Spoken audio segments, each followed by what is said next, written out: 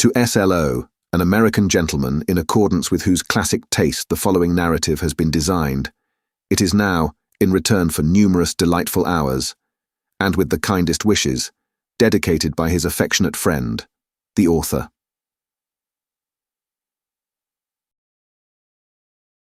To the hesitating purchaser, if sailor tales to sailor tunes, storm and adventure, heat and cold, if schooners, islands and maroons, and buccaneers, and buried gold, and all the old romance, retold exactly in the ancient way, can please, as me they pleased of old, the wiser youngsters of today. So be it, and fall on.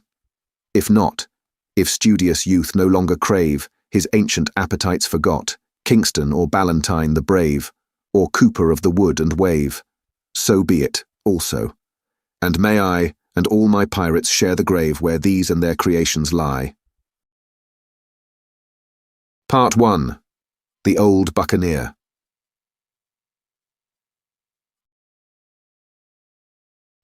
Chapter 1. The Old Sea Dog at the Admiral Benbow. Squire Trelawney, Dr. Livesey, and the rest of these gentlemen having asked me to write down the whole particulars about Treasure Island, from the beginning to the end, keeping nothing back but the bearings of the island, and that only because there is still treasure not yet lifted. I take up my pen in the year of grace 17, unknown, and go back to the time when my father kept the Admiral Benbow Inn, and the brown old seaman with the sabre cut first took up his lodging under our roof.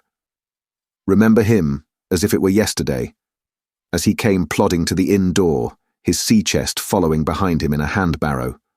A tall, strong, heavy, nut-brown man, his tarry pigtail falling over the shoulder of his soiled blue coat, his hands ragged and scarred, with black broken nails, and the sabre cut across one cheek, a dirty, livid white. I remember him looking round the cove and whistling to himself as he did so, and then breaking out in that old sea song that he sang so often afterwards. 15 men on the dead man's chest, yo-ho-ho and a bottle of rum, in the high, old, tottering voice that seemed to have been tuned and broken at the capstan bars. Then he rapped on the door with a bit of stick like a handspike that he carried, and when my father appeared, called roughly for a glass of rum. This, when it was brought to him, he drank slowly, like a connoisseur, lingering on the taste, and still looking about him at the cliffs and up at our signboard. "This is a handy cove," says he at length, "and a pleasant sitiated grog shop. Much company, mate?"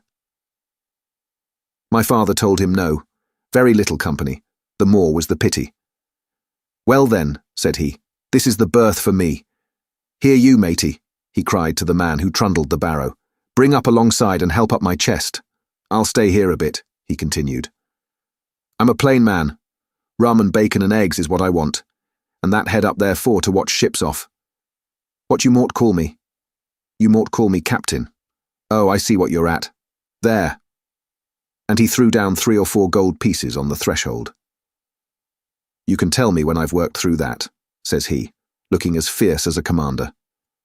And indeed, bad as his clothes were, and coarsely as he spoke, he had none of the appearance of a man who sailed before the mast, but seemed like a mate or skipper accustomed to be obeyed or to strike. The man who came with the barrow told us the mail had set him down the morning before at the Royal George, that he had inquired what inns there were along the coast, and hearing ours well spoken of, I suppose, and described as lonely, had chosen it from the others for his place of residence. And that was all we could learn of our guest. He was a very silent man by custom. All day he hung round the cove or upon the cliffs with a brass telescope. All evening he sat in a corner of the parlour next the fire and drank rum and water very strong.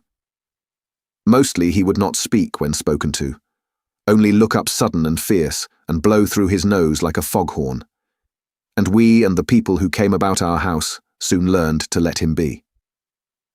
Every day when he came back from his stroll, he would ask if any seafaring men had gone by along the road.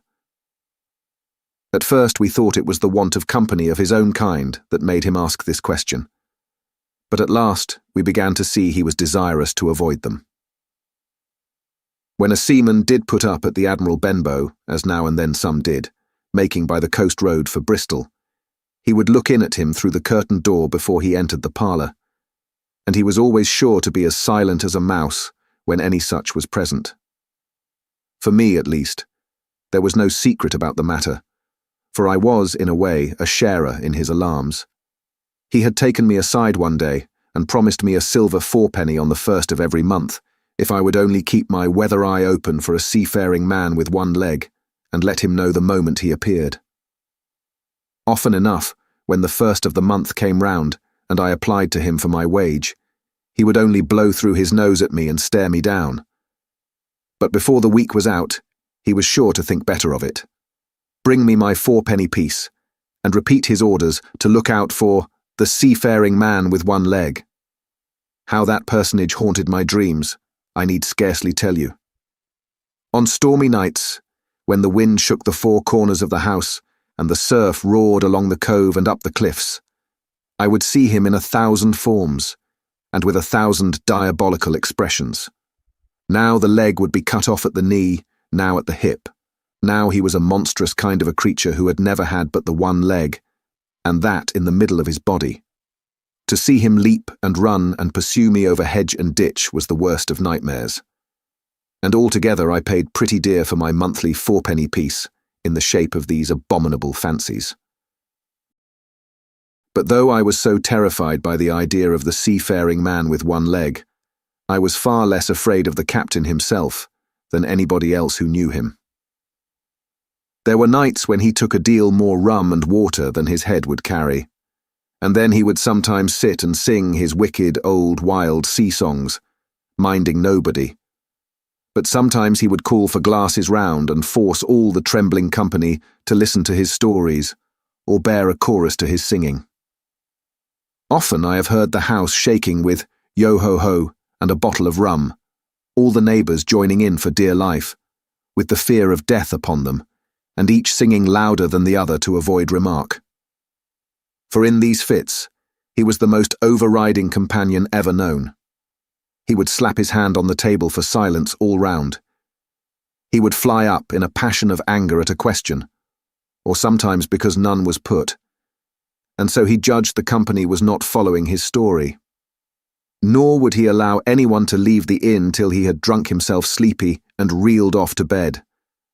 His stories were what frightened people worst of all. Dreadful stories they were, about hanging and walking the plank, and storms at sea, and the dry Tortugas, and wild deeds and places on the Spanish Main. By his own account he must have lived his life among some of the wickedest men that God ever allowed upon the sea, and the language in which he told these stories shocked our plain country people almost as much as the crimes that he described.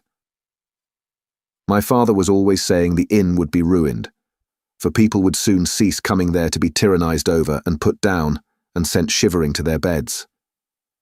But I really believe his presence did us good. People were frightened at the time, but on looking back they rather liked it. It was a fine excitement in a quiet country life, and there was even a party of the younger men who pretended to admire him, calling him a true sea dog and a real old salt, and such like names, and saying there was the sort of man that made England terrible at sea. In one way, indeed, he bade fair to ruin us, for he kept on staying week after week, and at last month after month, so that all the money had been long exhausted, and still my father never plucked up the heart to insist on having more. If ever he mentioned it, the captain blew through his nose so loudly that you might say he roared, and stared my poor father out of the room. I have seen him wringing his hands after such a rebuff, and I am sure the annoyance and the terror he lived in must have greatly hastened his early and unhappy death. All the time he lived with us, the captain made no change whatever in his dress, but to buy some stockings from a hawker. One of the cocks of his hat having fallen down, he let it hang from that day forth, though it was a great annoyance when it blew. I remember the appearance of his coat, which he patched himself upstairs in his room, and which, before the end, was nothing but patches. He never wrote or received a letter, and he never spoke with any but the neighbours, and with these, for the most part, only when drunk on rum. The great sea chest none of us had ever seen open. He was only once crossed, and that was towards the end, when my poor father was far gone in a decline that took him off. Dr. Livesey came late one afternoon to see the patient, took a bit of dinner from my mother, and went into the parlour to smoke a pipe until his horse should come down from the hamlet, for we had no stabling at the old Benbow. I followed him in, and I remember observing the contrast, the neat, bright doctor, with his powder as white as snow, and his bright black eyes and pleasant manners, made with the coltish country folk, and above all, with that filthy, heavy, bleared scarecrow of a pirate of ours, sitting, far gone in rum, with his arms on the table. Suddenly he, the captain that is, began to pipe up his eternal song, 15 men on the dead man's chest, yo-ho-ho and a bottle of rum, drink and the devil had done for the rest, yo-ho-ho and a bottle of rum. At first I had supposed the dead man's chest to be that identical big box of his upstairs in the front room, and the thought had been mingled in my nightmares with that of the one-legged seafaring man. But by this time we had all long ceased to pay any particular notice to the song. It was new that night, to nobody but Dr. Livesey, and on him I observed it did not produce an agreeable effect, for he looked up for a moment quite angrily, before he went on with his talk to old Taylor, the gardener, on a new cure for the rheumatics. In the meantime, the captain gradually brightened up at his own music, and at last flapped his hand upon the table before him, in a way we all knew to mean silence. The voices stopped at once, all but Dr. Livesey's. He went on as before, speaking clear and kind, and drawing briskly at his pipe between every word or two. The captain glared at him for a while, flapped his hand again, glared still harder, and at last broke out with a villainous low oath. "Silence there between decks!" "Were you addressing me, sir?" says the doctor, and when the ruffian had told him, with another oath, that this was so. "I have only one thing to say to you, sir," replies the doctor, "that if you keep on drinking rum, the world will soon be quit of a very dirty scoundrel." The old fellow's fury was awful. He sprang to his feet, drew and opened a sailor's clasp knife, and balancing it open on the palm of his hand, threatened to pin the doctor to the wall. The doctor never so much as moved. He spoke to him as before, over his shoulder, and in the same tone of voice, rather high, so that all the room might hear, but perfectly calm and steady. "If you do not put that knife this instant in your pocket, I promise, upon my honour, you shall hang at the next assizes." Then followed a battle of looks between them, but the captain soon knuckled under, put up his weapon, and resumed his seat, grumbling like a beaten dog. "And now, sir," continued the doctor, "since I now know there's such a fellow in my district, you may count I'll have an eye upon you day and night. I'm not a doctor only, I'm a magistrate, and if I catch a breath of complaint against you, if it's only for a piece of incivility like tonight's, I'll take effectual means to have you hunted down and routed out of this. Let that suffice." Soon after, Dr. Livesey's horse came to the door and he rode away, but the captain held his peace that evening, and for many evenings to come. Chapter 2. Black Dog appears and disappears. It was not very long after this that there occurred the first of the mysterious events that rid us at last of the captain, though not, as you will see, of his affairs. It was a bitter cold winter, with long, hard frosts and heavy gales, and it was plain from the first that my poor father was little likely to see the spring. He sank daily, and my mother and I had all the inn upon our hands, and were kept busy enough without paying much regard to our unpleasant guest. It was one January morning, very early, a pinching, frosty morning, the cove all grey with hoar-frost, the ripple lapping softly on the stones, the sun still low and only touching the hilltops and shining far to seaward. The captain had risen earlier than usual and set out down the beach, his cutlass swinging under the broad skirts of the old blue coat, his brass telescope under his arm, his hat tilted back upon his head. I remember his breath hanging like smoke in his wake as he strode off, and the last sound I heard of him as he turned the big rock was a loud snort of indignation, as though his mind was still running upon Dr. Livesey. Well, Mother was upstairs with Father, and I was laying the breakfast table against the captain's return when the parlour door opened, and a man stepped in on whom I had never set my eyes before. He was a pale, tallowy creature, wanting 2 fingers of the left hand, and though he wore a cutlass, he did not look much like a fighter. I had always my eye open for seafaring men, with 1 leg or 2, and I remember this one puzzled me. He was not sailorly, and yet he had a smack of the sea about him too. I asked him what was for his service, and he said he would take rum. But as I was going out of the room to fetch it, he sat down upon a table and motioned me to draw near. I paused where I was, with my napkin in my hand. "Come here, Sonny," says he. "Come nearer here." I took a step nearer. "Is this here table for my mate Bill?" he asked with a kind of leer. I told him I did not know his mate Bill, and this was for a person who stayed in our house whom we called the captain. "Well," said he, "my mate Bill would be called the captain, as like as not. He has a cut on 1 cheek and a mighty pleasant way with him, particularly in drink, has my mate Bill. We'll put it, for argument like, that your captain has a cut on 1 cheek, and we'll put it, if you like, that that cheek's the right one. Ah, well, I told you. Now, is my mate Bill in this here house?" I told him he was out walking. "Which way, Sonny? Which way is he gone?"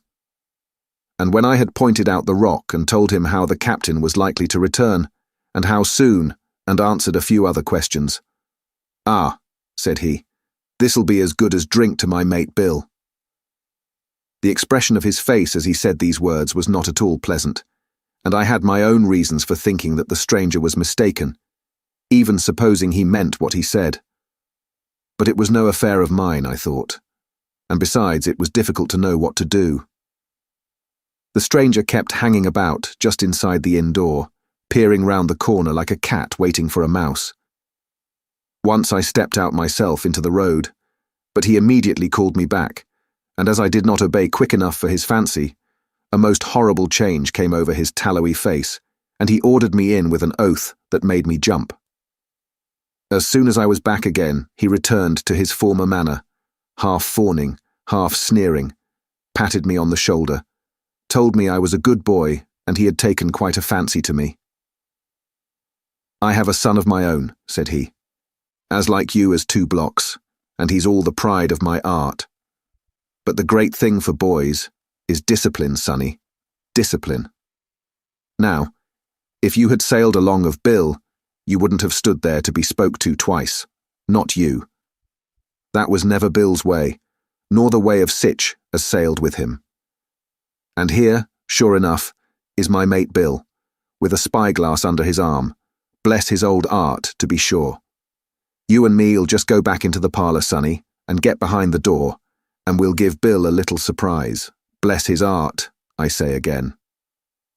So saying, the stranger backed along with me into the parlour and put me behind him in the corner so that we were both hidden by the open door.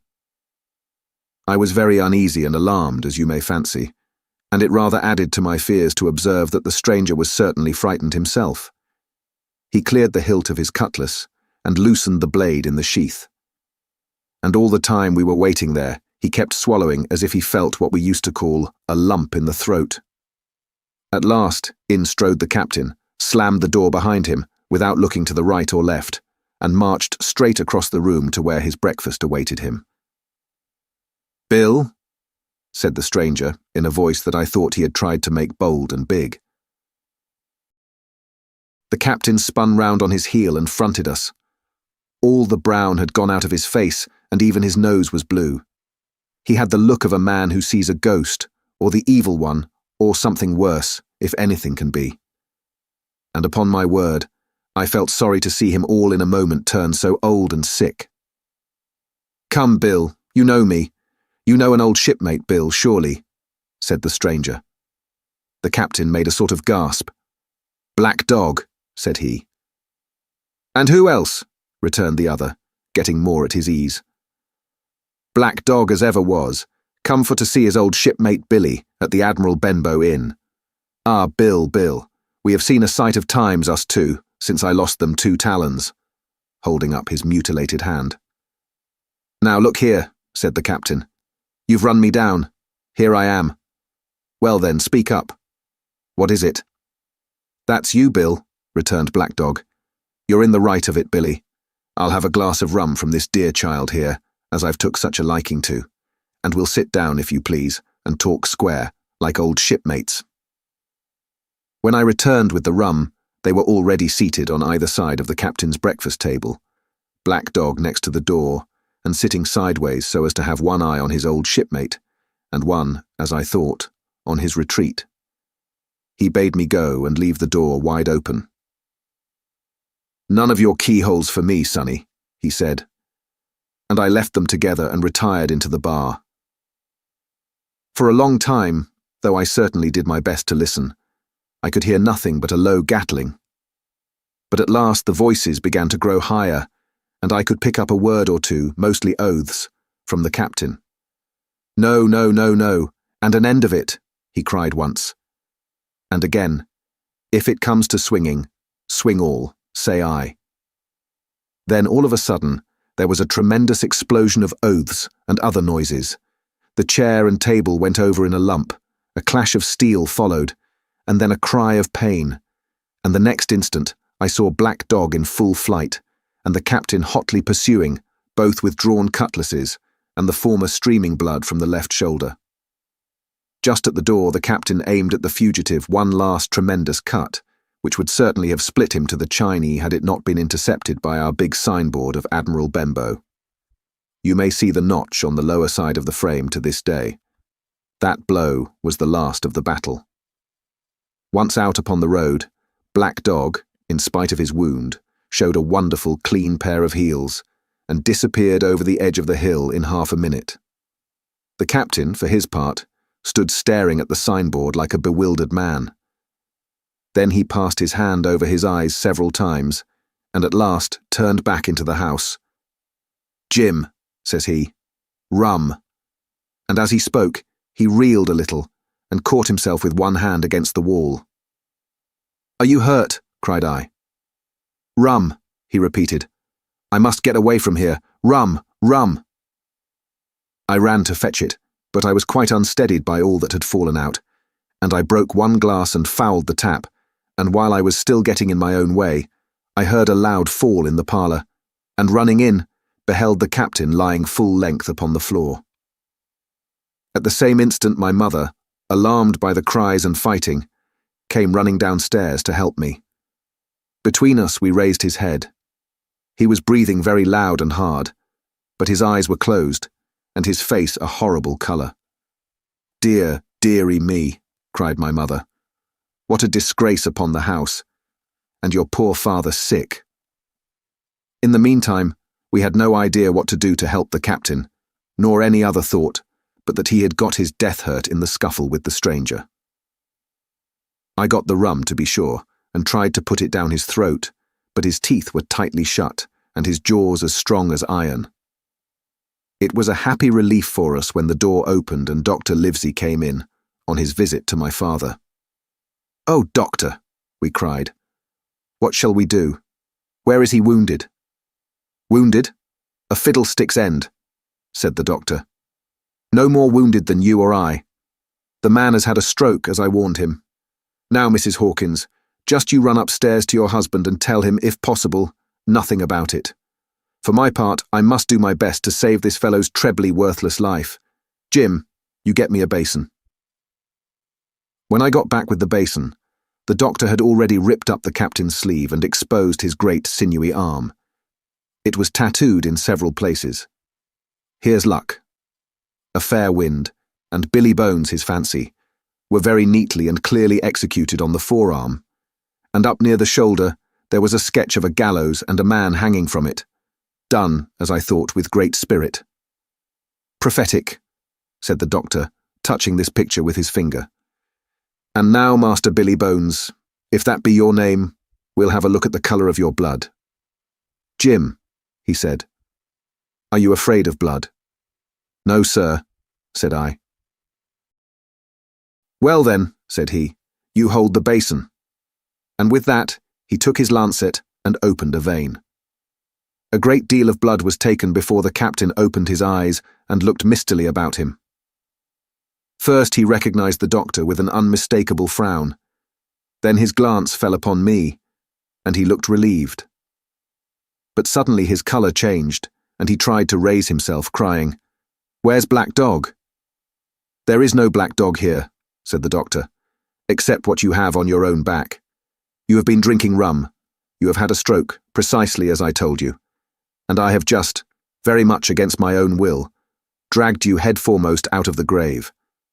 Now, Mr. Bones—" "That's not my name," he interrupted. "Much I care," returned the doctor. "It's the name of a buccaneer of my acquaintance, and I call you by it for the sake of shortness, and what I have to say to you is this. One glass of rum won't kill you, but if you take one, you'll take another and another, and I stake my wig, if you don't break off short, you'll die. Do you understand that? Die, and go to your own place, like the man in the Bible. Come now, make an effort. I'll help you to your bed for once." Between us, with much trouble, we managed to hoist him upstairs and laid him on his bed, where his head fell back on the pillow as if he were almost fainting. "Now mind you," said the doctor, "I clear my conscience. The name of rum for you is death." And with that, he went off to see my father, taking me with him by the arm. "This is nothing," he said, as soon as he had closed the door. "I have drawn blood enough to keep him quiet a while. He should lie for a week where he is. That is the best thing for him and you. But another stroke would settle him." Chapter 3. The Black Spot. About noon I stopped at the captain's door with some cooling drinks and medicines. He was lying very much as we had left him, only a little higher, and he seemed both weak and excited. "Jim," he said, "you're the only one here that's worth anything, and you know I've been always good to you. Never a month but I've given you a silver fourpenny for yourself. And now you see, mate, I'm pretty low, and deserted by all. And Jim, you'll bring me one noggin of rum now, won't you, matey?" "The doctor," I began. But he broke in cursing the doctor, in a feeble voice but heartily. "Doctors is all swabs," he said. "And that doctor there, why, what do he know about seafaring men? I've been in places hot as pitch, and mates dropping round with yellowjack, and the blessed land a heaving like the sea with earthquakes. What do the doctor know of lands like that? And I lived on rum, I tell you. It's been meat and drink, and man and wife to me. And if I'm not to have my rum now, I'm a poor old hulk on a lee shore. My blood'll be on you, Jim, and that doctor swab." And he ran on again for a while with curses. "Look, Jim, how my fingers fidges," he continued in the pleading tone. "I can't keep 'em still, not I. I haven't had a drop this blessed day. That doctor's a fool, I tell you. If I don't have a dram of rum, Jim, I'll have the horrors. I seen some on 'em already. I seen old Flint in the corner there, behind you. As plain as print, I seen him. And if I get the horrors, I'm a man that has lived rough, and I'll raise Cain. Your doctor himself said one glass wouldn't hurt me. I'll give you a golden guinea for a noggin, Jim." He was growing more and more excited, and this alarmed me for my father, who was very low that day and needed quiet. Besides, I was reassured by the doctor's words, now quoted to me, and rather offended by the offer of a bribe. "I want none of your money," said I, "but what you owe my father.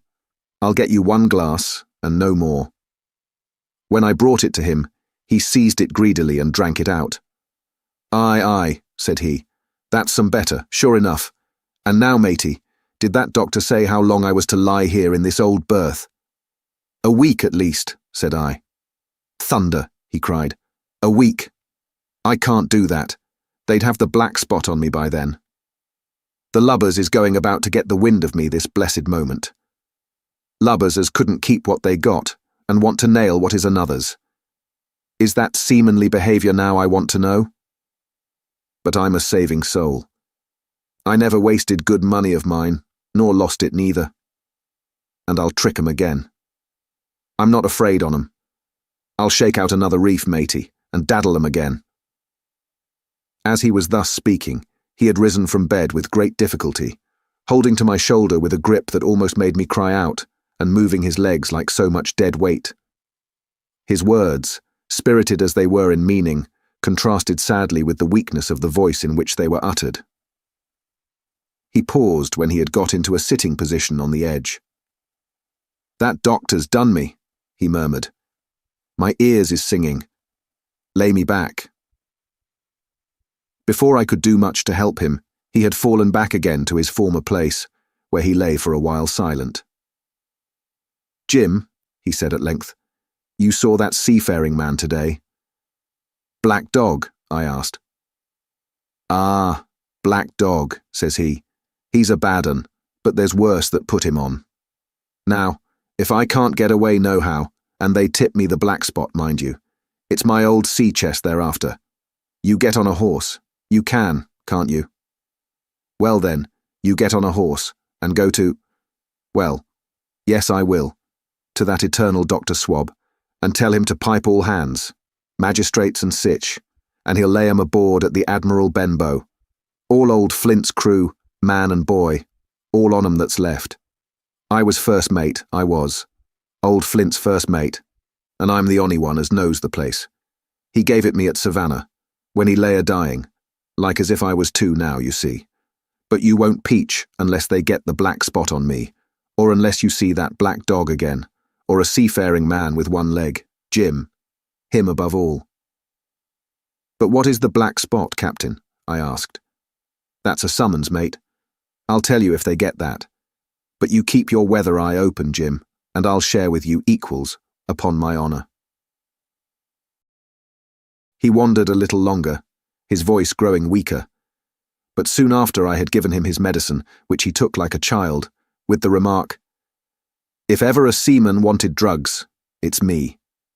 He fell at last into a heavy, swoon-like sleep, in which I left him.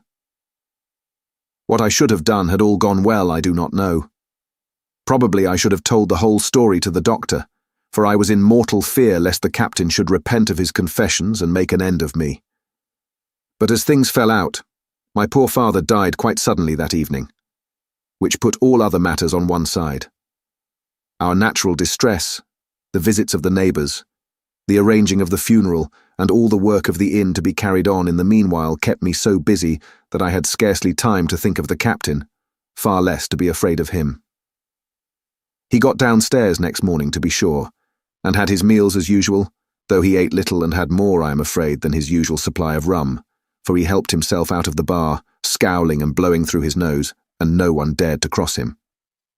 On the night before the funeral, he was as drunk as ever, and it was shocking, in that house of mourning, to hear him singing away at his ugly old sea-song. But weak as he was, we were all in the fear of death for him, and the doctor was suddenly taken up with a case many miles away, and was never near the house after my father's death. I have said the captain was weak, and indeed he seemed rather to grow weaker than regain his strength. He clambered up and down stairs, and went from the parlour to the bar and back again, and sometimes put his nose out of doors to smell the sea, holding on to the walls as he went for support, and breathing hard and fast like a man on a steep mountain. He never particularly addressed me, and it is my belief he had as good as forgotten his confidences. But his temper was more flighty, and allowing for his bodily weakness, more violent than ever. He had an alarming way now when he was drunk of drawing his cutlass and laying it bare before him on the table. But with all that, he minded people less and seemed shut up in his own thoughts and rather wandering. Once, for instance, to our extreme wonder, he piped up to a different air, a kind of country love song that he must have learned in his youth before he had begun to follow the sea. So things passed until, the day after the funeral, and about 3 o'clock of a bitter, foggy, frosty afternoon, I was standing at the door for a moment, full of sad thoughts about my father, when I saw someone drawing slowly near along the road. He was plainly blind, for he tapped before him with a stick and wore a great green shade over his eyes and nose, and he was hunched, as if with age or weakness, and wore a huge old tattered sea cloak with a hood that made him appear positively deformed. I never saw in my life a more dreadful-looking figure. He stopped a little from the inn, and raising his voice in an odd sing-song, addressed the air in front of him. "Will any kind friend inform a poor blind man, who has lost the precious sight of his eyes in the gracious defence of his native country, England, and God bless King George, where or in what part of this country he may now be?" "You are at the Admiral Benbow, Black Hill Cove, my good man," said I. "I hear a voice," said he, "a young voice. Will you give me your hand, my kind young friend, and lead me in?" I held out my hand, and the horrible, soft-spoken, eyeless creature gripped it in a moment like a vice. I was so much startled that I struggled to withdraw, but the blind man pulled me close up to him with a single action of his arm. "Now, boy," he said, "take me in to the captain." "Sir," said I, "upon my word I dare not." "Oh," he sneered, "that's it. Take me in straight or I'll break your arm." And he gave it as he spoke, a wrench that made me cry out. "Sir," said I, "it is for yourself, I mean. The captain is not what he used to be. He sits with a drawn cutlass. Another gentleman—" "Come now, march," interrupted he. And I never heard a voice so cruel and cold and ugly as that blind man's. It cowed me more than the pain, and I began to obey him at once, walking straight in at the door and towards the parlour, where our sick old buccaneer was sitting, dazed with rum. The blind man clung close to me, holding me in one iron fist and leaning almost more of his weight on me than I could carry. "Lead me straight up to him, and when I'm in view, cry out, 'Here's a friend for you, Bill.' If you don't, I'll do this." And with that, he gave me a twitch that I thought would have made me faint. Between this and that, I was so utterly terrified of the blind beggar that I forgot my terror of the captain, and as I opened the parlour door, cried out the words he had ordered in a trembling voice. The poor captain raised his eyes, and at one look the rum went out of him and left him staring sober. The expression of his face was not so much of terror as of mortal sickness. He made a movement to rise, but I do not believe he had enough force left in his body. "Now, Bill, sit where you are," said the beggar. "If I can't see, I can hear a finger stirring. Business is business. Hold out your left hand. Boy, take his left hand by the wrist and bring it near to my right." We both obeyed him to the letter, and I saw him pass something from the hollow of the hand that held his stick into the palm of the captain's, which closed upon it instantly. "And now that's done," said the blind man. And at the words, he suddenly left hold of me, and with incredible accuracy and nimbleness, skipped out of the parlour and into the road, where, as I still stood motionless, I could hear his stick go tap-tap-tapping into the distance. It was some time before either I or the captain seemed to gather our senses, but at length, and about at the same moment, I released his wrist, which I was still holding, and he drew in his hand and looked sharply into the palm. 10 o'clock, he cried. 6 hours. We'll do them yet. And he sprang to his feet. Even as he did so, he reeled, put his hand to his throat, stood swaying for a moment, and then, with a peculiar sound, fell from his whole height, face foremost to the floor. I ran to him at once, calling to my mother, but haste was all in vain. The captain had been struck dead by thundering apoplexy. It is a curious thing to understand, for I had certainly never liked the man, though of late I had begun to pity him. But as soon as I saw that he was dead, I burst into a flood of tears. It was the second death I had known, and the sorrow of the first was still fresh in my heart. Chapter 4. The Sea Chest. I lost no time, of course, in telling my mother all that I knew, and perhaps should have told her long before, and we saw ourselves at once in a difficult and dangerous position. Some of the man's money, if he had any, was certainly due to us, but it was not likely that our captain's shipmates, above all the 2 specimens seen by me, Black Dog and the blind beggar, would be inclined to give up their booty in payment of the dead man's debts. The captain's order to mount at once and ride for Dr. Livesey would have left my mother alone and unprotected, which was not to be thought of. Indeed, it seemed impossible for either of us to remain much longer in the house. The fall of coals in the kitchen grate, the very ticking of the clock, filled us with alarms. The neighbourhood, to our ears, seemed haunted by approaching footsteps, and what between the dead body of the captain on the parlour floor and the thought of that detestable blind beggar hovering near at hand and ready to return, there were moments when, as the saying goes, I jumped in my skin for terror. Something must speedily be resolved upon, and it occurred to us at last to go forth together and seek help in the neighbouring hamlet. No sooner said than done. Bareheaded as we were, we ran out at once in the gathering evening and the frosty fog. The hamlet lay not many 100 yards away, though out of view, on the other side of the next cove. And what greatly encouraged me, it was in an opposite direction from that whence the blind man had made his appearance, and whither he had presumably returned. We were not many minutes on the road, though we sometimes stopped to lay hold of each other and hearken. But there was no unusual sound, nothing but the low wash of the ripple and the croaking of the inmates of the wood. It was already candlelight when we reached the hamlet, and I shall never forget how much I was cheered to see the yellow shine in doors and windows. But that, as it proved, was the best of the help we were likely to get in that quarter. For, you would have thought men would have been ashamed of themselves, no soul would consent to return with us to the Admiral Benbow. The more we told of our troubles, the more, man, woman, and child, they clung to the shelter of their houses. The name of Captain Flint, though it was strange to me, was well enough known to some there and carried a great weight of terror. Some of the men who had been to field work on the far side of the Admiral Benbow remembered, besides, to have seen several strangers on the road, and taking them to be smugglers, to have bolted away, and one at least had seen a little lugger in what we called Kit's Hole. For that matter, anyone who was a comrade of the captain's was enough to frighten them to death. And the short and the long of the matter was, that while we could get several who were willing enough to ride to Dr. Livesey's, which lay in another direction, not one would help us to defend the inn. They say cowardice is infectious, but then argument is, on the other hand, a great emboldener. And so when each had said his say, my mother made them a speech. She would not, she declared, lose money that belonged to her fatherless boy. If none of the rest of you dare, she said, Jim and I dare.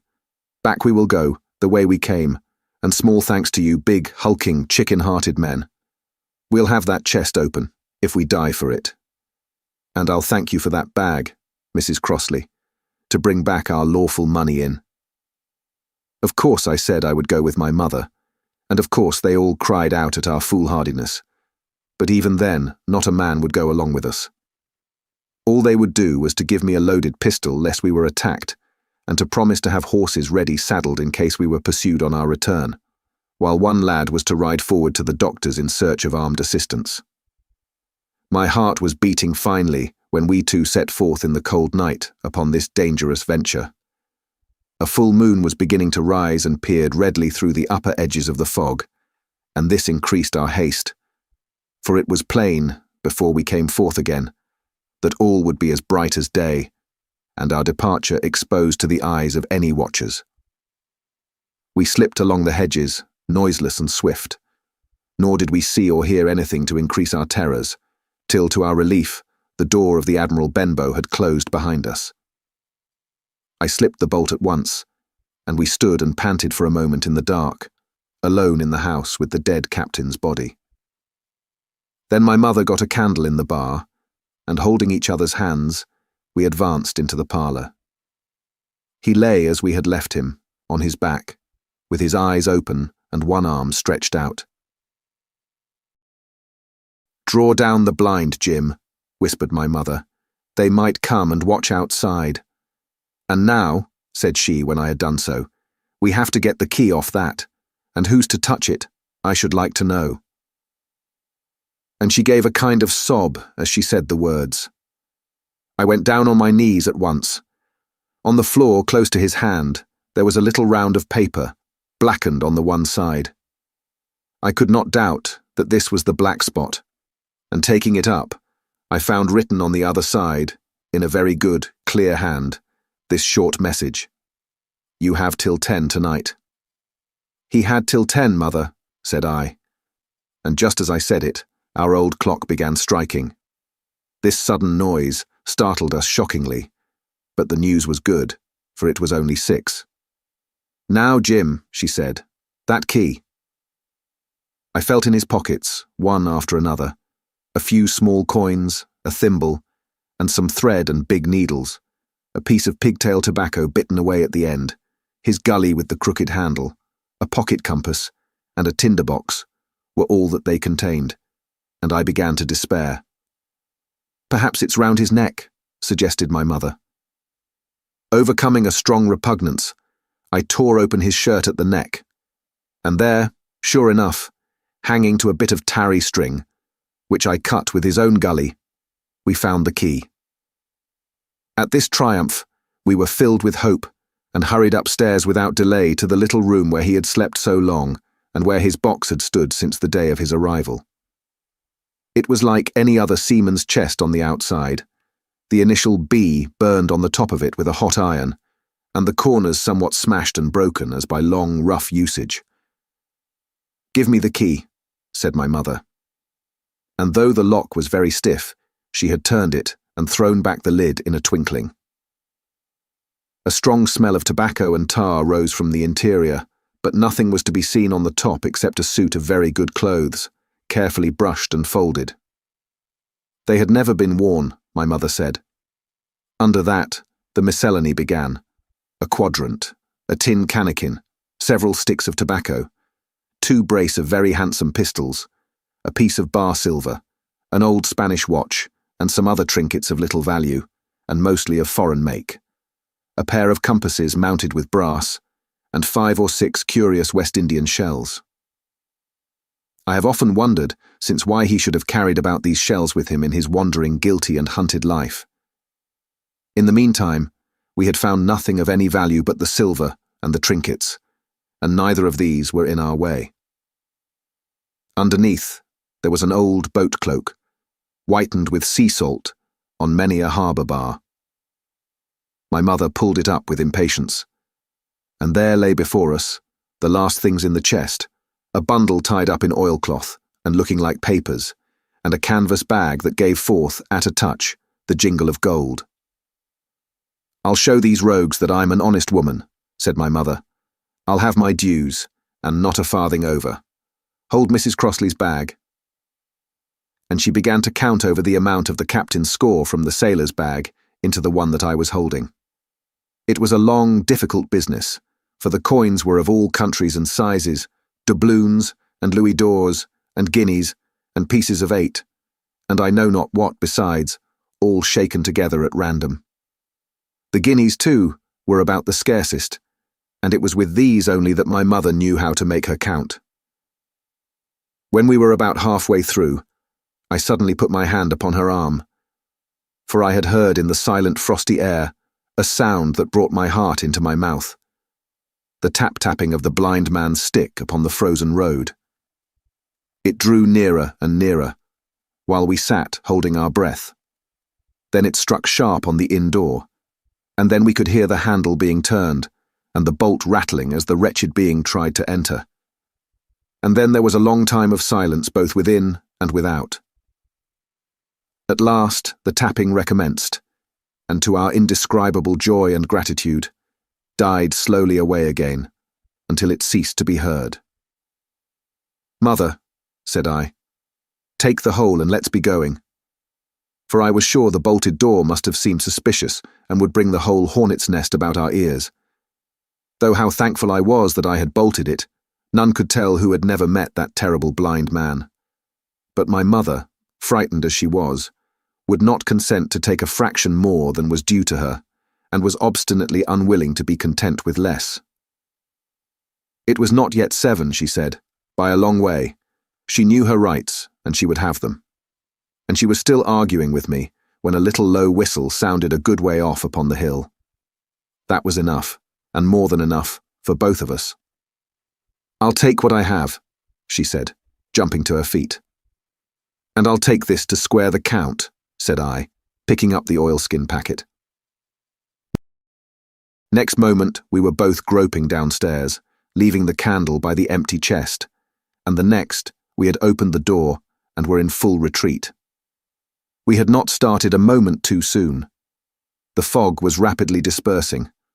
Already the moon shone quite clear on the high ground on either side, and it was only in the exact bottom of the dell and round the tavern door that a thin veil still hung unbroken to conceal the first steps of our escape. Far less than halfway to the hamlet, very little beyond the bottom of the hill, we must come forth into the moonlight. Nor was this all, for the sound of several footsteps running came already to our ears, and as we looked back in their direction, a light tossing to and fro and still rapidly advancing showed that one of the newcomers carried a lantern. "My dear," said my mother suddenly, "take the money and run on. I am going to faint." This was certainly the end for both of us, I thought. How I cursed the cowardice of the neighbours. How I blamed my poor mother for her honesty and her greed, for her past foolhardiness and present weakness. We were just at the little bridge by good fortune, and I helped her, tottering as she was, to the edge of the bank, where, sure enough, she gave a sigh and fell on my shoulder.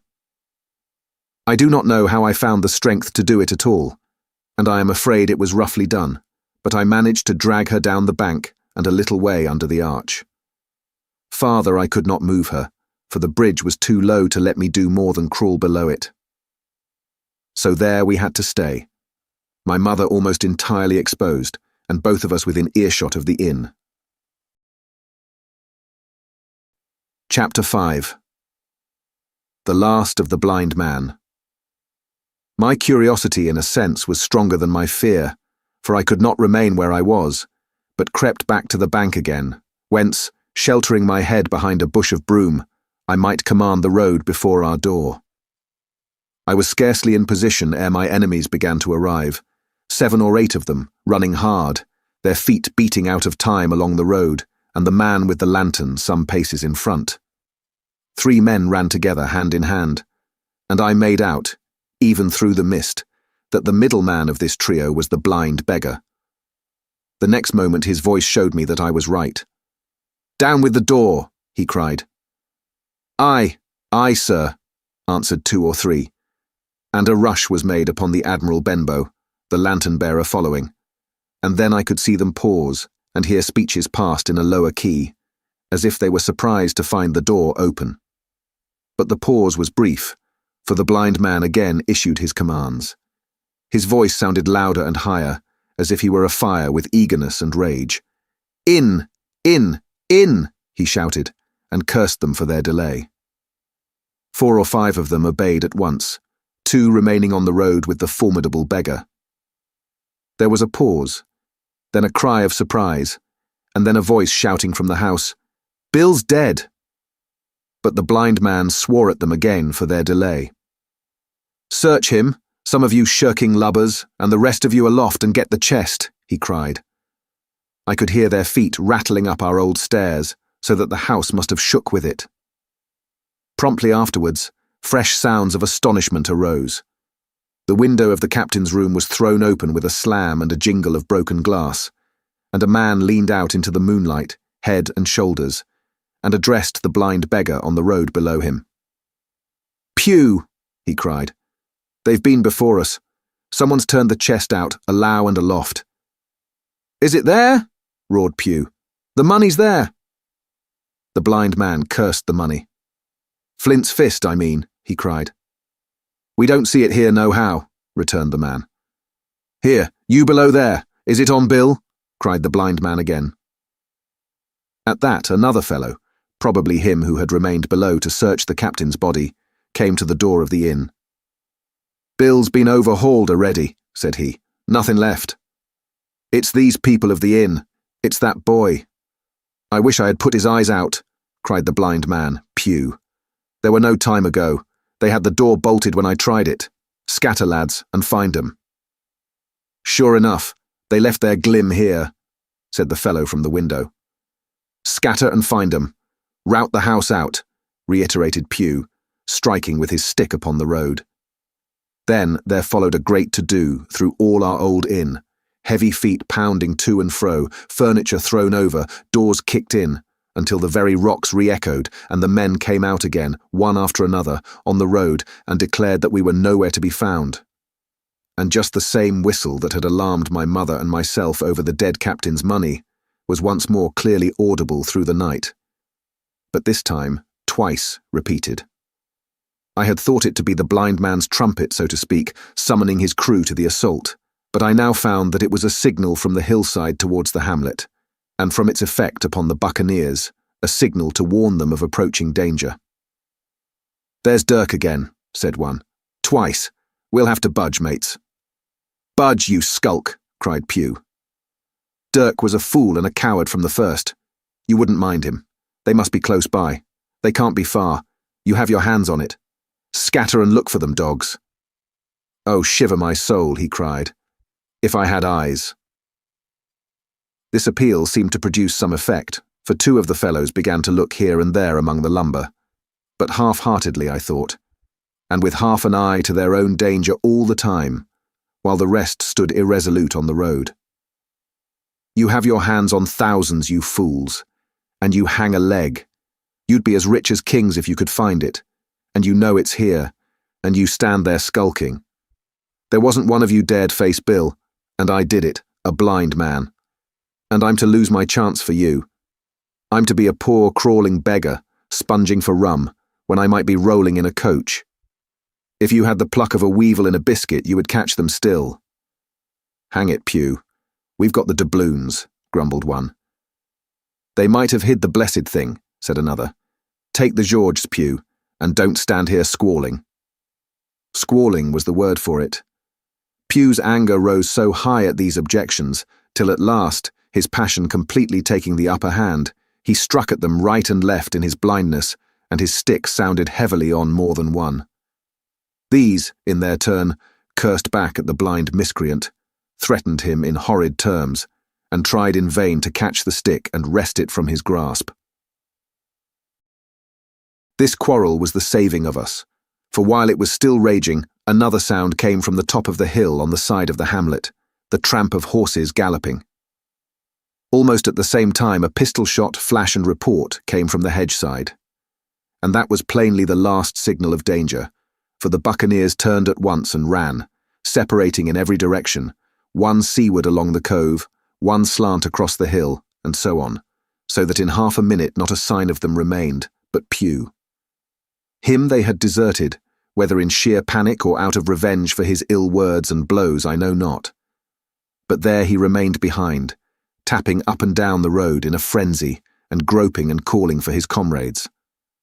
Finally, he took a wrong turn and ran a few steps past me towards the hamlet, crying, "Johnny, Black Dog, Dirk," and other names. "You won't leave old Pugh, mates, not old Pugh." Just then, the noise of horses topped the rise, and 4 or 5 riders came in sight in the moonlight and swept at full gallop down the slope.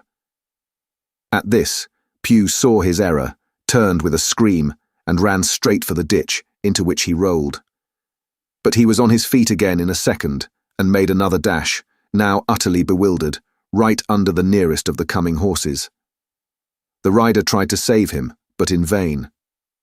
Down went Pugh with a cry that rang high into the night, and the 4 hoofs trampled and spurned him and passed by. He fell on his side, then gently collapsed upon his face and moved no more. I leaped to my feet and hailed the riders.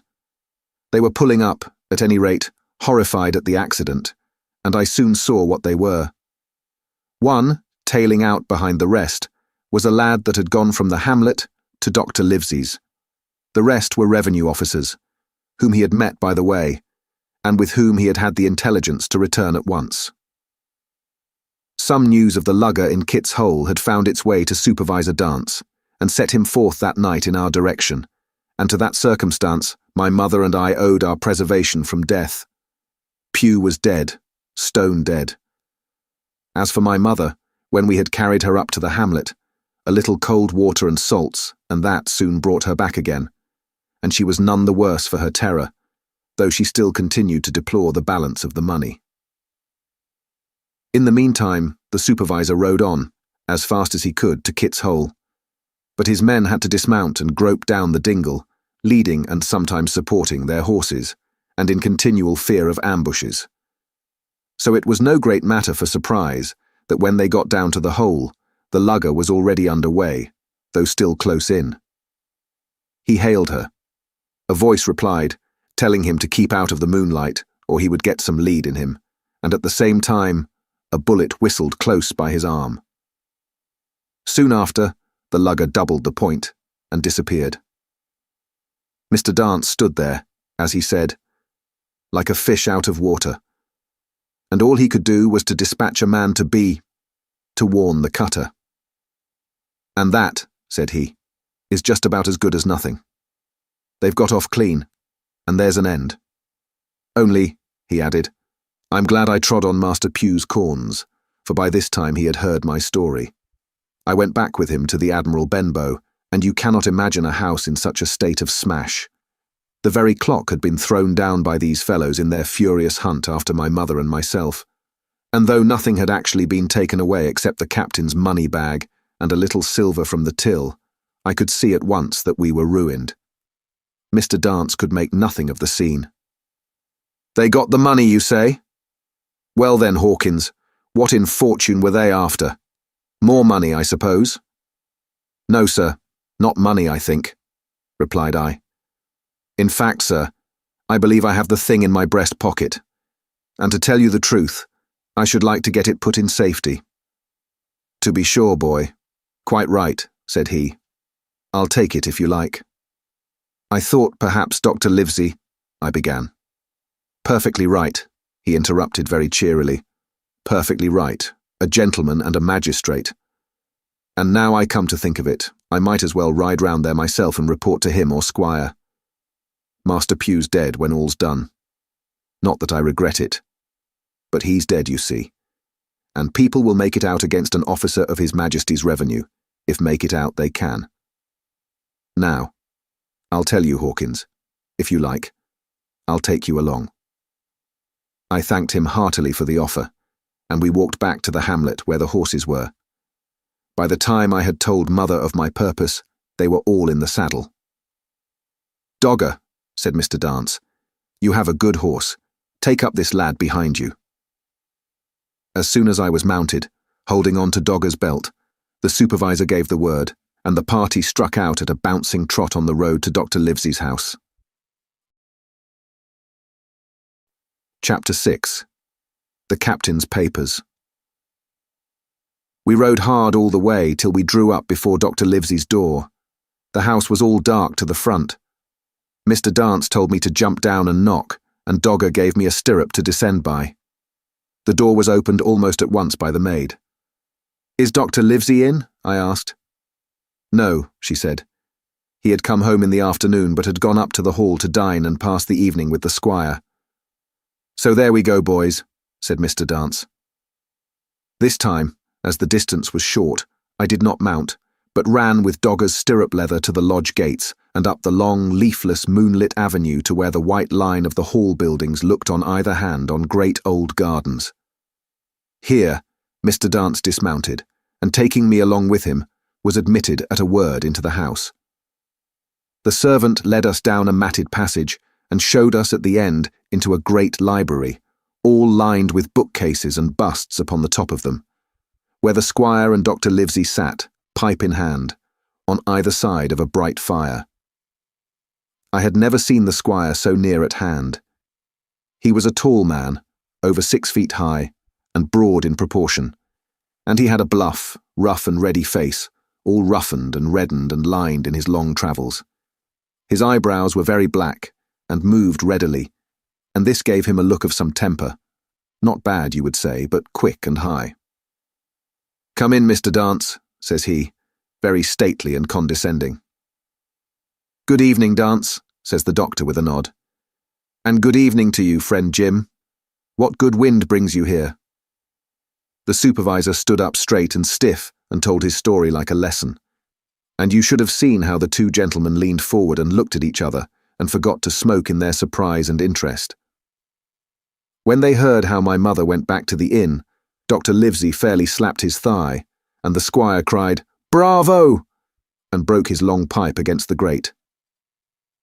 Long before it was done, Mr. Trelawney, that, you will remember, was the squire's name, had got up from his seat and was striding about the room, and the doctor, as if to hear the better, had taken off his powdered wig and sat there looking very strange indeed with his own close-cropped black poll.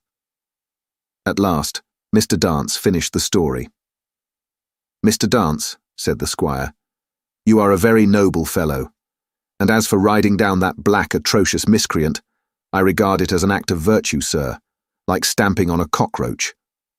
This lad Hawkins is a trump, I perceive. Hawkins, will you ring that bell? Mr. Dance must have some ale." "And so, Jim," said the doctor, "you have the thing that they were after, have you?" "Here it is, sir," said I, and gave him the oilskin packet. The doctor looked it all over, as if his fingers were itching to open it. But instead of doing that, he put it quietly in the pocket of his coat. "Squire," said he, "when Dance has had his ale, he must, of course, be off on his Majesty's service. But I mean to keep Jim Hawkins here to sleep at my house, and with your permission, I propose we should have up the cold pie and let him sup." "As you will, Livesey," said the squire. "Hawkins has earned better than cold pie." So a big pigeon pie was brought in and put on a side table, and I made a hearty supper, for I was as hungry as a hawk, while Mr. Dance was further complimented and at last dismissed. "And now, squire," said the doctor. "And now, Livesey," said the squire in the same breath. One at a time," laughed Dr. Livesey. "You have heard of this Flint, I suppose?" "Heard of him?" cried the squire. "Heard of him, you say? He was the bloodthirstiest buccaneer that sailed." Blackbeard was a child to Flint. The Spaniards were so prodigiously afraid of him that, I tell you, sir, I was sometimes proud he was an Englishman. I've seen his top sails with these eyes, off Trinidad, and the cowardly son of a rum puncheon that I sailed with put back, sir, into Port of Spain." "Well, I've heard of him myself in England," said the doctor. "But the point is, had he money?" "Money," cried the squire. "Have you heard the story? What were these villains after but money? What do they care for but money? For what would they risk their rascal carcasses but money?" "That we shall soon know," replied the doctor. "But you are so confoundedly hot-headed and exclamatory that I cannot get a word in. What I want to know is this. Supposing that I have here in my pocket some clue to where Flint buried his treasure, will that treasure amount to much?" "Amount, sir," cried the squire. "It will amount to this. If we have the clue you talk about, I fit out a ship in Bristol Dock, and take you and Hawkins here along, and I'll have that treasure if I search a year." "Very well," said the doctor. "Now then, if Jim is agreeable, we'll open the packet." And he laid it before him on the table. The bundle was sewn together, and the doctor had to get out his instrument case and cut the stitches with his medical scissors. It contained two things, a book and a sealed paper. "First of all, we'll try the book," observed the doctor. The squire and I were both peering over his shoulder as he opened it, for Dr. Livesey had kindly motioned me to come round from the side table, where I had been eating, to enjoy the sport of the search. On the first page there were only some scraps of writing, such as a man with a pen in his hand might make for idleness or practice. One was the same as the tattoo mark, Billy Bones his fancy. Then there was, Mr. W. Bones, mate, no more rum, off Palm Key he got it, and some other snatches, mostly single words and unintelligible. I could not help wondering who it was that had got it, and what it was that he got. A knife in his back, as like as not. "Not much instruction there," said Dr. Livesey as he passed on. The next 10 or 12 pages were filled with a curious series of entries. There was a date at one end of the line, and at the other a sum of money, as in common account books, but instead of explanatory writing, only a varying number of crosses between the two. On the 12th of June 1745, for instance, a sum of £70 had plainly become due to someone, and there was nothing but 6 crosses to explain the cause. In a few cases, to be sure, the name of a place would be added as Ofe Caracas, or a mere entry of latitude and longitude, as 62 degrees, 17 minutes 20 seconds, 19 degrees, 2 minutes 40 seconds.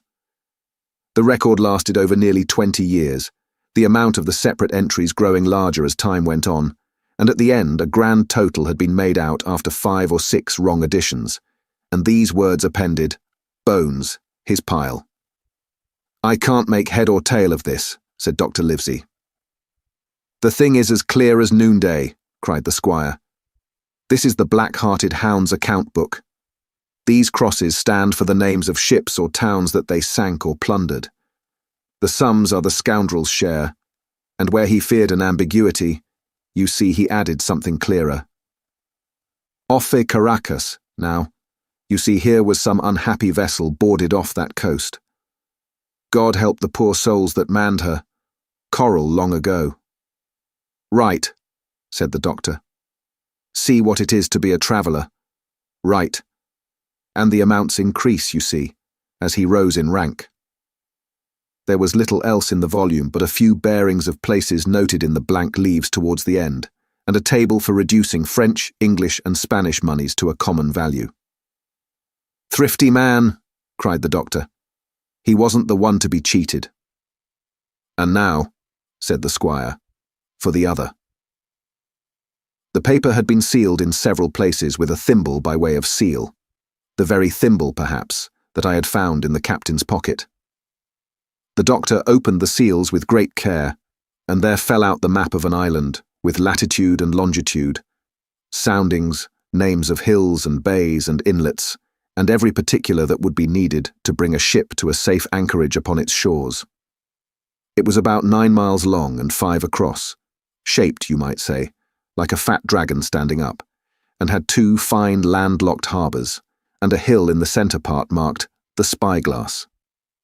There were several editions of a later date, but above all, 3 crosses of red ink, 2 on the north part of the island, 1 in the southwest, and beside this last, in the same red ink, and in a small, neat hand, very different from the captain's tottery characters, these words, "Bulk of treasure here." Over on the back, the same hand had written this further information: "Tall tree, Spyglass shoulder, bearing a point to the north of north-northeast, Skeleton Island east-southeast, and by east 10 feet. The bar silver is in the north cache. You can find it by the trend of the east hummock, 10 fathoms south of the black crag with the face on it. The arms are easy found, in the sand hill, north point of North Inlet Cape, bearing east and a quarter north. J.F." That was all. But brief as it was, and to me incomprehensible, it filled the squire and Dr. Livesey with delight. "Livesey," said the squire, "you will give up this wretched practice at once. Tomorrow I start for Bristol. In 3 weeks' time, 3 weeks, 2 weeks, 10 days, we'll have the best ship, sir, and the choicest crew in England. Hawkins shall come as cabin boy. You'll make a famous cabin boy, Hawkins. You, Livesey, are ship's doctor. I am admiral. We'll take Redruth, Joyce, and Hunter. We'll have favourable winds, a quick passage, and not the least difficulty in finding the spot, and money to eat, to roll in, to play duck and drake with ever after." "Trelawney," said the doctor, "I'll go with you, and I'll go bail for it, so will Jim, and be a credit to the undertaking. There's only one man I'm afraid of." "And who's that?" cried the squire. "Name the dog, sir." "You," replied the doctor, "for you cannot hold your tongue. We are not the only men who know of this paper. These fellows who attacked the inn tonight, bold, desperate blades for sure, and the rest who stayed aboard that lugger, and more, I dare say, not far off, are, one and all, through thick and thin, bound that they'll get that money. We must none of us go alone till we get to sea. Jim and I shall stick together in the meanwhile. You'll take Joyce and Hunter when you ride to Bristol, and from first to last, not one of us must breathe a word of what we've found." "Livesey," returned the squire, "you are always in the right of it. I'll be as silent as the grave." Part 2. The Sea Cook.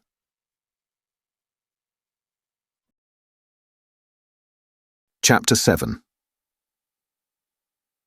I go to Bristol.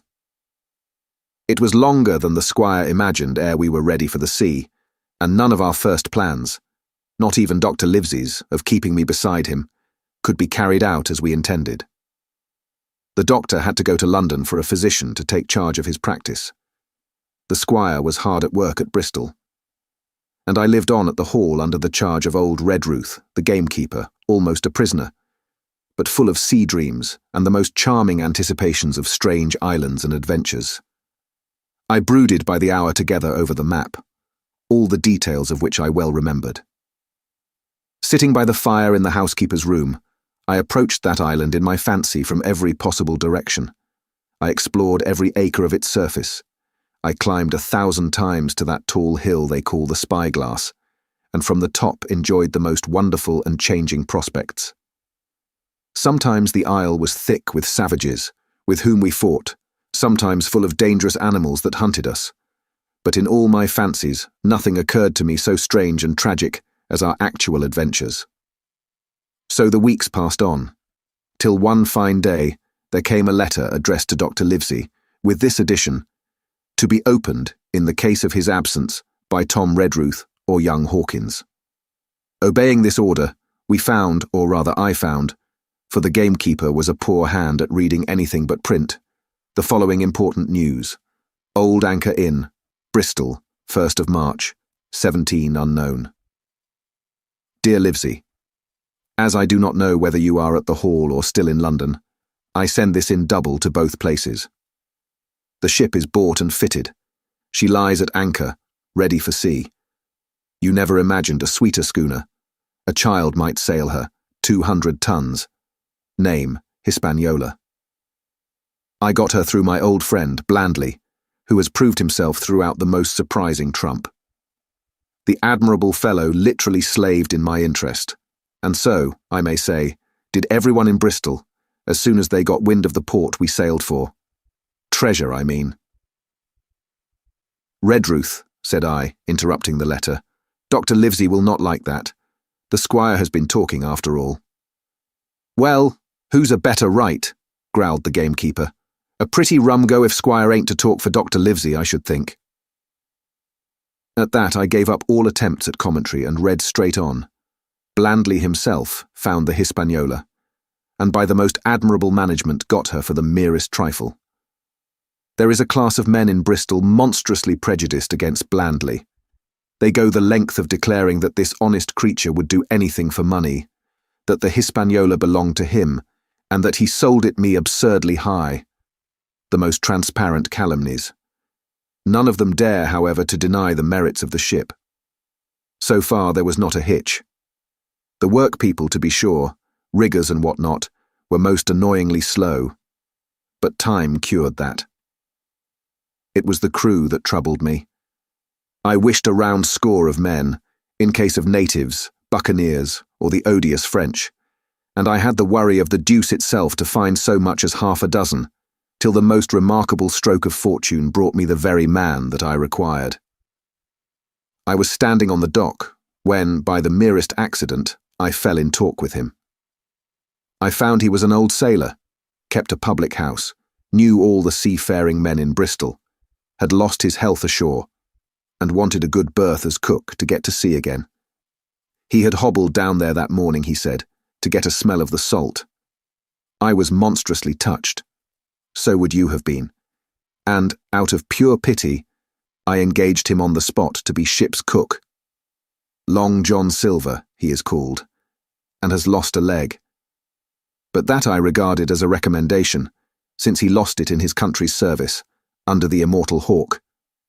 He has no pension, Livesey. Imagine the abominable age we live in. Well, sir, I thought I had only found a cook, but it was a crew I had discovered. Between Silver and myself, we got together in a few days, a company of the toughest old salts imaginable, not pretty to look at, but fellows, by their faces, of the most indomitable spirit. I declare we could fight a frigate. Long John even got rid of 2 out of the 6 or 7 I had already engaged. He showed me in a moment that they were just the sort of freshwater swabs we had to fear in an adventure of importance. I am in the most magnificent health and spirits, eating like a bull, sleeping like a tree, yet I shall not enjoy a moment till I hear my old tarpaulins tramping round the capstan. Seaward ho, hang the treasure. It's the glory of the sea that has turned my head. So now, Livesey, come post. Do not lose an hour if you respect me. Let young Hawkins go at once to see his mother, with Redruth for a guard, and then both come full speed to Bristol. John Trelawney. Postscript. I did not tell you that Blandley, who, by the way, is to send a consort after us if we don't turn up by the end of August, had found an admirable fellow for sailing master, a stiff man, which I regret, but in all other respects, a treasure. Long John Silver unearthed a very competent man for a mate, a man named Arrow. I have a boatswain who pipes Livesey, so things shall go man-o'-war fashion on board the good ship Hispaniola. I forgot to tell you that Silver is a man of substance. I know of my own knowledge that he has a banker's account, which has never been overdrawn. He leaves his wife to manage the inn, and as she is a woman of colour, a pair of old bachelors like you and I may be excused for guessing that it is the wife, quite as much as the health, that sends him back to roving. P.P.S. Hawkins may stay one night with his mother. You can fancy the excitement into which that letter put me. I was half beside myself with glee, and if ever I despised a man, it was old Tom Redruth, who could do nothing but grumble and lament. Any of the under gamekeepers would gladly have changed places with him, but such was not the squire's pleasure, and the squire's pleasure was like law among them all. Nobody but old Redruth would have dared so much as even to grumble. The next morning he and I set out on foot for the Admiral Benbow, and there I found my mother in good health and spirits. The captain, who had so long been a cause of so much discomfort, was gone where the wicked cease from troubling. The squire had had everything repaired, and the public rooms and the sign repainted, and had added some furniture. Above all, a beautiful armchair for mother in the bar. He had found her a boy as an apprentice also, so that she should not want help while I was gone. It was on seeing that boy that I understood, for the first time, my situation.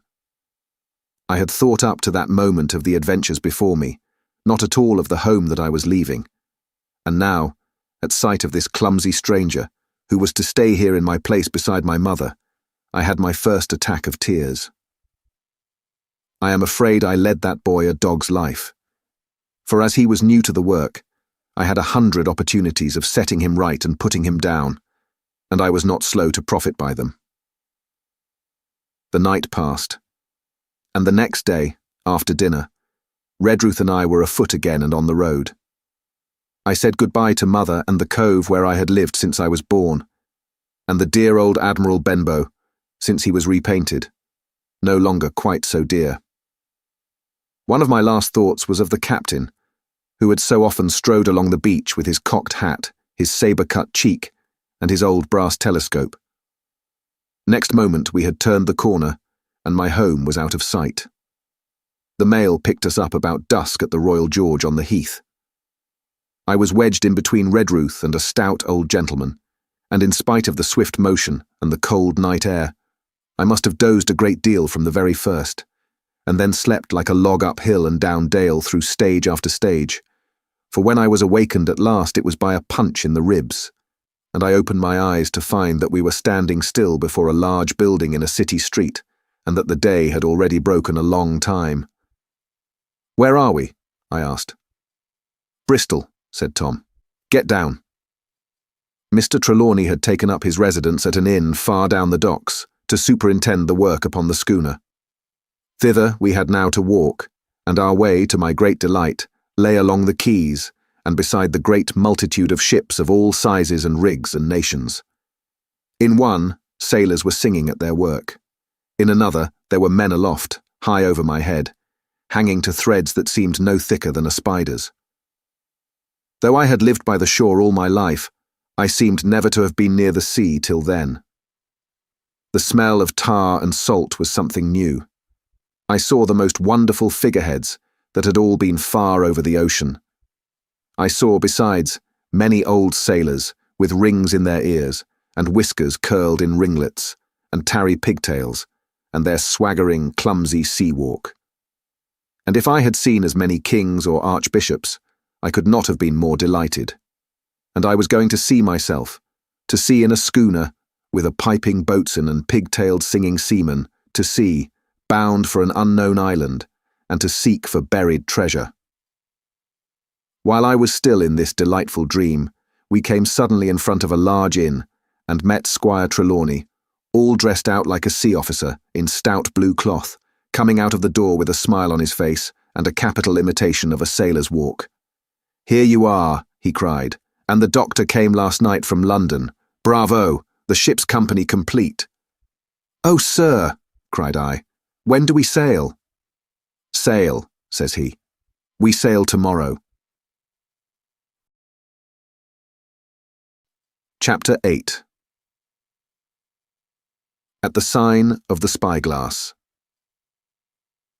When I had done breakfasting, the squire gave me a note addressed to John Silver at the sign of the spyglass, and told me I should easily find the place by following the line of the docks and keeping a bright lookout for a little tavern, with a large brass telescope for sign.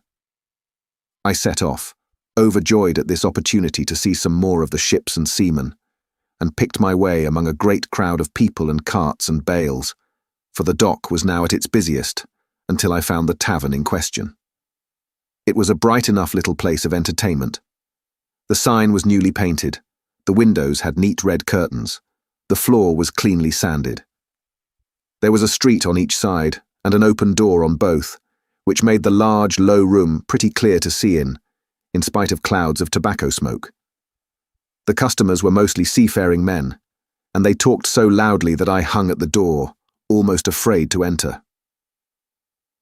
As I was waiting, a man came out of a side room, and at a glance I was sure he must be Long John. His left leg was cut off close by the hip, and under the left shoulder he carried a crutch, which he managed with wonderful dexterity, hopping about upon it like a bird. He was very tall and strong, with a face as big as a ham, plain and pale, but intelligent and smiling. Indeed, he seemed in the most cheerful spirits, whistling as he moved about among the tables, with a merry word or a slap on the shoulder, for the more favoured of his guests. Now, to tell you the truth, from the very first mention of Long John in Squire Trelawney's letter, I had taken a fear in my mind that he might prove to be the very one-legged sailor whom I had watched for so long at the old Benbow. But one look at the man before me was enough. I had seen the captain and black dog, and the blind man, Pew, and I thought I knew what a buccaneer was like, a very different creature, according to me, from this clean and pleasant-tempered landlord. I plucked up courage at once, crossed the threshold, and walked right up to the man where he stood, propped on his crutch, talking to a customer. "Mr. Silver, sir?" I asked, holding out the note. "Yes, my lad," said he. "Such is my name, to be sure. And who may you be?" And then, as he saw the squire's letter, he seemed to me to give something almost like a start. "Oh," said he, quite loud, and offering his hand. "I see. You are our new cabin boy. Pleased I am to see you." And he took my hand in his large, firm grasp. Just then, one of the customers at the far side rose suddenly and made for the door. It was close by him, and he was out in the street in a moment. But his hurry had attracted my notice, and I recognized him at glance. It was the tallow-faced man, wanting 2 fingers, who had come first to the Admiral Benbow. "Oh," I cried, "stop him! It's Black Dog." "I don't care 2 coppers who he is," cried Silver. "But he hasn't paid his score. Harry, run and catch him." One of the others who was nearest the door leaped up and started in pursuit.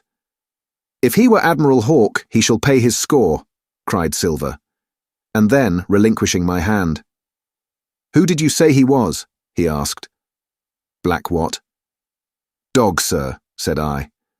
Has Mr. Trelawney not told you of the buccaneers? He was one of them. So? Cried Silver. In my house. Ben, run and help Harry. One of those swabs, was he? Was that you drinking with him, Morgan? Step up here. The man whom he called Morgan, an old grey-haired, mahogany-faced sailor, came forward pretty sheepishly, rolling his quid. Now, Morgan, said Long John very sternly, you never clapped your eyes on that black dog before, did you now? Not I, sir, said Morgan with a salute. You didn't know his name, did you? No, sir. By the powers, Tom Morgan, it's as good for you, exclaimed the landlord. If you had been mixed up with the like of that, you would never have put another foot in my house. You may lay to that. And what was he saying to you? I don't rightly know, sir, answered Morgan. Do you call that a head on your shoulders, or a blessed dead eye? Cried Long John. Don't rightly know, don't you? Perhaps you don't happen to rightly know who you was speaking to, perhaps. Come now, what was he jawing? Viages, captains, ships. Pipe up. What was it? We was a-talking of keel-hauling, answered Morgan. Keel-hauling was you. And a mighty suitable thing too, and you may lay to that. Get back to your place for a lubber, Tom. And then, as Morgan rolled back to his seat, Silver added to me in a confidential whisper that was very flattering, as I thought, he's quite an honest man, Tom Morgan, onny stupid. And now, he ran on again, aloud, let's see, Black Dog? No, I don't know the name, not I. Yet I kind of think yes, I've seen the swab. He used to come here with a blind beggar he used. That he did, you may be sure, said I. I knew that blind man too. His name was Pugh. It was, cried Silver, now quite excited.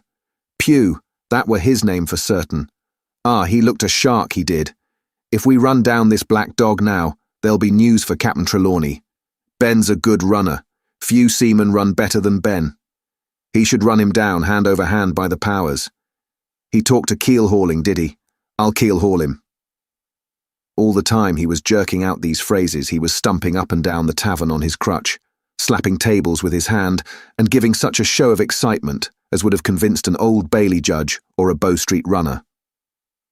My suspicions had been thoroughly reawakened on finding Black Dog at the spyglass, and I watched the cook narrowly. But he was too deep and too ready, and too clever for me, and by the time the two men had come back out of breath and confessed that they had lost the track in a crowd and been scolded like thieves, I would have gone bail for the innocence of Long John Silver. See here now, Hawkins, said he. Here's a blessed hard thing on a man like me now, ain't it? There's Captain Trelawney. What's he to think? Here I have this confounded son of a Dutchman sitting in my own house drinking of my own rum. Here you comes and tells me of it plain, and here I let him give us all the slip before my blessed deadlights. Now, Hawkins, you do me justice with the captain. You're a lad, you are, but you're as smart as paint. I see that when you first come in. Now here it is. What could I do with this old timber I hobble on? When I was an A.B. master mariner, I'd have come up alongside of him, hand over hand, and broached him to in a brace of old shakes, I would. But now... And then, all of a sudden, he stopped, and his jaw dropped as though he had remembered something. The score, he burst out. 3 goes a rum. Why, shiver my timbers if I hadn't forgotten my score. And falling on a bench, he laughed until the tears ran down his cheeks. I could not help joining, and we laughed together, peal after peal, until the tavern rang again. Why, what a precious old sea-calf I am, he said at last, wiping his cheeks. You and me should get on well, Hawkins, for I'll take my Davy I should be rated ship's boy. But come now, stand by to go about. This won't do. Duty is duty, messmates. I'll put on my old cockerel hat and step along of you to Captain Trelawney and report this here affair. For mind you, it's serious, young Hawkins, and neither you nor me's come out of it with what I should make so bold as to call credit. Nor you neither, says you. Not smart, none of the pair of us smart. But dash my buttons, that was a good un about my score. And he began to laugh again, and that so heartily, that though I did not see the joke as he did, I was again obliged to join him in his mirth. On our little walk along the quays, he made himself the most interesting companion, telling me about the different ships that we passed by, their rig, tonnage, and nationality, explaining the work that was going forward, how one was discharging, another taking in cargo, and a third making ready for sea, and every now and then telling me some little anecdote of ships or seamen, or repeating a nautical phrase till I had learned it perfectly. I began to see that here was one of the best of possible shipmates. When we got to the inn, the squire and Dr. Livesey were seated together, finishing a quart of ale with a toast in it, before they should go aboard the schooner on a visit of inspection. Long John told the story from first to last, with a great deal of spirit and the most perfect truth. "That was how it were now, weren't it, Hawkins?" he would say, now and again, and I could always bear him entirely out. The two gentlemen regretted that Black Dog had got away, but we all agreed there was nothing to be done, and after he had been complimented, Long John took up his crutch and departed. "All hands aboard by 4 this afternoon," shouted the squire after him. "Aye, aye, sir," cried the cook in the passage.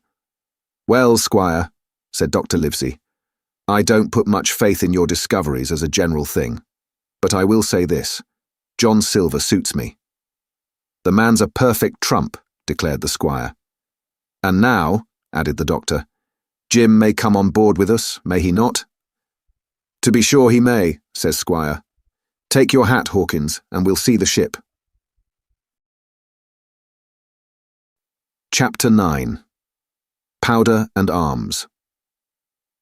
The Hispaniola lay some way out, and we went under the figureheads and round the sterns of many other ships, and their cables sometimes grated underneath our keel, and sometimes swung above us. At last, however, we got alongside, and were met and saluted as we stepped aboard by the mate, Mr. Arrow, a brown old sailor with earrings in his ears and a squint. He and the squire were very thick and friendly, but I soon observed that things were not the same between Mr. Trelawney and the captain. This last was a sharp-looking man who seemed angry with everything on board, and was soon to tell us why, for we had hardly got down into the cabin when a sailor followed us. "Captain Smollett, sir, axing to speak with you," said he. "I am always at the captain's orders. Show him in," said the squire. The captain, who was close behind his messenger, entered at once and shut the door behind him. "Well, Captain Smollett, what have you to say? All well, I hope? All shipshape and seaworthy?" "Well, sir," said the captain. "Better speak plain, I believe, even at the risk of offence. I don't like this cruise, I don't like the men, and I don't like my officer. That's short and sweet." "Perhaps, sir, you don't like the ship?" inquired the squire, very angry, as I could see. "I can't speak as to that, sir, not having seen her tried," said the captain. "She seems a clever craft. More I can't say." "Possibly, sir, you may not like your employer either," says the squire. But here Dr. Livesey cut in. "Stay a bit," said he. "Stay a bit. No use of such questions as that but to produce ill feeling. The captain has said too much or he has said too little, and I'm bound to say that I require an explanation of his words. You don't, you say, like this cruise. Now why?" "I was engaged, sir, on what we call sealed orders, to sail this ship for that gentleman where he should bid me," said the captain. "So far so good, but now I find that every man before the mast knows more than I do. I don't call that fair now, do you?" "No," said Dr. Livesey, "I don't." "Next," said the captain, "I learn we are going after treasure. Hear it from my own hands, mind you. Now, treasure is ticklish work. I don't like treasure voyages on any account, and I don't like them above all when they are secret and when, begging your pardon, Mr. Trelawney, the secret has been told to the parrot." "Silver's parrot?" asked the squire. "It's a way of speaking," said the captain. "Blabbed, I mean. It's my belief neither of you gentlemen know what you are about, but I'll tell you my way of it. Life or death, and a close run." That is all clear, and I dare say true enough, replied Dr. Livesey. We take the risk, but we are not so ignorant as you believe us. Next, you say you don't like the crew. Are they not good seamen? I don't like them, sir, returned Captain Smollett, and I think I should have had the choosing of my own hands, if you go to that. Perhaps you should, replied the doctor. My friend should perhaps have taken you along with him, but the slight, if there be one, was unintentional. And you don't like Mr. Arrow? I don't, sir. I believe he's a good seaman, but he's too free with the crew to be a good officer. A mate should keep himself to himself. Shouldn't drink with the men before the mast. Do you mean he drinks? Cried the squire. No, sir, replied the captain. Only that he's too familiar. Well now, and the short and long of it, Captain, asked the doctor. Tell us what you want. Well, gentlemen, are you determined to go on this cruise? Like iron, answered the squire. Very good, said the captain. Then, as you've heard me very patiently, saying things that I could not prove, hear me a few words more. They are putting the powder and the arms in the forehold. Now, you have a good place under the cabin. Why not put them there? First point. Then, you are bringing 4 of your own people with you, and they tell me some of them are to be berthed forward. Why not give them the berths here beside the cabin? Second point. Any more? Asked Mr. Trelawney.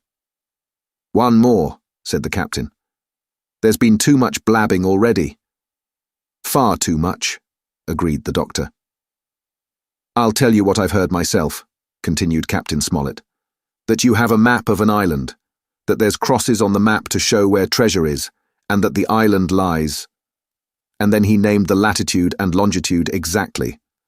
I never told that, cried the squire, to a soul. The hands know it, sir, returned the captain. Livesey, that must have been you or Hawkins, cried the squire.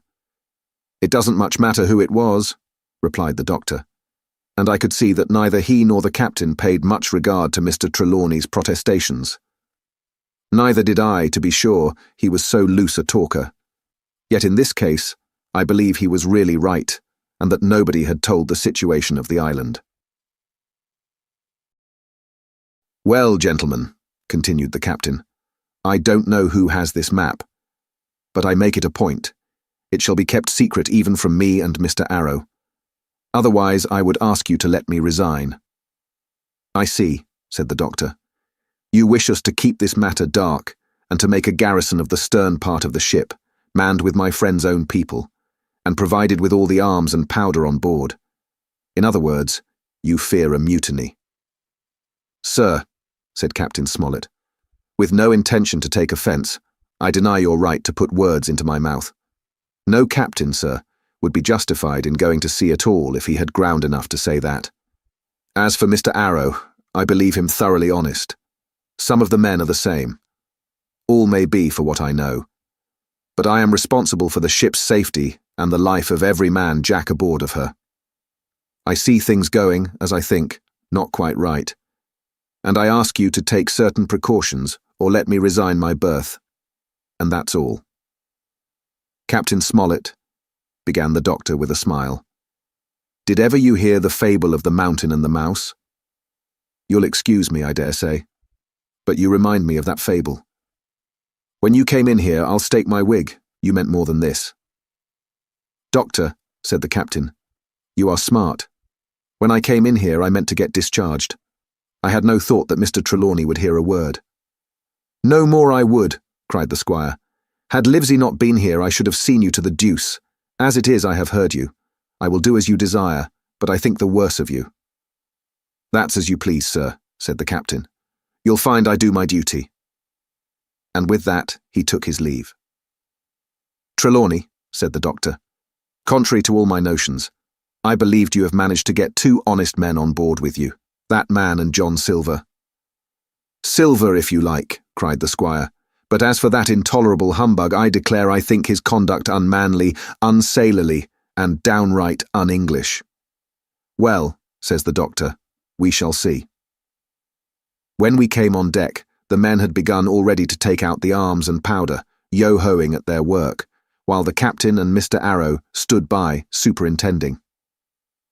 The new arrangement was quite to my liking. The whole schooner had been overhauled. 6 berths had been made astern out of what had been the afterpart of the main hold, and this set of cabins was only joined to the galley and forecastle by a sparred passage on the port side.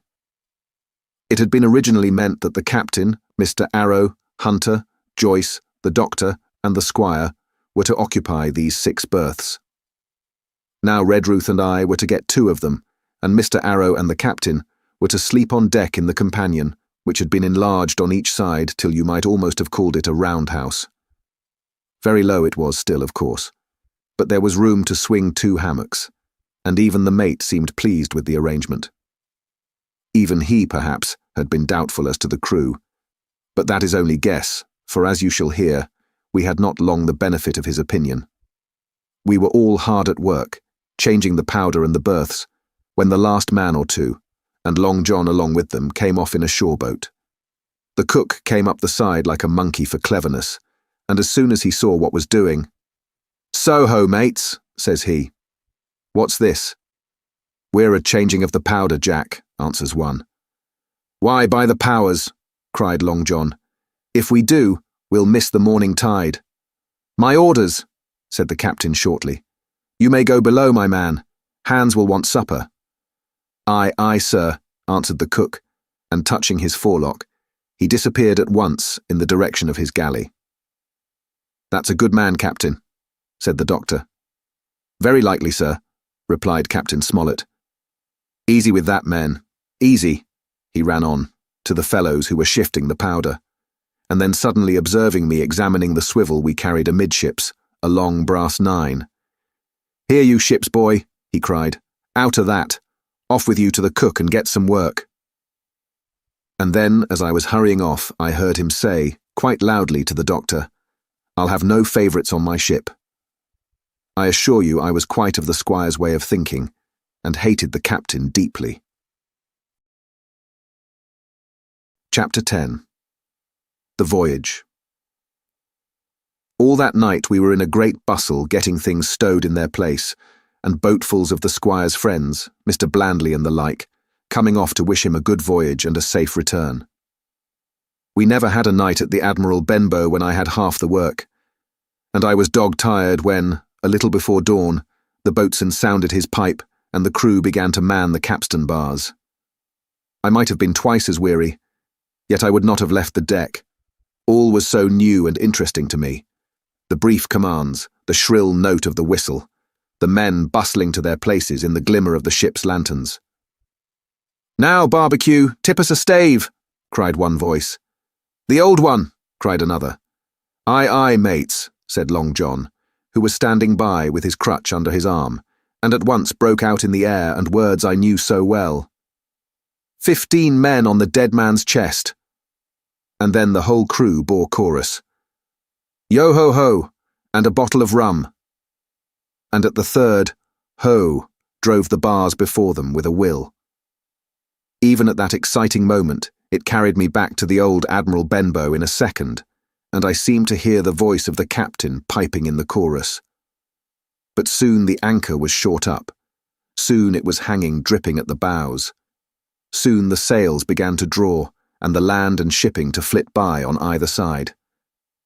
And before I could lie down to snatch an hour of slumber, the Hispaniola had begun her voyage to the Isle of Treasure. I am not going to relate that voyage in detail. It was fairly prosperous. The ship proved to be a good ship, the crew were capable seamen, and the captain thoroughly understood his business. But before we came the length of Treasure Island, 2 or 3 things had happened which require to be known. Mr. Arrow, first of all, turned out even worse than the captain had feared. He had no command among the men, and people did what they pleased with him. But that was by no means the worst of it, for after a day or 2 at sea, he began to appear on deck with hazy eye, red cheeks, stuttering tongue, and other marks of drunkenness. Time after time he was ordered below in disgrace. Sometimes he fell and cut himself. Sometimes he lay all day long in his little bunk at one side of the companion.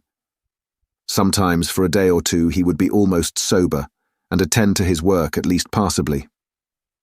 In the meantime, we could never make out where he got the drink. That was the ship's mystery. Watch him as we pleased, we could do nothing to solve it. And when we asked him to his face, he would only laugh if he were drunk, and if he were sober, deny solemnly that he ever tasted anything but water. He was not only useless as an officer and a bad influence amongst the men, but it was plain that at this rate he must soon kill himself outright, so nobody was much surprised, nor very sorry, when one dark night, with a head sea, he disappeared entirely and was seen no more. "Overboard," said the captain. "Well, gentlemen, that saves the trouble of putting him in irons." But there we were, without a mate, and it was necessary, of course, to advance one of the men. The boatswain, Job Anderson, was the likeliest man aboard, and though he kept his old title, he served in a way as mate. Mr. Trelawney had followed the sea, and his knowledge made him very useful, for he often took a watch himself in easy weather. And the coxswain, Israel Hands, was a careful, wily, old, experienced seaman who could be trusted at a pinch with almost anything. He was a great confidant of Long John Silver, and so the mention of his name leads me on to speak of our ship's cook, Barbecue, as the men called him. Aboard ship he carried his crutch by a lanyard round his neck, to have both hands as free as possible. It was something to see him wedge the foot of the crutch against a bulkhead, and propped against it, yielding to every movement of the ship, get on with his cooking like someone safe ashore. Still more strange was it to see him in the heaviest of weather cross the deck. He had a line or two rigged up to help him across the widest spaces. Long John's earrings, they were called, and he would hand himself from one place to another, now using the crutch, now trailing it alongside by the lanyard, as quickly as another man could walk. Yet some of the men who had sailed with him before expressed their pity to see him so reduced. "He's no common man, Barbecue," said the coxswain to me. "He had good schooling in his young days and can speak like a book when so minded, and brave, a lion's nothing alongside of Long John. I seen him grapple four and knock their heads together, him unarmed." All the crew respected and even obeyed him. He had a way of talking to each and doing everybody some particular service. To me he was unweariedly kind, and always glad to see me in the galley, which he kept as clean as a new pin, the dishes hanging up burnished, and his parrot in a cage in one corner. "Come away, Hawkins," he would say. "Come and have a yarn with John. Nobody more welcome than yourself, my son. Sit you down and hear the news. Here's Captain Flint. I calls my parrot Captain Flint after the famous buccaneer. Here's Captain Flint predicting success to our voyage. Wasn't you, Captain?" And the parrot would say, with great rapidity, "Pieces of 8, pieces of 8, pieces of 8, till you wondered that it was not out of breath, or till John threw his handkerchief over the cage. "Now, that bird," he would say, "is, maybe, 200 years old, Hawkins. They live forever, mostly. And if anybody's seen more wickedness, it must be the devil himself. She sailed with England, the great Cap'n England, the pirate. She's been at Madagascar, and at Malabar, and Suriname, and Providence, and Portobello. She was at the fishing up of the wrecked plate ships. It's there she learned pieces of 8, and little wonder, 350,000 of them, Hawkins. She was at the boarding of the Viceroy of the Indies out of Goa, she was. And to look at her, you would think she was a baby. But you smelt powder, didn't you, Captain? Stand by to go about, the parrot would scream. Ah, she's a handsome craft, she is, the cook would say, and give her sugar from his pocket, and then the bird would peck at the bars and swear straight on, passing belief for wickedness. There, John would add, you can't touch pitch and not be mucked, lad. Here's this poor old innocent bird of mine swearing blue fire, and none the wiser, you may lay to that. She would swear the same, in a manner of speaking, before Chaplin. And John would touch his forelock with a solemn way he had that made me think he was the best of men. In the meantime, the squire and Captain Smollett were still on pretty distant terms with one another. The squire made no bones about the matter. He despised the captain. The captain, on his part, never spoke but when he was spoken to, and then sharp and short and dry, and not a word wasted. He owned, when driven into a corner, that he seemed to have been wrong about the crew, that some of them were as brisk as he wanted to see, and all had behaved fairly well. As for the ship, he had taken a downright fancy to her. She'll lie a point nearer the wind than a man has a right to expect of his own married wife, sir. But, he would add, all I say is, we're not home again, and I don't like the cruise. The squire at this would turn away and march up and down the deck, chin in air. A trifle more of that, man, he would say, and I shall explode. We had some heavy weather, which only proved the qualities of the Hispaniola. Every man on board seemed well content, and they must have been hard to please if they had been otherwise, for it is my belief there was never a ship's company so spoiled since Noah put to sea. Double grog was going on the least excuse. There was duff on odd days, as for instance, if the squire heard it was any man's birthday, and always a barrel of apples standing broached in the waist for anyone to help himself that had a fancy. Never knew good come of it yet, the captain said to Dr. Livesey. Spoil forecastle hands make devils, that's my belief. But good did come of the apple barrel, as you shall hear, for if it had not been for that, we should have had no note of warning, and might all have perished by the hand of treachery. This was how it came about. We had run up the trades to get the wind of the island we were after. I am not allowed to be more plain. And now we were running down for it with a bright lookout day and night. It was about the last day of our outward voyage by the largest computation. Sometime that night, or at latest before noon of the morrow, we should sight the treasure island. We were heading SSW, and had a steady breeze abeam and a quiet sea. The Hispaniola rolled steadily, dipping her bowsprit now and then with a whiff of spray. All was drawing alow and aloft. Everyone was in the bravest spirits, because we were now so near an end of the first part of our adventure. Now, just after sundown, when all my work was over and I was on my way to my berth, it occurred to me that I should like an apple. I ran on deck. The watch was all forward looking out for the island. The man at the helm was watching the luff of the sail and whistling away gently to himself, and that was the only sound excepting the swish of the sea against the bows and around the sides of the ship. In I got bodily into the apple barrel and found there was scarce an apple left, but sitting down there in the dark, what with the sound of the waters and the rocking movement of the ship, I had either fallen asleep or was on the point of doing so when a heavy man sat down with rather a clash close by.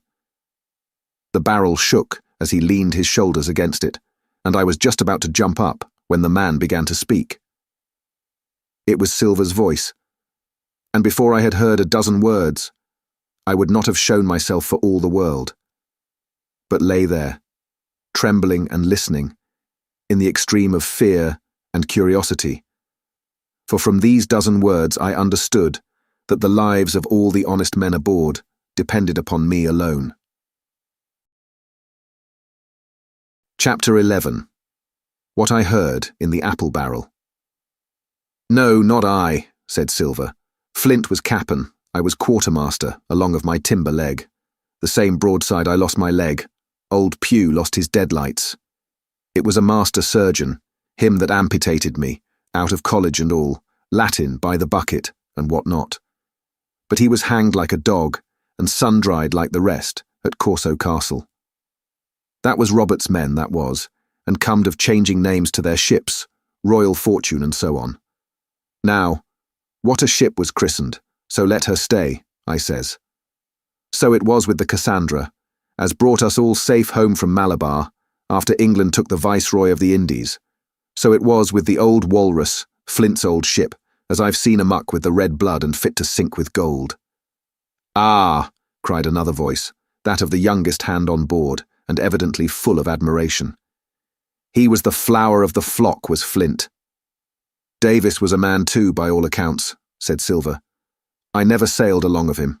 First with England, then with Flint. That's my story. And now here on my own account, in a manner of speaking.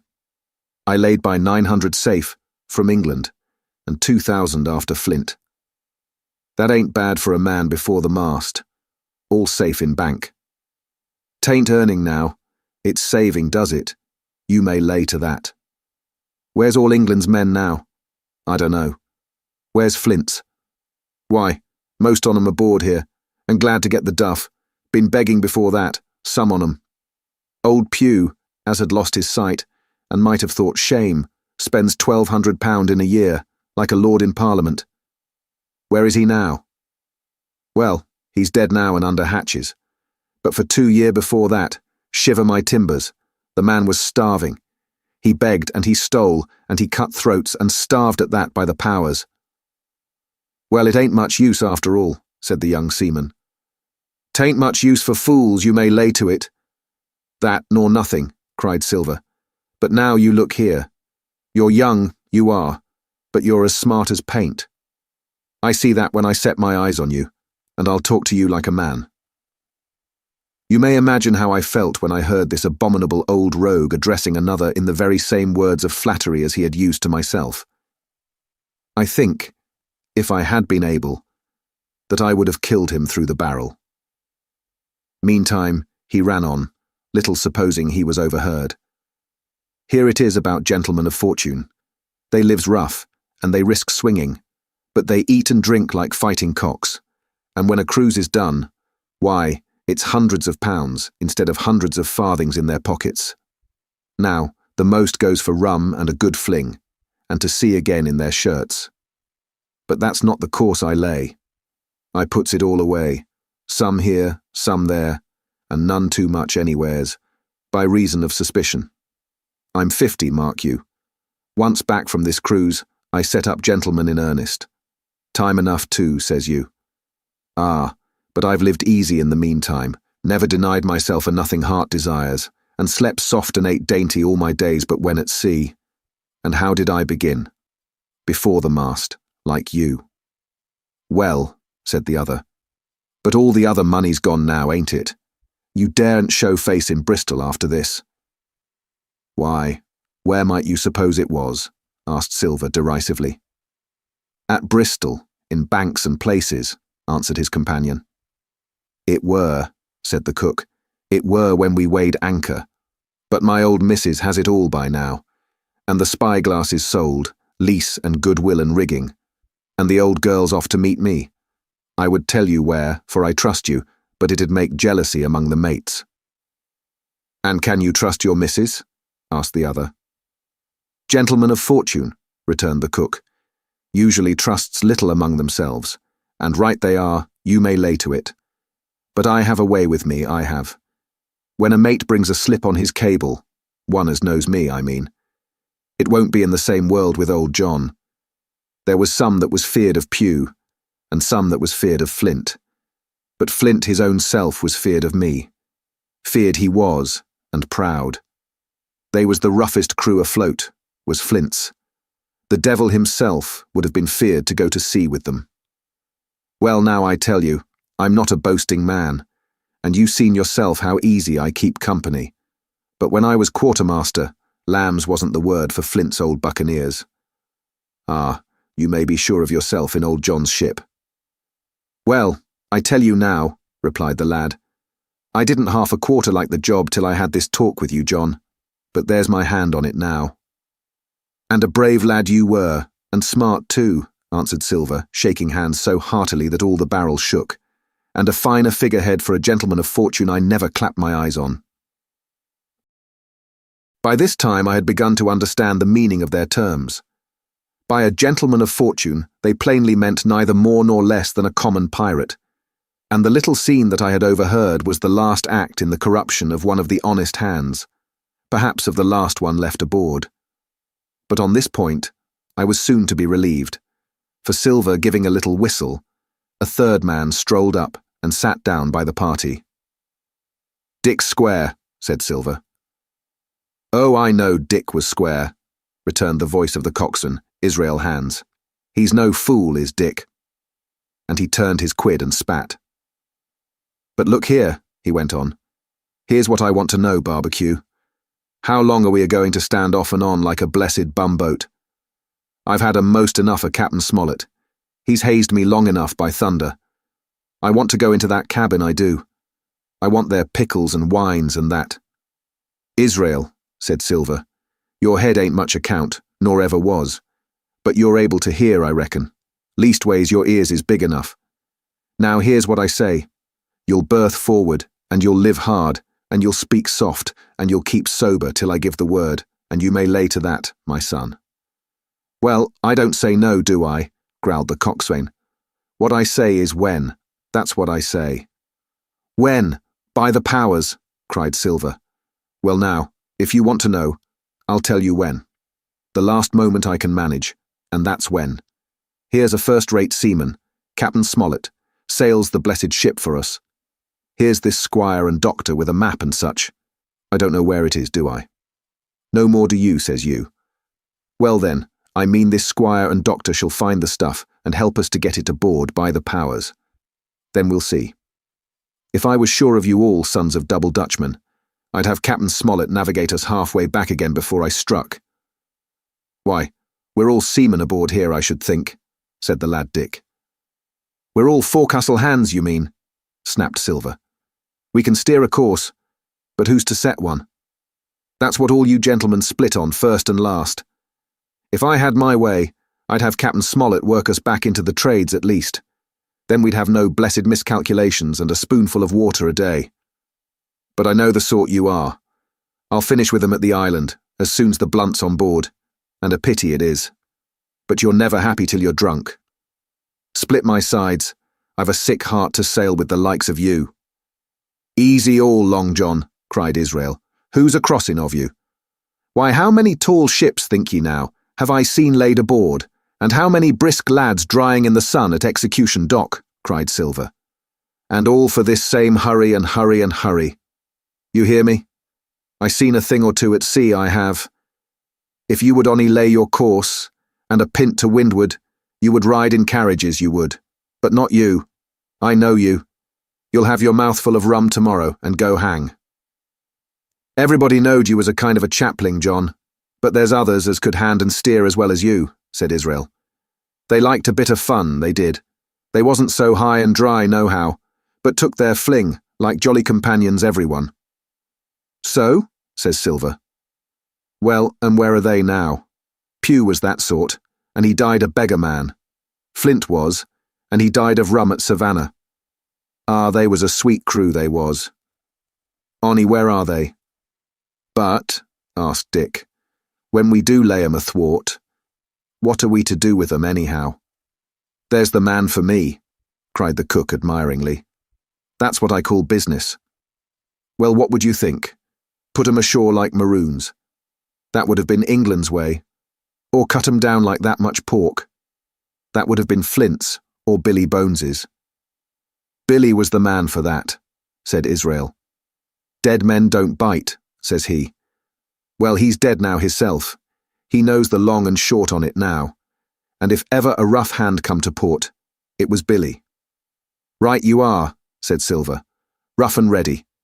But mark you here, I'm an easy man. I'm quite the gentleman, says you. But this time it's serious. Duty is duty, mates. I give my vote. Death. When I'm in Parliament and riding in my coach, I don't want none of these sea lawyers in the cabin a-coming home, unlooked for, like the devil at prayers. Wait is what I say. But when the time comes, why, let her rip." "John," cries the coxswain, "you're a man." "You'll say so, Israel, when you see," said Silver. "Only one thing I claim. I claim Trelawney. I'll wring his calf's head off his body with these hands, Dick," he added, breaking off. "You just jump up like a sweet lad, and get me an apple, to wet my pipe like." You may fancy the terror I was in.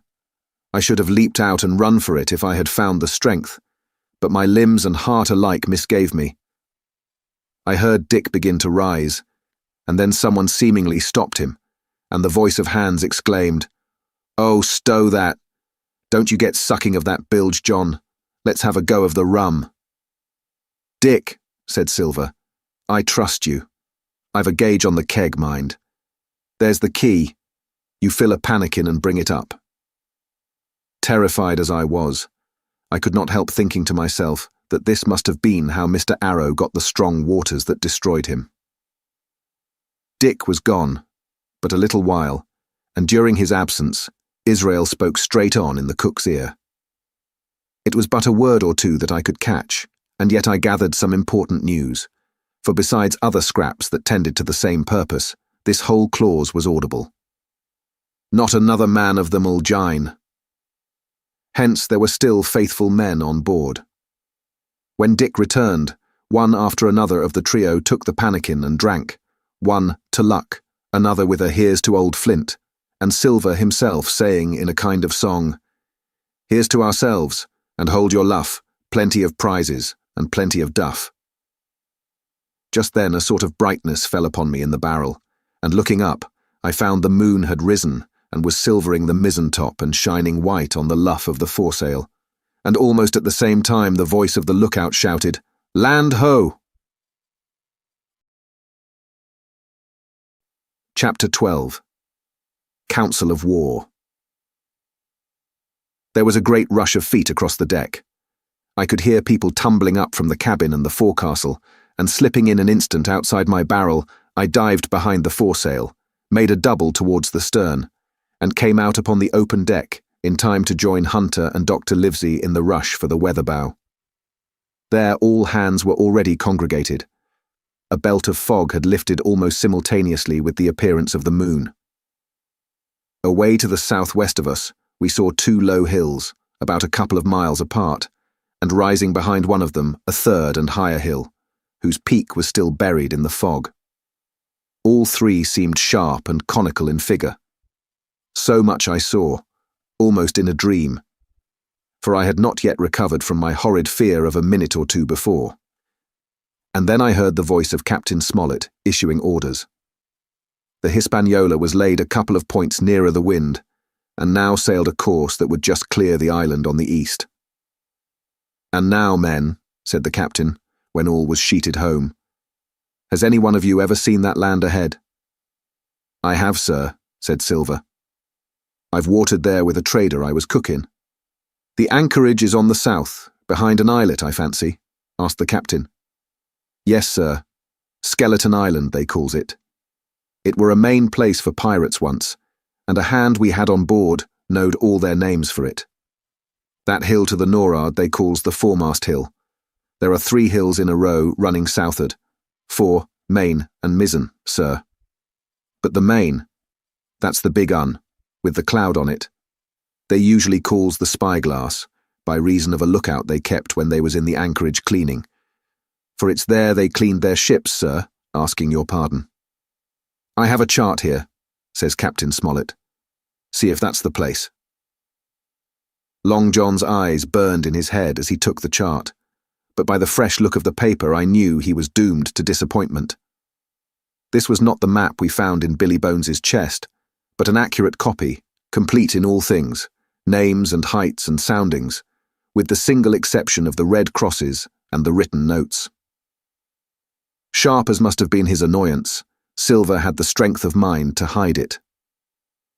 "Yes, sir," said he. "This is the spot, to be sure, and very prettily drawed out.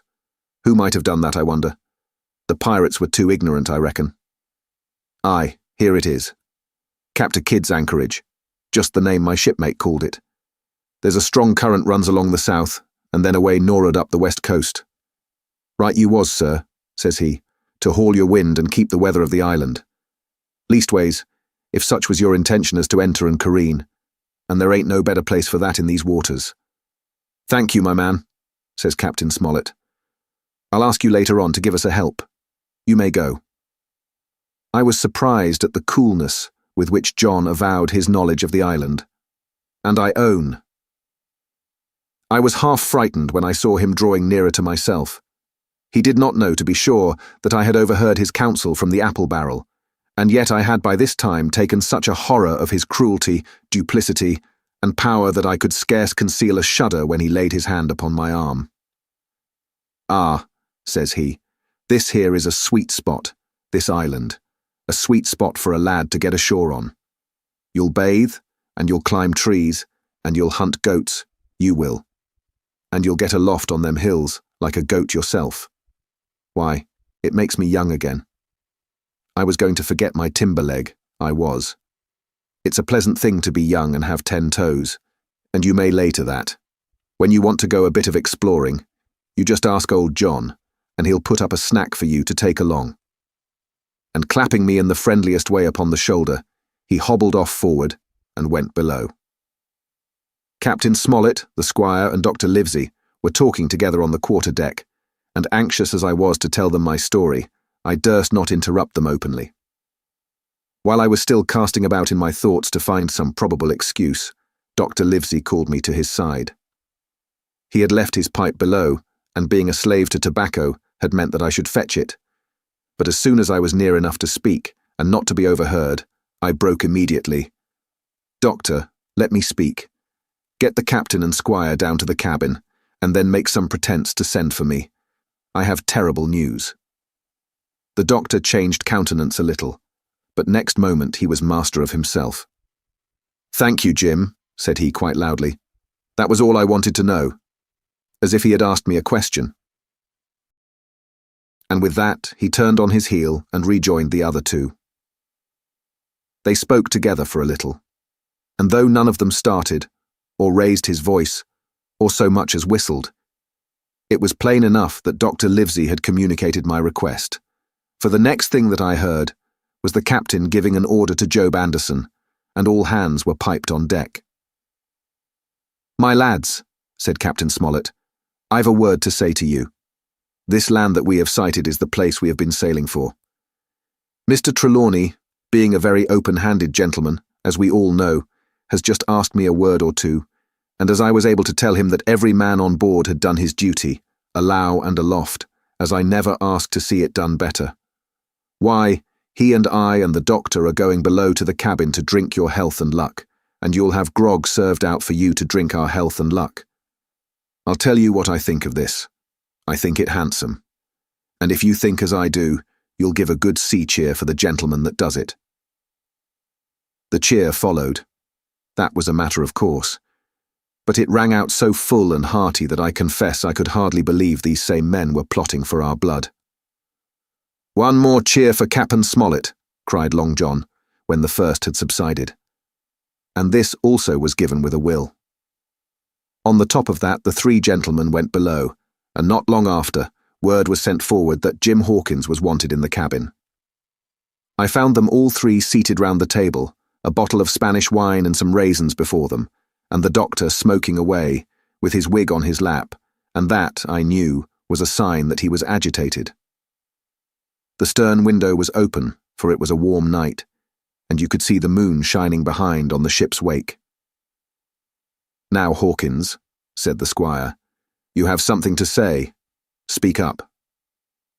I did as I was bid, and as short as I could make it, told the whole details of Silver's conversation. Nobody interrupted me till I was done, nor did any one of the 3 of them make so much as a movement, but they kept their eyes upon my face from first to last. "Jim," said Dr. Livesey, "take a seat." And they made me sit down at table beside them, poured me out a glass of wine, filled my hands with raisins, and all 3, one after the other, and each with a bow, drank my good health and their service to me, for my luck and courage. "Now, Captain," said the squire, "you were right, and I was wrong. I own myself an ass, and I await your orders." "No more an ass than I, sir," returned the captain. "I never heard of a crew that meant to mutiny but what showed signs before, for any man that had an eye in his head to see the mischief and take steps according. But this crew," he added, "beats me." "Captain," said the doctor, "with your permission, that's Silver, a very remarkable man." "He'd look remarkably well from a yardarm, sir," returned the captain. "But this is talk. This don't lead to anything. I see 3 or 4 points, and with Mr. Trelawney's permission, I'll name them. You, sir, are the captain. It is for you to speak," says Mr. Trelawney grandly. "First point," began Mr. Smollett. "We must go on, because we can't turn back. If I gave the word to go about, they would rise at once. Second point, we have time before us, at least until this treasure's found. Third point, there are faithful hands. Now, sir, it's got to come to blows sooner or later, and what I propose is to take time by the forelock, as the saying is, and come to blows some fine day when they least expect it. We can count, I take it, on your own home servants, Mr. Trelawney. As upon myself, declared the squire. 3, reckoned the captain. Ourselves make 7, counting Hawkins here. Now, about the honest hands? Most likely Trelawney's own men, said the doctor. Those he had picked up for himself before he lit on silver. Nay, replied the squire, Hans was one of mine. I did think I could have trusted Hans, added the captain. And to think that they're all Englishmen, broke out the squire. Sir, I could find it in my heart to blow the ship up. Well, gentlemen, said the captain, the best that I can say is not much. We must lay to, if you please, and keep a bright lookout. It's trying on a man, I know. It would be pleasanter to come to blows, but there's no help for it till we know our men. Lay to, and whistle for a wind. That's my view. Jim here, said the doctor, can help us more than anyone. The men are not shy with him, and Jim is a noticing lad. Hawkins, I put prodigious faith in you, added the squire. I began to feel pretty desperate at this, for I felt altogether helpless. And yet, by an odd train of circumstances, it was indeed through me that safety came. In the meantime, talk as we pleased, there were only 7 out of the 26 on whom we knew we could rely. And out of these 7 was a boy, so that the grown men on our side were 6 to their 19.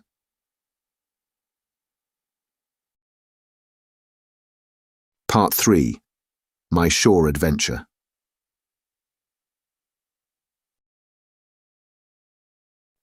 Chapter 14. The First Blow. The appearance of the island when I came on deck next morning was altogether changed. Although the breeze had now utterly ceased, we had made a great deal of way during the night, and were now lying becalmed about half a mile to the southeast of the low eastern coast. Grey-coloured woods covered a large part of the surface. This even tint was indeed broken up by streaks of yellow sandbreak in the lower lands, and by many tall trees of the pine family, outtopping the others, some singly, some in clumps. But the general colouring was uniform and sad. The hills ran up clear above the vegetation in spires of naked rock. All were strangely shaped, and the spyglass, which was by 300 or 400 feet the tallest on the island, was likewise the strangest in configuration, running up sheer from almost every side, and then suddenly cut off at the top like a pedestal to put a statue on. The Hispaniola was rolling scuppers under in the ocean swell. The booms were tearing at the blocks, the rudder was banging to and fro, and the whole ship creaking, groaning, and jumping like a manufactory. I had to cling tight to the backstay, and the world turned giddily before my eyes, for though I was a good enough sailor when there was way on, this standing still and being rolled about like a bottle was a thing I never learned to stand without a qualm or so, above all in the morning, on an empty stomach. Perhaps it was this. Perhaps it was the look of the island, with its grey, melancholy woods and wild stone spires, and the surf that we could both see and hear foaming and thundering on the steep beach. At least, although the sun shone bright and hot, and the shorebirds were fishing and crying all around us, and you would have thought anyone would have been glad to get to land after being so long at sea, my heart sank, as the saying is, into my boots. And from the first look onward, I hated the very thought of Treasure Island. We had a dreary morning's work before us, for there was no sign of any wind, and the boats had to be got out and manned, and the ship warped 3 or 4 miles round the corner of the island and up the narrow passage to the haven behind Skeleton Island. I volunteered for one of the boats, where I had, of course, no business. The heat was sweltering, and the men grumbled fiercely over their work. Anderson was in command of my boat, and instead of keeping the crew in order, he grumbled as loud as the worst. Well, he said with an oath, it's not forever. I thought this was a very bad sign, for up to that day the men had gone briskly and willingly about their business. But the very sight of the island had relaxed the cords of discipline. All the way in, Long John stood by the steersman and conned the ship. He knew the passage like the palm of his hand, and though the man in the chains got everywhere more water than was down in the chart, John never hesitated once. "There's a strong scour with the ebb," he said, "and this here passage has been dug out, in a manner of speaking, with a spade." We brought up just where the anchor was in the chart, about 1/3 of a mile from each shore, the mainland on one side and Skeleton Island on the other. The bottom was clean sand. The plunge of our anchor sent up clouds of birds wheeling and crying over the woods, but in less than a minute they were down again, and all was once more silent. The place was entirely landlocked, buried in woods, the trees coming right down to high water mark, the shores mostly flat, and the hilltops standing round at a distance in a sort of amphitheatre, one here, one there. 2 little rivers, or rather 2 swamps, emptied out into this pond, as you might call it, and the foliage round that part of the shore had a kind of poisonous brightness. From the ship we could see nothing of the house or stockade, for they were quite buried among trees. And if it had not been for the chart on the companion, we might have been the first that had ever anchored there since the island arose out of the seas. There was not a breath of air moving, nor a sound but that of the surf booming 1/2 a mile away along the beaches and against the rocks outside. A peculiar stagnant smell hung over the anchorage, a smell of sodden leaves and rotting tree trunks. I observed the doctor sniffing and sniffing, like someone tasting a bad egg. "I don't know about treasure," he said, "but I'll stake my wig there's fever here." If the conduct of the men had been alarming in the boat, it became truly threatening when they had come aboard. They lay about the deck growling together in talk. The slightest order was received with a black look, and grudgingly and carelessly obeyed. Even the honest hands must have caught the infection, for there was not one man aboard to mend another. Mutiny, it was plain, hung over us like a thundercloud. And it was not only we of the cabin party who perceived the danger.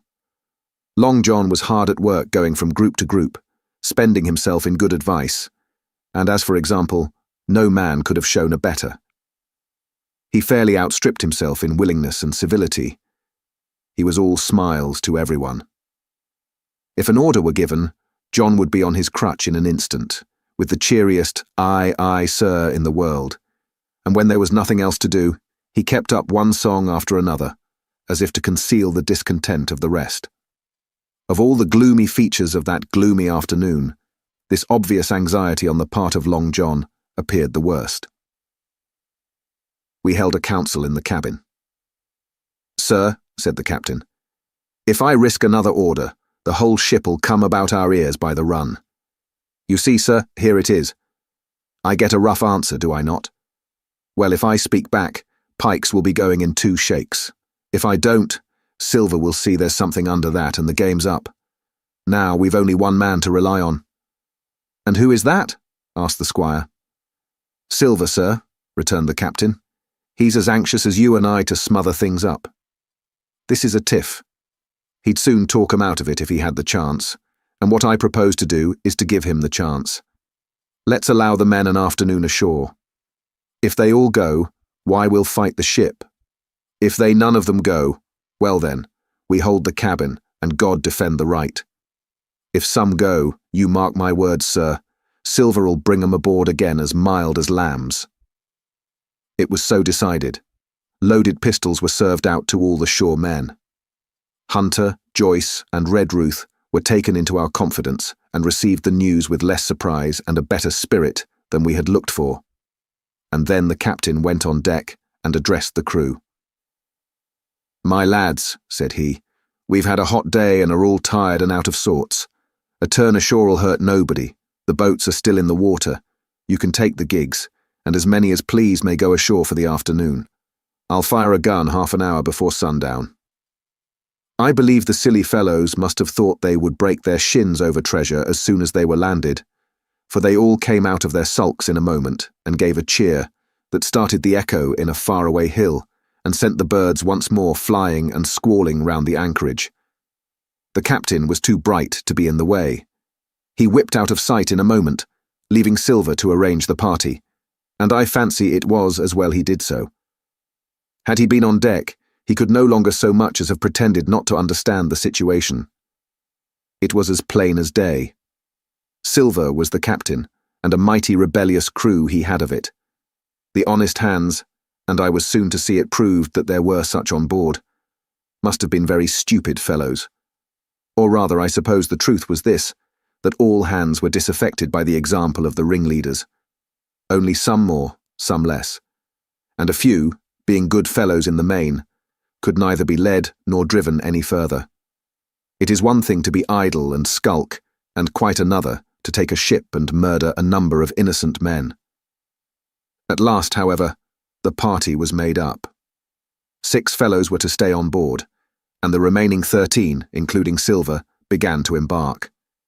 Then it was that there came into my head the first of the mad notions that contributed so much to save our lives. If 6 men were left by Silver, it was plain our party could not take and fight the ship. And since only 6 were left, it was equally plain that the cabin party had no present need of my assistance. It occurred to me at once to go ashore. In a jiffy, I had slipped over the side and curled up in the foresheets of the nearest boat, and almost at the same moment she shoved off. No one took notice of me, only the bow oar saying, "Is that you, Jim? Keep your head down." But Silver, from the other boat, looked sharply over and called out to know if that were me, and from that moment I began to regret what I had done. The crews raced for the beach, but the boat I was in, having some start and being at once the lighter and the better manned, shot far ahead of her consort, and the bow had struck among the shoreside trees, and I had caught a branch and swung myself out and plunged into the nearest thicket, while Silver and the rest were still 100 yards behind. "Jim! Jim!" I heard him shouting. But you may suppose I paid no heed. Jumping, ducking, and breaking through, I ran straight before my nose till I could run no longer. Chapter 14. The First Blow. I was so pleased at having given the slip to Long John that I began to enjoy myself and look around me with some interest on the strange land that I was in. I had crossed a marshy tract full of willows, bulrushes, and odd, outlandish, swampy trees. And I had now come out upon the skirts of an open piece of undulating, sandy country, about a mile long, dotted with a few pines and a great number of contorted trees, not unlike the oak in growth, but pale in the foliage, like willows. On the far side of the open stood one of the hills, with 2 quaint, craggy peaks shining vividly in the sun. I now felt for the first time the joy of exploration. The isle was uninhabited. My shipmates I had left behind, and nothing lived in front of me but dumb brutes and fowls. I turned hither and thither among the trees. Here and there were flowering plants, unknown to me. Here and there I saw snakes, and one raised his head from a ledge of rock and hissed at me with a noise not unlike the spinning of a top. Little did I suppose that he was a deadly enemy, and that the noise was the famous rattle. Then I came to a long thicket of these oak-like trees. Live, or evergreen, oaks, I heard afterwards they should be called, which grew low along the sand like brambles, the boughs curiously twisted, the foliage compact, like thatch. The thicket stretched down from the top of one of the sandy knolls, spreading and growing taller as it went, until it reached the margin of the broad, reedy fen, through which the nearest of the little rivers soaked its way into the anchorage. The marsh was steaming in the strong sun, and the outline of the spyglass trembled through the haze. All at once there began to go a sort of bustle among the bulrushes. A wild duck flew up with a quack. Another followed, and soon over the whole surface of the marsh a great cloud of birds hung screaming and circling in the air. I judged at once that some of my shipmates must be drawing near along the borders of the fen. Nor was I deceived, for soon I heard the very distant and low tones of a human voice, which, as I continued to give ear, grew steadily louder and nearer, This put me in a great fear, and I crawled under cover of the nearest live oak and squatted there, hearkening, as silent as a mouse. Another voice answered, and then the first voice, which I now recognized to be Silver's, once more took up the story and ran on for a long while in a stream, only now and again interrupted by the other. By the sound they must have been talking earnestly and almost fiercely, but no distinct word came to my hearing. At last the speakers seemed to have paused, and perhaps to have sat down, for not only did they cease to draw any nearer, but the birds themselves began to grow more quiet and to settle again to their places in the swamp. And now I began to feel that I was neglecting my business, that since I had been so foolhardy as to come ashore with these desperadoes, the least I could do was to overhear them at their councils, and that my plain and obvious duty was to draw as close as I could manage, under the favourable ambush of the crouching trees. I could tell the direction of the speakers pretty exactly, not only by the sound of their voices, but by the behaviour of the few birds that still hung in alarm above the heads of the intruders.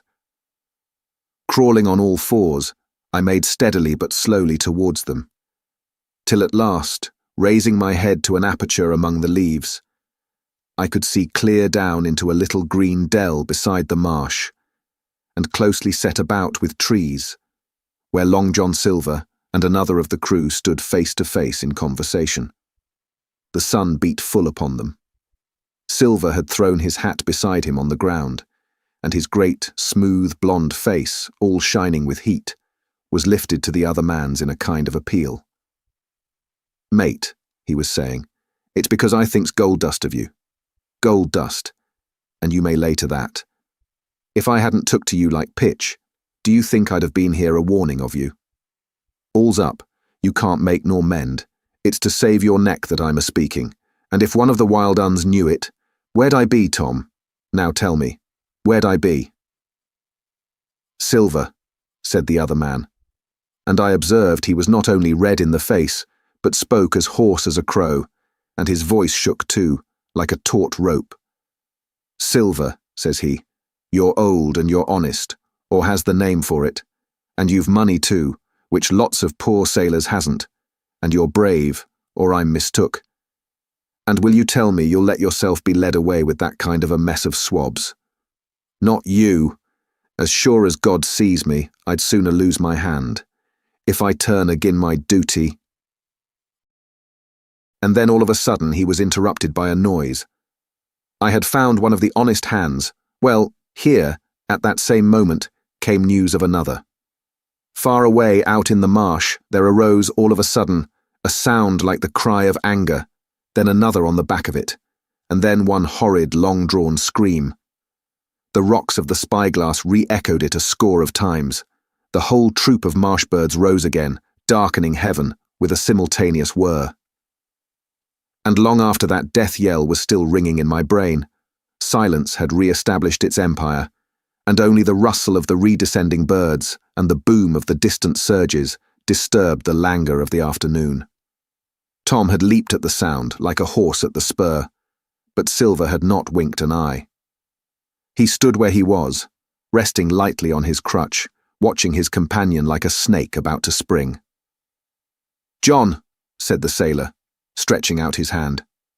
"Hands off!" cried Silver, leaping back a yard, as it seemed to me, with the speed and security of a trained gymnast.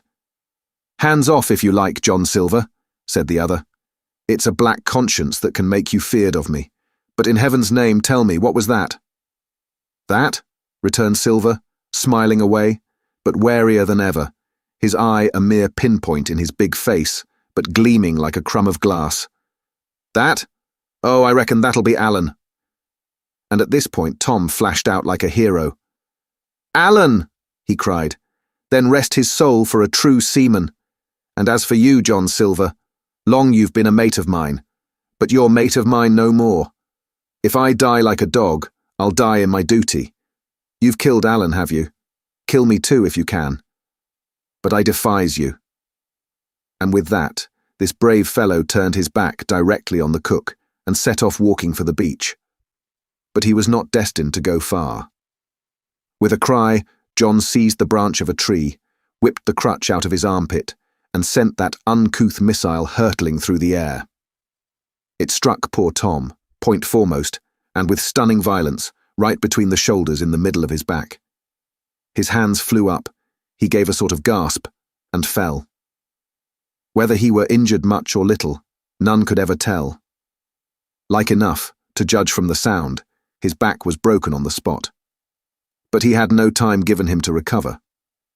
Silver, agile as a monkey even without leg or crutch, was on the top of him next moment, and had twice buried his knife up to the hilt in that defenseless body.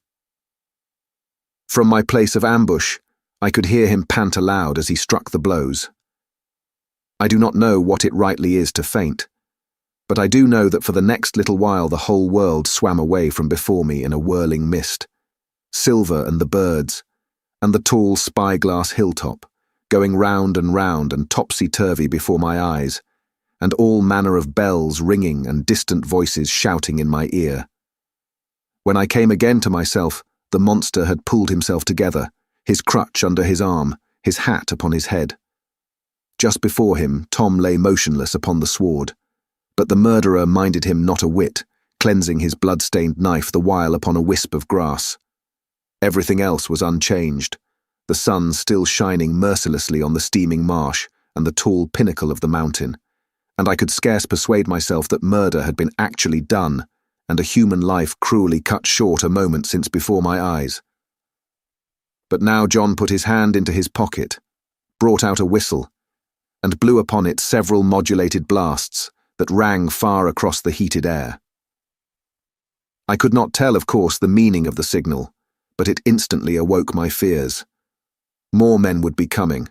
I might be discovered. They had already slain 2 of the honest people.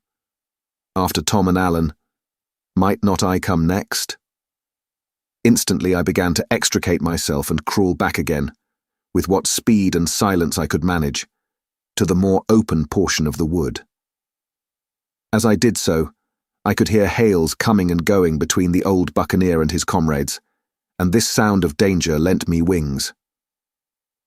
As soon as I was clear of the thicket, I ran as I never ran before, scarce minding the direction of my flight, so long as it led me from the murderers. And as I ran, fear grew and grew upon me, until it turned into a kind of frenzy. Indeed, could anyone be more entirely lost than I? When the gun fired, how should I dare to go down to the boats among those fiends, still smoking from their crime? Would not the first of them who saw me wring my neck like a snipe's? Would not my absence itself be an evidence to them of my alarm, and therefore of my fatal knowledge? It was all over, I thought. Goodbye to the Hispaniola, goodbye to the squire, the doctor, and the captain. There was nothing left for me but death by starvation or death by the hands of the mutineers.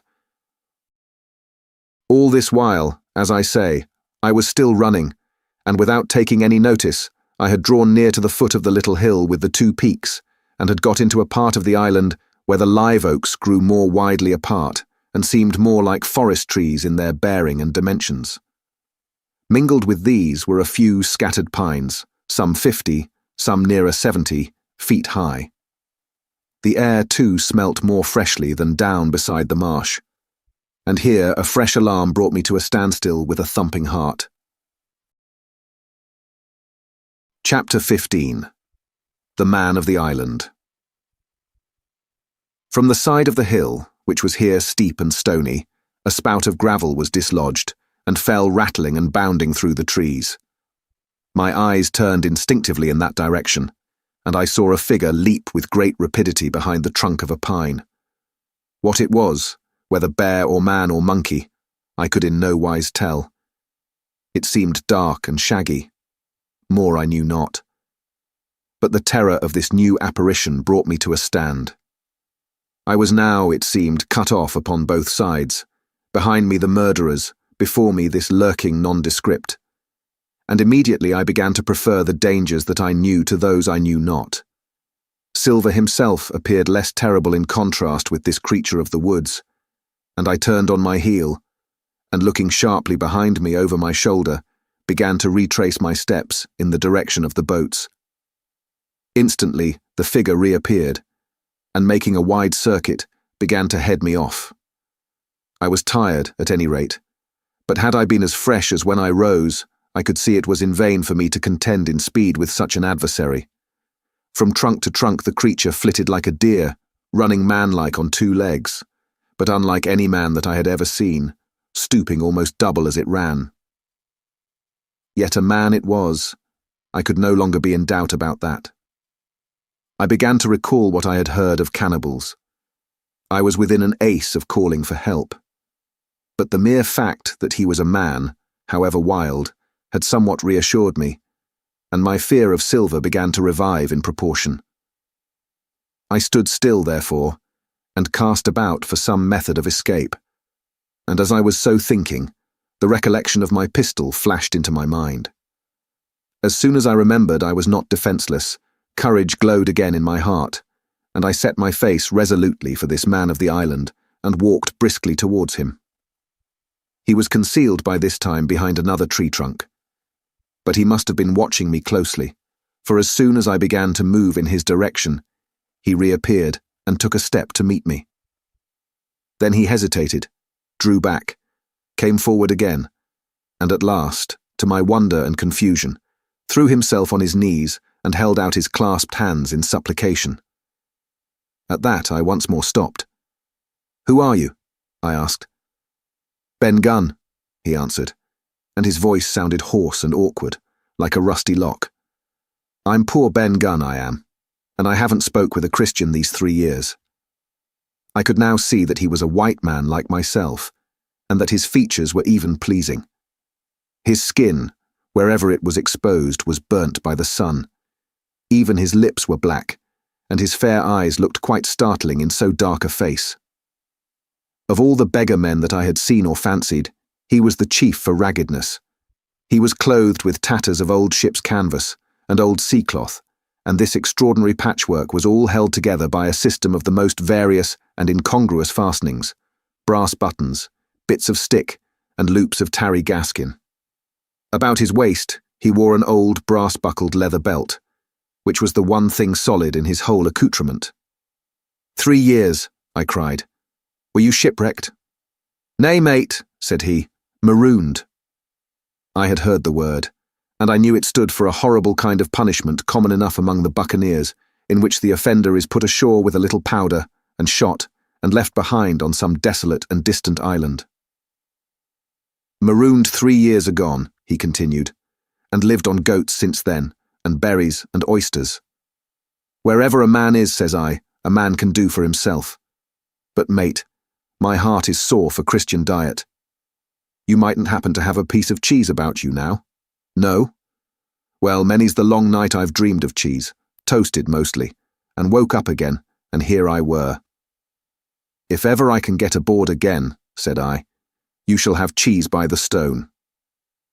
All this time he had been feeling the stuff of my jacket, smoothing my hands, looking at my boots, and generally in the intervals of his speech, showing a childish pleasure in the presence of a fellow creature. But at my last words he perked up into a kind of startled slyness. "If ever you can get aboard again, says you," he repeated. "Why now, who's to hinder you?" "Not you, I know," was my reply. "And right you was," he cried. "Now what do you call yourself, mate?" "Jim," I told him. "Jim, says he, quite pleased apparently. "Well now, Jim, I've lived that rough as you'd be ashamed to hear of. Now, for instance, you wouldn't think I had had a pious mother to look at me?" he asked. "Why no, not in particular," I answered. "Ah well," said he, "but I had, remarkable pious, and I was a civil, pious boy, and could rattle off my catechism that fast, as you couldn't tell one word from another. And here's what it come to, Jim. And it begun with Chuckfarthing on the blessed gravestones. That's what it begun with, but it went further than that, and so my mother told me, and predict the whole she did, the pious woman. But it were Providence that put me here.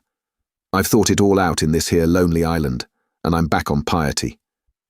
You don't catch me tasting rum so much, but just a thimbleful for luck, of course, the first chance I have. I'm bound I'll be good, and I see the way too. And Jim, looking all round him and lowering his voice to a whisper, I'm rich. I now felt sure that the poor fellow had gone crazy in his solitude, and I suppose I must have shown the feeling in my face, for he repeated the statement hotly. Rich, rich, I says. And I'll tell you what, I'll make a man of you, Jim. Ah, Jim, you'll bless your stars, you will. You was the first that found me. And at this there came suddenly a lowering shadow over his face, and he tightened his grasp upon my hand and raised a forefinger threateningly before my eyes. Now, Jim, you tell me true. That ain't Flint's ship? He asked. At this, I had a happy inspiration. I began to believe that I had found an ally, and I answered him at once. It's not Flint's ship, and Flint is dead. But I'll tell you true as you ask me. There are some of Flint's hands aboard. Worse luck for the rest of us. Not a man. With one leg, he gasped. Silver? I asked. Ah, Silver, says he. That were his name. He's the cook and the ringleader too. He was still holding me by the wrist, and at that he give it quite a ring. If you was sent by Long John, he said, I'm as good as pork, and I know it. But where was you, do you suppose? I had made my mind up in a moment, and by way of answer told him the whole story of our voyage and the predicament in which we found ourselves. He heard me with the keenest interest, and when I had done, he patted me on the head. You're a good lad, Jim, he said, and you're all in a clove hitch, ain't you? Well, you just put your trust in Ben Gunn. Ben Gunn's the man to do it. Would you think it likely now that your squire would prove a liberal-minded one in case of help, him being in a clove hitch, as you remark? I told him the squire was the most liberal of men. Aye, but you see, returned Ben Gunn, I didn't mean giving me a gate to keep, and a suit of livery clothes and such. That's not my mark, Jim. What I mean is, would he be likely to come down to the tune of, say, £1,000 out of money that's as good as a man's own already? I am sure he would, said I. As it was, all hands were to share. And a passage home? He added, with a look of great shrewdness. Why, I cried, the squire's a gentleman. And besides, if we got rid of the others, we should want you to help work the vessel home. Ah, said he, so you would. And he seemed very much relieved. Now, I'll tell you what, he went on. So much I'll tell you, and no more. I were in Flint's ship when he buried the treasure, he and 6 along, 6 strong seamen. They was ashore nigh on a week, and us standing off and on in the old Walrus. One fine day up went the signal, and here come Flint by himself in a little boat, and his head done up in a blue scarf. The sun was getting up, and mortal white he looked about the cutwater. But there he was, you mind, and the 6 all dead, dead and buried. How he done it, not a man aboard us could make out. It was battle, murder, and sudden death, leastways, him against 6. Billy Bones was the mate. Long John, he was quartermaster, and they asked him where the treasure was. Ah, says he, you can go ashore if you like, and stay, he says. But as for the ship, she'll beat up for more, by thunder. That's what he said. Well, I was in another ship 3 years back, and we sighted this island. Boys, said I, here's Flint's treasure. Let's land and find it. The captain was displeased at that, but my messmates were all of a mind and landed.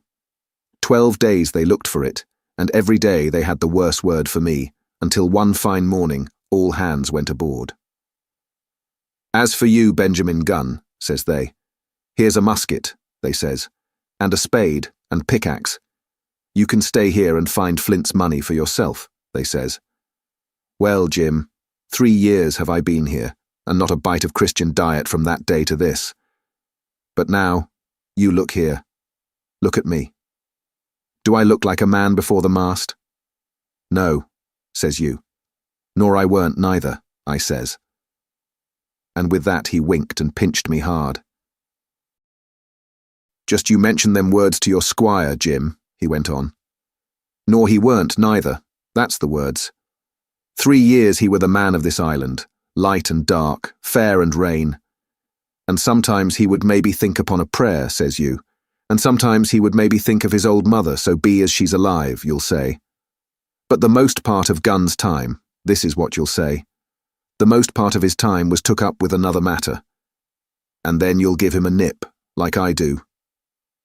And he pinched me again in the most confidential manner. Then, he continued, then you'll up, and you'll say this.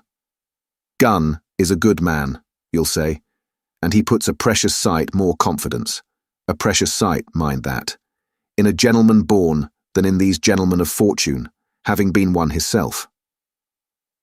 Well, I said, I don't understand one word that you've been saying, but that's neither here nor there, for how am I to get on board? Ah, said he, that's the hitch, for sure. Well, there's my boat, that I made with my 2 hands. I keep her under the White Rock. If the worst come to the worst, we might try that after dark. Hi, he broke out. What's that? For just then, although the sun had still an hour or 2 to run, all the echoes of the island awoke and bellowed to the thunder of a cannon. They have begun to fight, I cried. Follow me.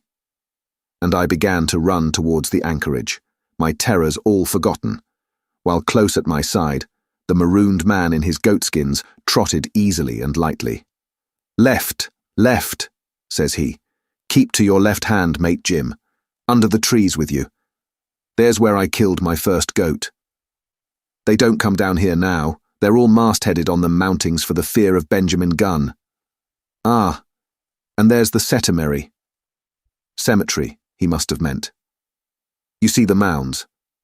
I come here and prayed, nows and thens, when I thought maybe a Sunday would be about due. It weren't quite a chapel, but it seemed more solemn-like. And then, says you, Ben Gunn was short-handed. No chapling, nor so much as a Bible and a flag, you says. So he kept talking as I ran, neither expecting nor receiving any answer. The cannon shot was followed after a considerable interval by a volley of small arms. Another pause, and then, not a quarter of a mile in front of me, I beheld the Union Jack flutter in the air above a wood. Part 4. The Stockade.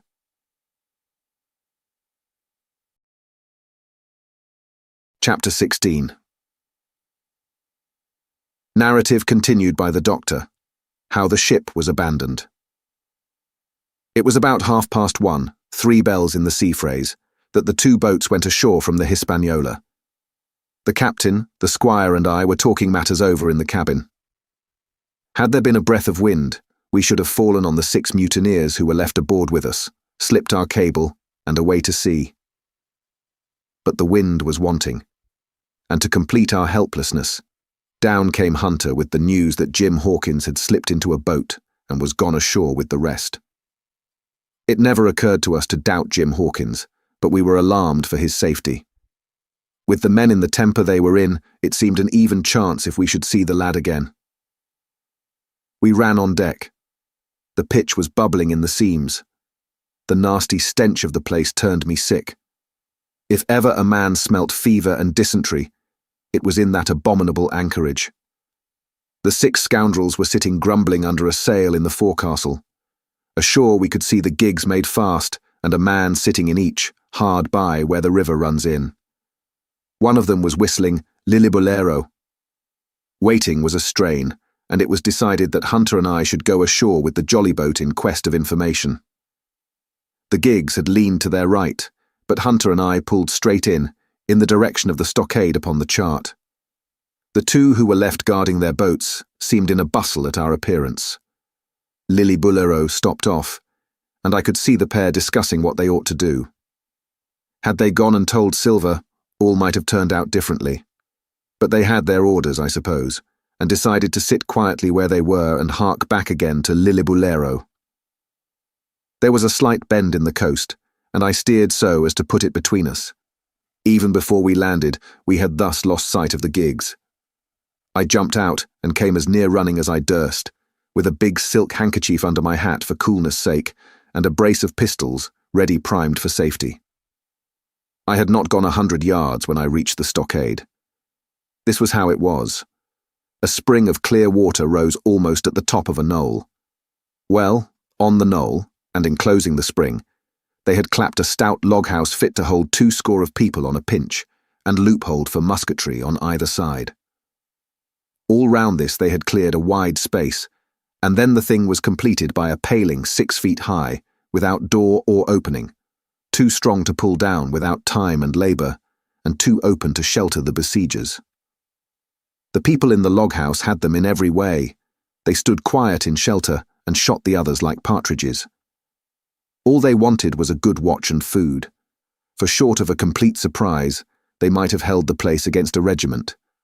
What particularly took my fancy was the spring, for though we had a good enough place of it in the cabin of the Hispaniola, with plenty of arms and ammunition, and things to eat, and excellent wines, there had been one thing overlooked. We had no water. I was thinking this over when there came ringing over the island the cry of a man at the point of death. I was not new to violent death. I have served His Royal Highness the Duke of Cumberland, and got a wound myself at Fontenoy. But I know my pulse went dot and carry one. Jim Hawkins is gone, was my first thought. It is something to have been an old soldier, but more still, to have been a doctor. There is no time to dilly-dally in our work. And so now I made up my mind instantly, and with no time lost, returned to the shore, and jumped on board the jolly boat. By good fortune, Hunter pulled a good oar. We made the water fly, and the boat was soon alongside, and I aboard the schooner. I found them all shaken, as was natural. The squire was sitting down, as white as a sheet, thinking of the harm he had led us to, the good soul. And one of the 6 forecastle hands was little better. "There's a man," says Captain Smollett, nodding towards him, "new to this work. He came nigh-hand fainting, Doctor, when he heard the cry. Another touch of the rudder, and that man would join us." I told my plan to the captain, and between us, we settled on the details of its accomplishment. We put old Redruth in the gallery between the cabin and the forecastle, with 3 or 4 loaded muskets and a mattress for protection. Hunter brought the boat round under the stern port, and Joyce and I set to work loading her with powder tins, muskets, bags of biscuits, kegs of pork, a cask of cognac, and my invaluable medicine chest. In the meantime, the squire and the captain stayed on deck, and the latter hailed the coxswain, who was the principal man aboard. "Mr. Hands," he said, "here are 2 of us with a brace of pistols each. If any one of you 6 make a signal of any description, that man's dead." They were a good deal taken aback, and after a little consultation, one and all tumbled down the fore companion, thinking no doubt to take us on the rear. But when they saw Redruth waiting for them in the sparred galley, they went about ship at once, and a head popped out again on deck. "Down, dog!" cries the captain, and the head popped back again, and we heard no more, for the time, of these 6 very faint-hearted seamen. By this time, tumbling things in as they came, we had the jolly boat loaded as much as we dared. Joyce and I got out through the stern port, and we made for shore again as fast as oars could take us. This second trip fairly aroused the watchers along shore. Lillibulero was dropped again, and just before we lost sight of them behind the little point, one of them whipped ashore and disappeared. I had half a mind to change my plan and destroy their boats, but I feared that Silver and the others might be close at hand, and all might very well be lost by trying for too much. We had soon touched land in the same place as before, and set to provision the blockhouse. All 3 made the first journey, heavily laden, and tossed our stores over the palisade. Then, leaving Joyce to guard them, 1 man to be sure, but with half a dozen muskets, Hunter and I returned to the jolly boat and loaded ourselves once more. So we proceeded without pausing to take breath, till the whole cargo was bestowed, when the 2 servants took up their position in the blockhouse, and I, with all my power, sculled back to the Hispaniola. That we should have risked a second boatload seems more daring than it really was. They had the advantage of numbers, of course, but we had the advantage of arms.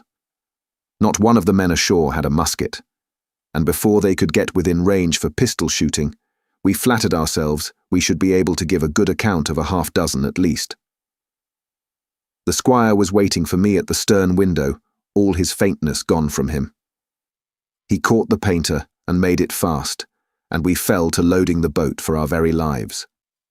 Pork, powder and biscuit was the cargo, with only a musket and a cutlass apiece for the squire and me and Redruth and the captain. The rest of the arms and powder we dropped overboard in 2 fathoms and a half of water, so that we could see the bright steel shining far below us in the sun, on the clean, sandy bottom. By this time the tide was beginning to ebb, and the ship was swinging round to her anchor. Voices were heard faintly hallooing in the direction of the 2 gigs, and though this reassured us for Joyce and Hunter, who were well to the eastward, it warned our party to be off. Redruth retreated from his place in the gallery and dropped into the boat, which we then brought round to the ship's counter, to be handier for Captain Smollett. "Now, men," said he, "do you hear me?" There was no answer from the forecastle. "It's to you, Abraham Gray. It's to you I am speaking." Still no reply. "Gray," resumed Mr. Smollett, a little louder, "I am leaving this ship, and I order you to follow your captain. I know you are a good man at bottom, and I dare say not one of the lot of you's as bad as he makes out. I have my watch here in my hand. I give you 30 seconds to join me in." There was a pause. "Come, my fine fellow," continued the captain. "Don't hang so long in stays. I'm risking my life and the lives of these good gentlemen every second." There was a sudden scuffle, a sound of blows, and out burst Abraham Gray with a knife cut on the side of the cheek, and came running to the captain like a dog to the whistle. "I'm with you, sir," said he. And the next moment he and the captain had dropped aboard of us, and we had shoved off and given way. We were clear out of the ship, but not yet ashore in our stockade.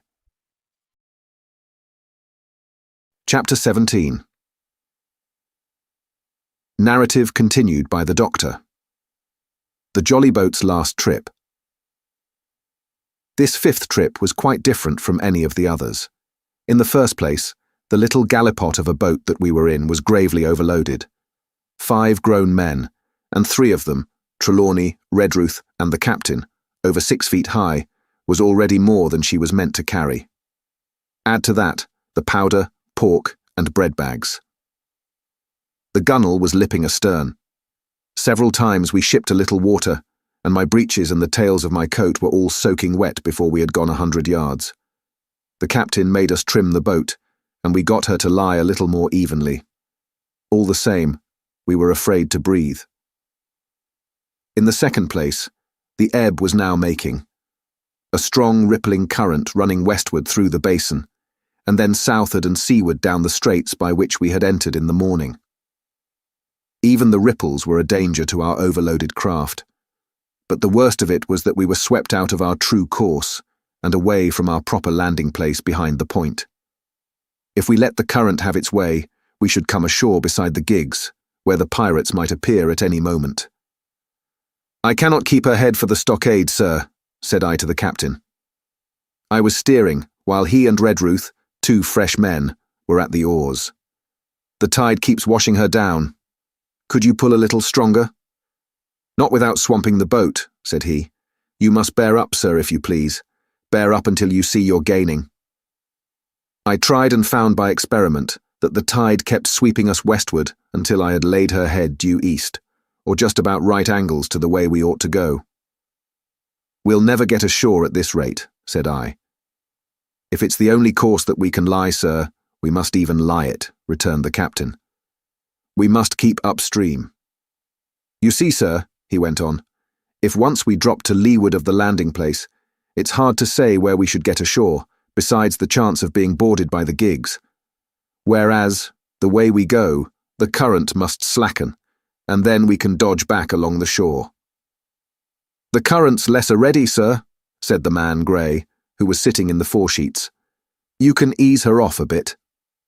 "Thank you, my man," said I, quite as if nothing had happened, for we had all quietly made up our minds to treat him like one of ourselves. Suddenly the captain spoke up again, and I thought his voice was a little changed. "The gun," said he. "I have thought of that," said I, for I made sure he was thinking of a bombardment of the fort. They could never get the gun ashore, and if they did, they could never haul it through the woods. "Look astern, Doctor," replied the captain. We had entirely forgotten the long 9, and there, to our horror, were the 5 rogues busy about her, getting off her jacket, as they called the stout tarpaulin cover under which she sailed.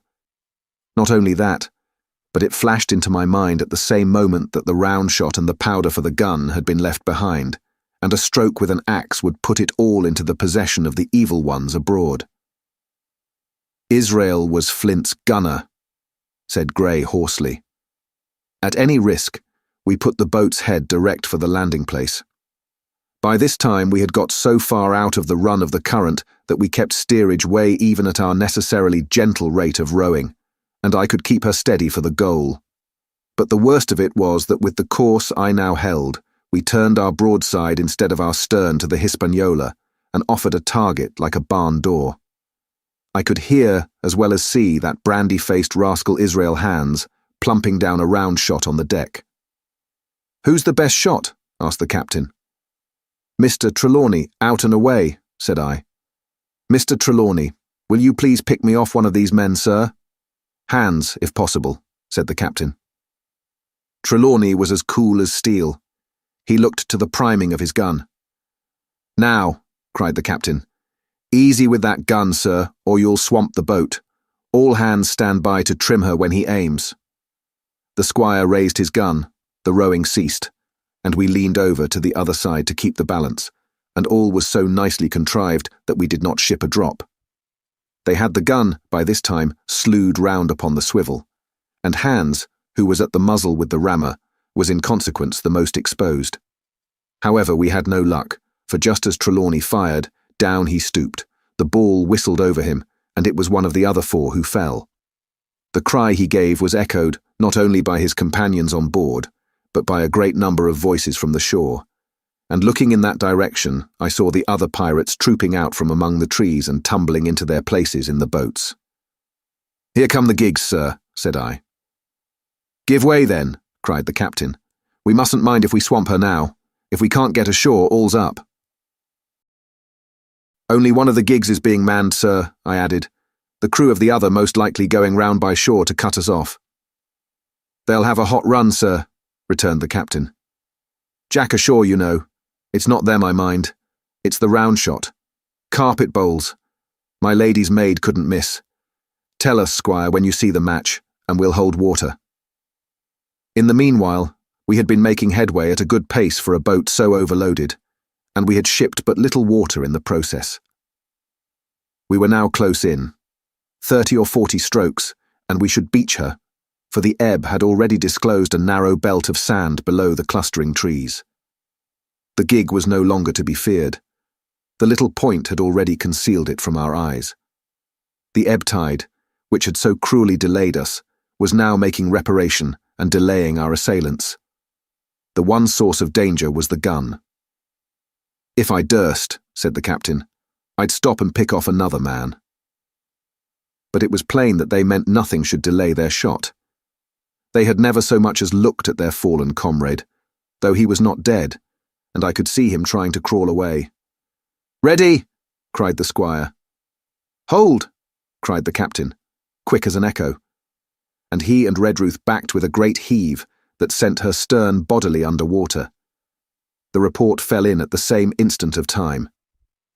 This was the first that Jim heard, the sound of the squire's shot not having reached him. Where the ball passed, not one of us precisely knew, but I fancy it must have been over our heads, and that the wind of it may have contributed to our disaster. At any rate, the boat sank by the stern, quite gently, in 3 feet of water, leaving the captain and myself, facing each other, on our feet. The other 3 took complete headers, and came up again drenched and bubbling. So far there was no great harm, no lives were lost, and we could wade ashore in safety. but there were all our stores at the bottom, and to make things worse, only 2 guns out of 5 remained in a state for service. Mine I had snatched from my knees and held over my head by a sort of instinct. As for the captain, he had carried his over his shoulder by a bandolier, and like a wise man, lock uppermost. The other 3 had gone down with the boat. To add to our concern, we heard voices already drawing near us in the woods along shore, and we had not only the danger of being cut off from the stockade in our half-crippled state, but the fear before us, whether, if Hunter and Joyce were attacked by 6, they would have the sense and conduct to stand firm. Hunter was steady, that we knew. Joyce was a doubtful case. A pleasant, polite man for a valet, and to brush one's clothes, but not entirely fitted for a man of war. With all this in our minds, we waded ashore as fast as we could, leaving behind us the poor jolly boat and a good half of all our powder and provisions. Chapter 18. Narrative continued by the doctor. End of the first day's fighting. We made our best speed across the strip of wood that now divided us from the stockade, and at every step we took the voices of the buccaneers rang nearer. Soon we could hear their footfalls as they ran and the cracking of the branches as they breasted across a bit of thicket. I began to see we should have a brush for it in earnest, and looked to my priming. "Captain," said I, "Trelawney is the dead shot. Give him your gun, his own is useless." They exchanged guns, and Trelawney, silent and cool as he had been since the beginning of the bustle, hung a moment on his heel to see that all was fit for service. At the same time, observing Gray to be unarmed, I handed him my cutlass. It did all our hearts good to see him spit in his hand, knit his brows, and make the blade sing through the air. It was plain from every line of his body that our new hand was worth his salt. 40 paces farther, we came to the edge of the wood and saw the stockade in front of us. We struck the enclosure about the middle of the south side, and almost at the same time, 7 mutineers, Job Anderson, the boatswain, at their head, appeared in full cry at the southwestern corner. They paused as if taken aback, and before they recovered, not only the squire and I, but Hunter and Joyce from the blockhouse had time to fire. The 4 shots came in rather a scattering volley, but they did the business. One of the enemy actually fell, and the rest, without hesitation, turned and plunged into the trees. After reloading, we walked down the outside of the palisade to see to the fallen enemy. He was stone dead, shot through the heart. We began to rejoice over our good success when just at that moment a pistol cracked in the bush. A ball whistled close past my ear, and poor Tom Redruth stumbled and fell his length on the ground. Both the squire and I returned the shot, but as we had nothing to aim at, it is probable we only wasted powder. Then we reloaded and turned our attention to poor Tom. The captain and Gray were already examining him, and I saw with half an eye that all was over. I believed the readiness of our return volley had scattered the mutineers once more, for we were suffered without further molestation to get the poor old gamekeeper hoisted over the stockade and carried, groaning and bleeding, into the log-house. Poor old fellow, he had not uttered one word of surprise, complaint, fear, or even acquiescence from the very beginning of our troubles till now, when we had laid him down in the log-house to die. He had lain like a Trojan behind his mattress in the gallery. He had followed every order silently, doggedly, and well. He was the oldest of our party by a score of years, and now, sullen, old, serviceable servant, it was he that was to die. The squire dropped down beside him on his knees and kissed his hand, crying like a child. "Be I going, doctor?" he asked. "Tom, my man," said I, "you're going home." "I wish I had had a lick at them with the gun first," he replied. "Tom," said the squire, "say you forgive me, won't you?" "Would that be respectful like, from me to you, squire?" was the answer. "Howsoever, so be it. Amen." After a little while of silence, he said he thought somebody might read a prayer. "It's the custom, sir," he added apologetically. And not long after, without another word, he passed away. In the meantime, the captain, whom I had observed to be wonderfully swollen about the chest and pockets, had turned out a great many various stores: the British colours, a Bible, a coil of stoutish rope, pen, ink, the logbook, and pounds of tobacco. He had found a longish fir tree lying felled and trimmed in the enclosure, and with the help of Hunter, he had set it up at the corner of the log house where the trunks crossed and made an angle. Then, climbing on the roof, he had with his own hand bent and run up the colours. This seemed mightily to relieve him. He re-entered the log house and set about counting up the stores as if nothing else existed. But he had an eye on Tom's passage for all that, and as soon as all was over, came forward with another flag and reverently spread it on the body. "Don't you take on, sir," he said, shaking the squire's hand. "All's well with him. No fear for a hand that's been shot down in his duty to captain and owner. It mayn't be good divinity, but it's a fact." Then he pulled me aside. "Dr. Livesey," he said, "in how many weeks do you and Squire expect the consort?" I told him it was a question not of weeks, but of months, that if we were not back by the end of August, Blandley was to send to find us, but neither sooner nor later. "You can calculate for yourself," I said. "Why, yes," returned the captain, scratching his head. "And making a large allowance, sir, for all the gifts of Providence, I should say we were pretty close hauled." "How do you mean?" I asked. "It's a pity, sir. We lost that second load." "That's what I mean," replied the captain. "As for powder and shot, we'll do. But the rations are short, very short, so short, Dr. Livesey, that we're perhaps as well without that extra mouth." And he pointed to the dead body under the flag.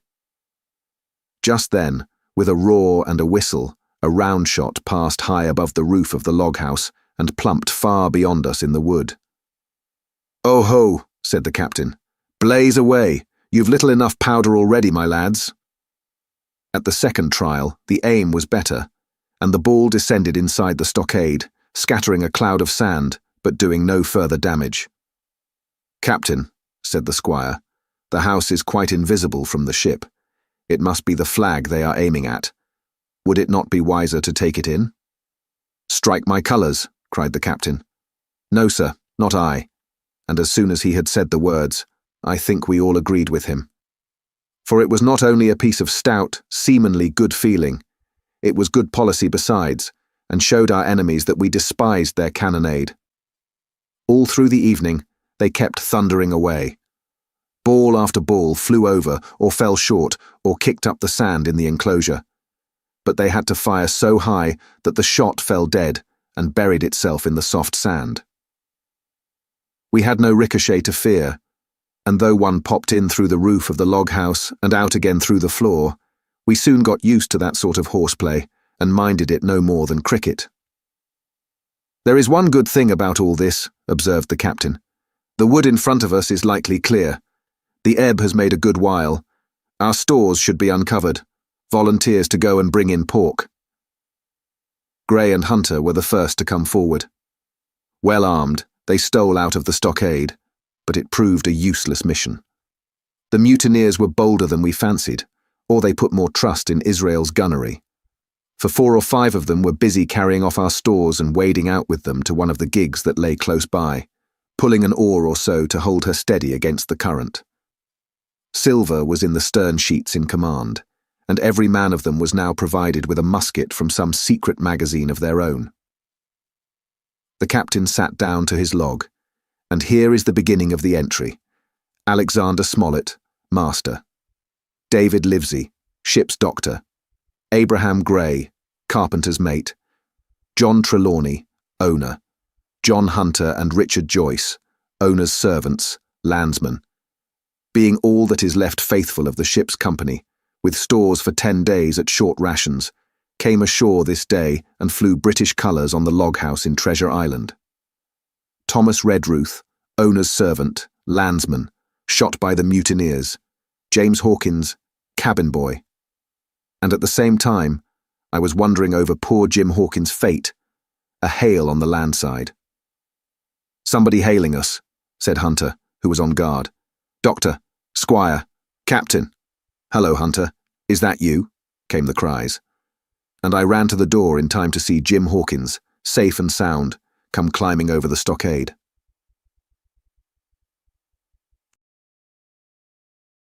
Chapter 19. Narrative resumed by Jim Hawkins, The Garrison in the Stockade. As soon as Ben Gunn saw the colours, he came to a halt, stopped me by the arm, and sat down. "Now," said he, "there's your friends, sure enough." "Far more likely it's the mutineers," I answered. "That!" he cried. "Why, in a place like this, where nobody puts in but gentlemen of fortune, silver would fly the Jolly Roger, you don't make no doubt of that. No, that's your friends. There's been blows too, and I reckon your friends has had the best of it, and here they are ashore in the old stockade, as was made years and years ago by Flint. Ah, he was the man to have a headpiece, was Flint. Barring rum, his match were never seen. He were afraid of none, not he. Only Silver was that genteel." "Well," said I, "that may be so, and so be it. All the more reason that I should hurry on and join my friends." "Nay, mate," returned Ben. "Not you. You're a good boy, or I mistook. But you're only a boy, all told. Now Ben Gunn is fly. Rum wouldn't bring me there where you're going. Not rum wouldn't, till I see you're born gentleman and gets it on his word of honour. And you won't forget my words. A precious sight, that's what you'll say. A precious sight more confidence. And then nips him." And he pinched me the third time with the same air of cleverness. "And when Ben Gunn is wanted, you know where to find him, Jim. Just where you found him today." The sun had just set. The sea breeze was rustling and tumbling in the woods, and ruffling the grey surface of the anchorage. The tide, too, was far out, and great tracts of sand lay uncovered. The air, after the heat of the day, chilled me through my jacket. The Hispaniola still lay where she had anchored, but sure enough, there was the Jolly Roger, the black flag of piracy, flying from her peak. Even as I looked, there came another red flash, and another report that sent the echoes clattering, and one more round shot whistled through the air. It was the last of the cannonade.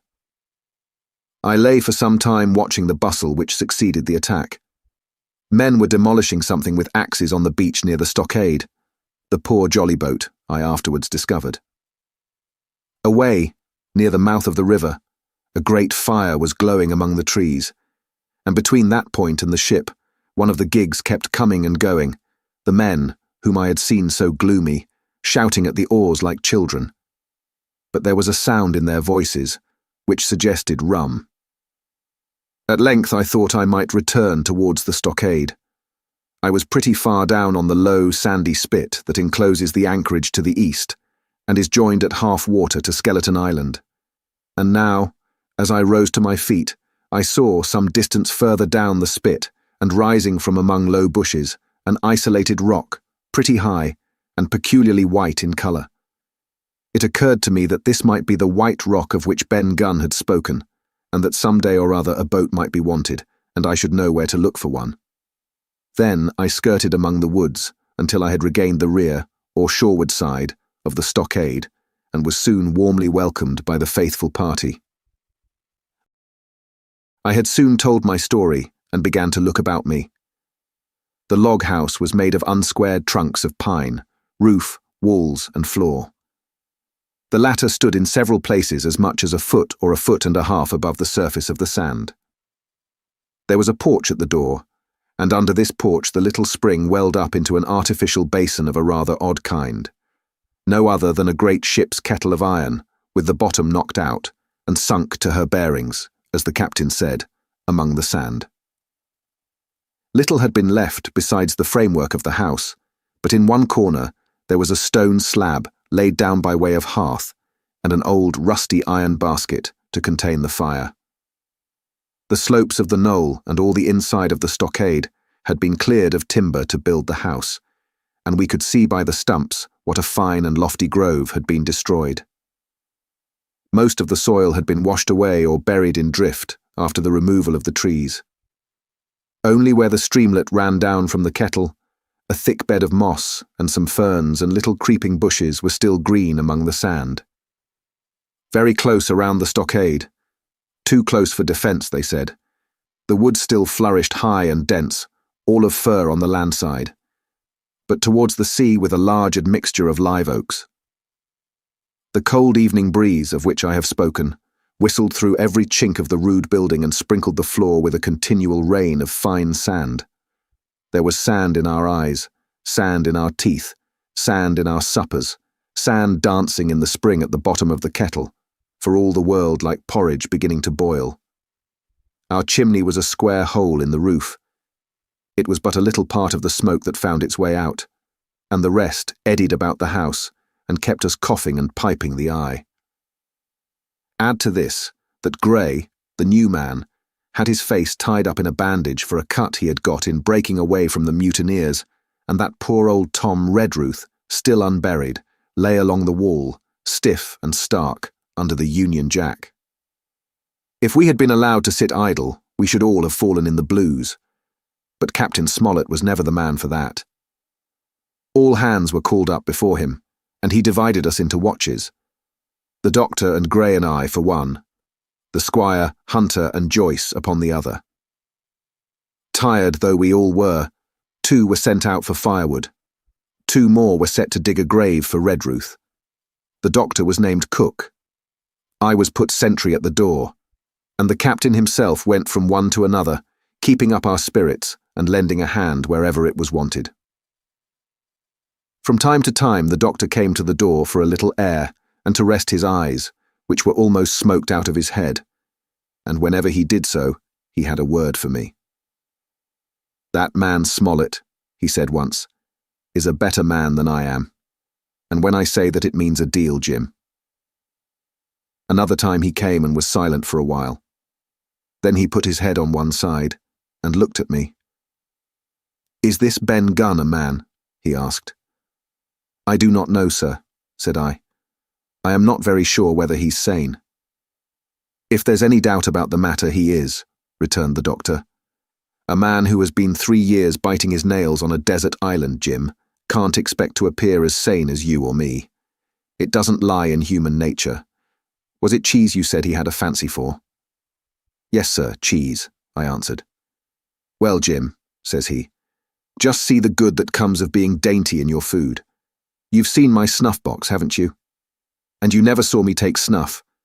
The reason being that in my snuff box I carry a piece of Parmesan cheese, a cheese made in Italy, very nutritious. Well, that's for Ben Gunn." Before supper was eaten, we buried old Tom in the sand and stood round him for a while bare-headed in the breeze.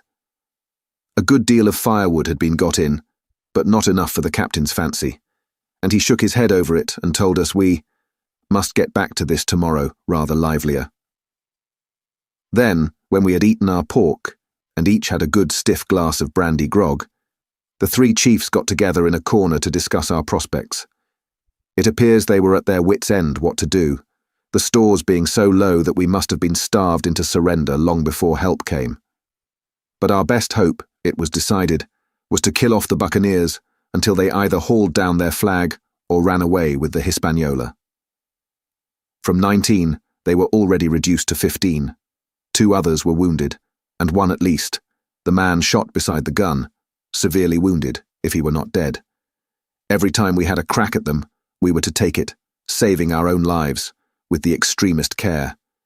And besides that, we had 2 able allies, rum and the climate. As for the first, though we were about half a mile away, we could hear them roaring and singing late into the night.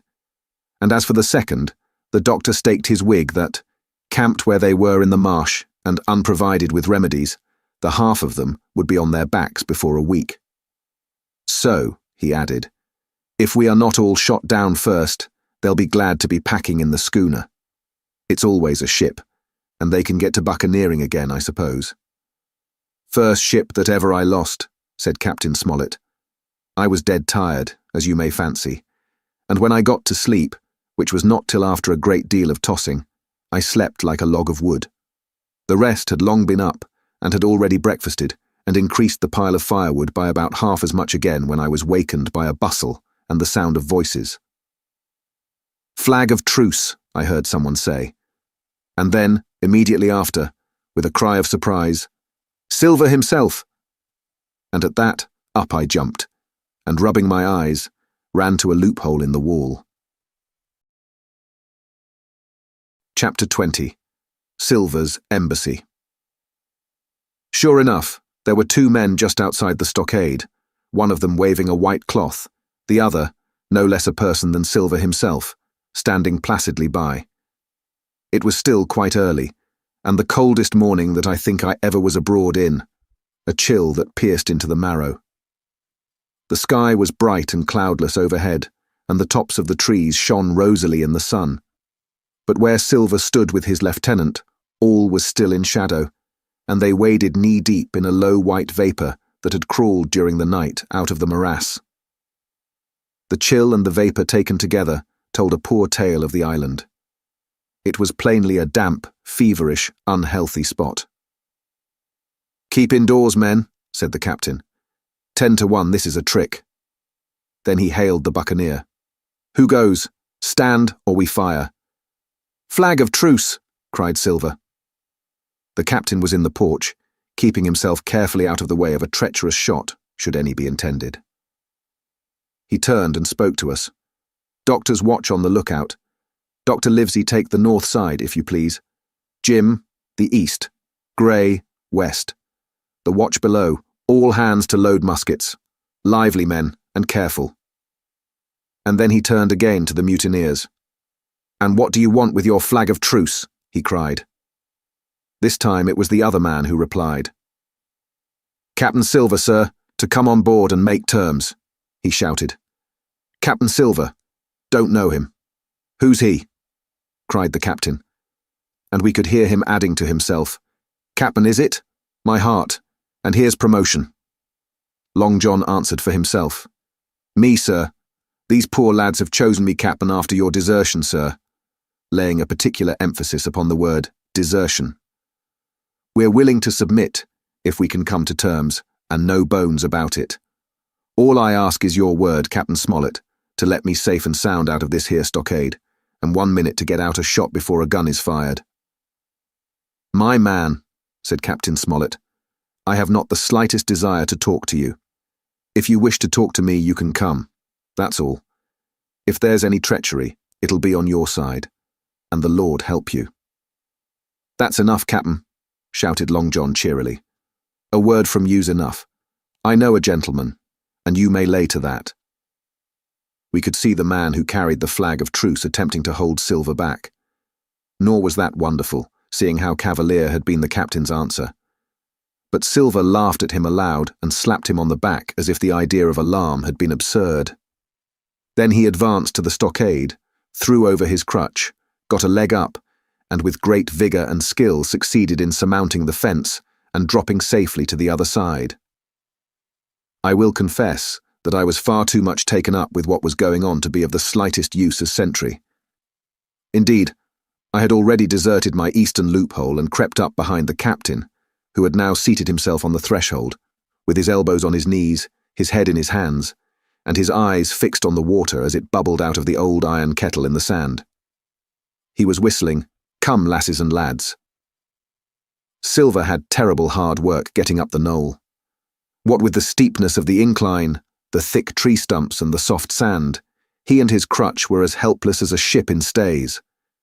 But he stuck to it like a man in silence, and at last arrived before the captain, whom he saluted in the handsomest style.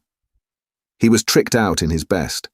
An immense blue coat, thick with brass buttons, hung as low as to his knees, and a fine laced hat was set on the back of his head. "Here you are, my man," said the captain, raising his head. "You had better sit down." "You ain't a-going to let me inside, Captain," complained Long John. "It's a main cold morning to be sure, sir, to sit outside upon the sand." "Why, Silver," said the captain, "if you had pleased to be an honest man, you might have been sitting in your galley. It's your own doing. You're either my ship's cook, and then you were treated handsome, or Captain Silver, a common mutineer and pirate, and then you can go hang." "Well, well, Captain," returned the sea cook, sitting down as he was bidden on the sand. "You'll have to give me a hand up again, that's all. A sweet pretty place you have of it here. Ah, there's Jim. The top of the morning to you, Jim. Doctor, here's my service. Why, there you all are together, like a happy family, in a manner of speaking. If you have anything to say, my man, better say it," said the captain. "Right you were, Captain Smollett," replied Silver. "Duty is duty, to be sure. Well now, you look here, that was a good lay of yours last night.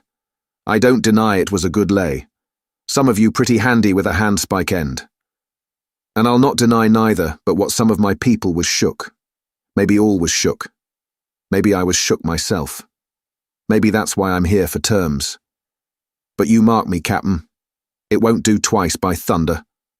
We'll have to do sentry go and ease off a point or so on the rum. Maybe you think we were all a sheet in the wind's eye. But I'll tell you, I was sober. I was only dog tired.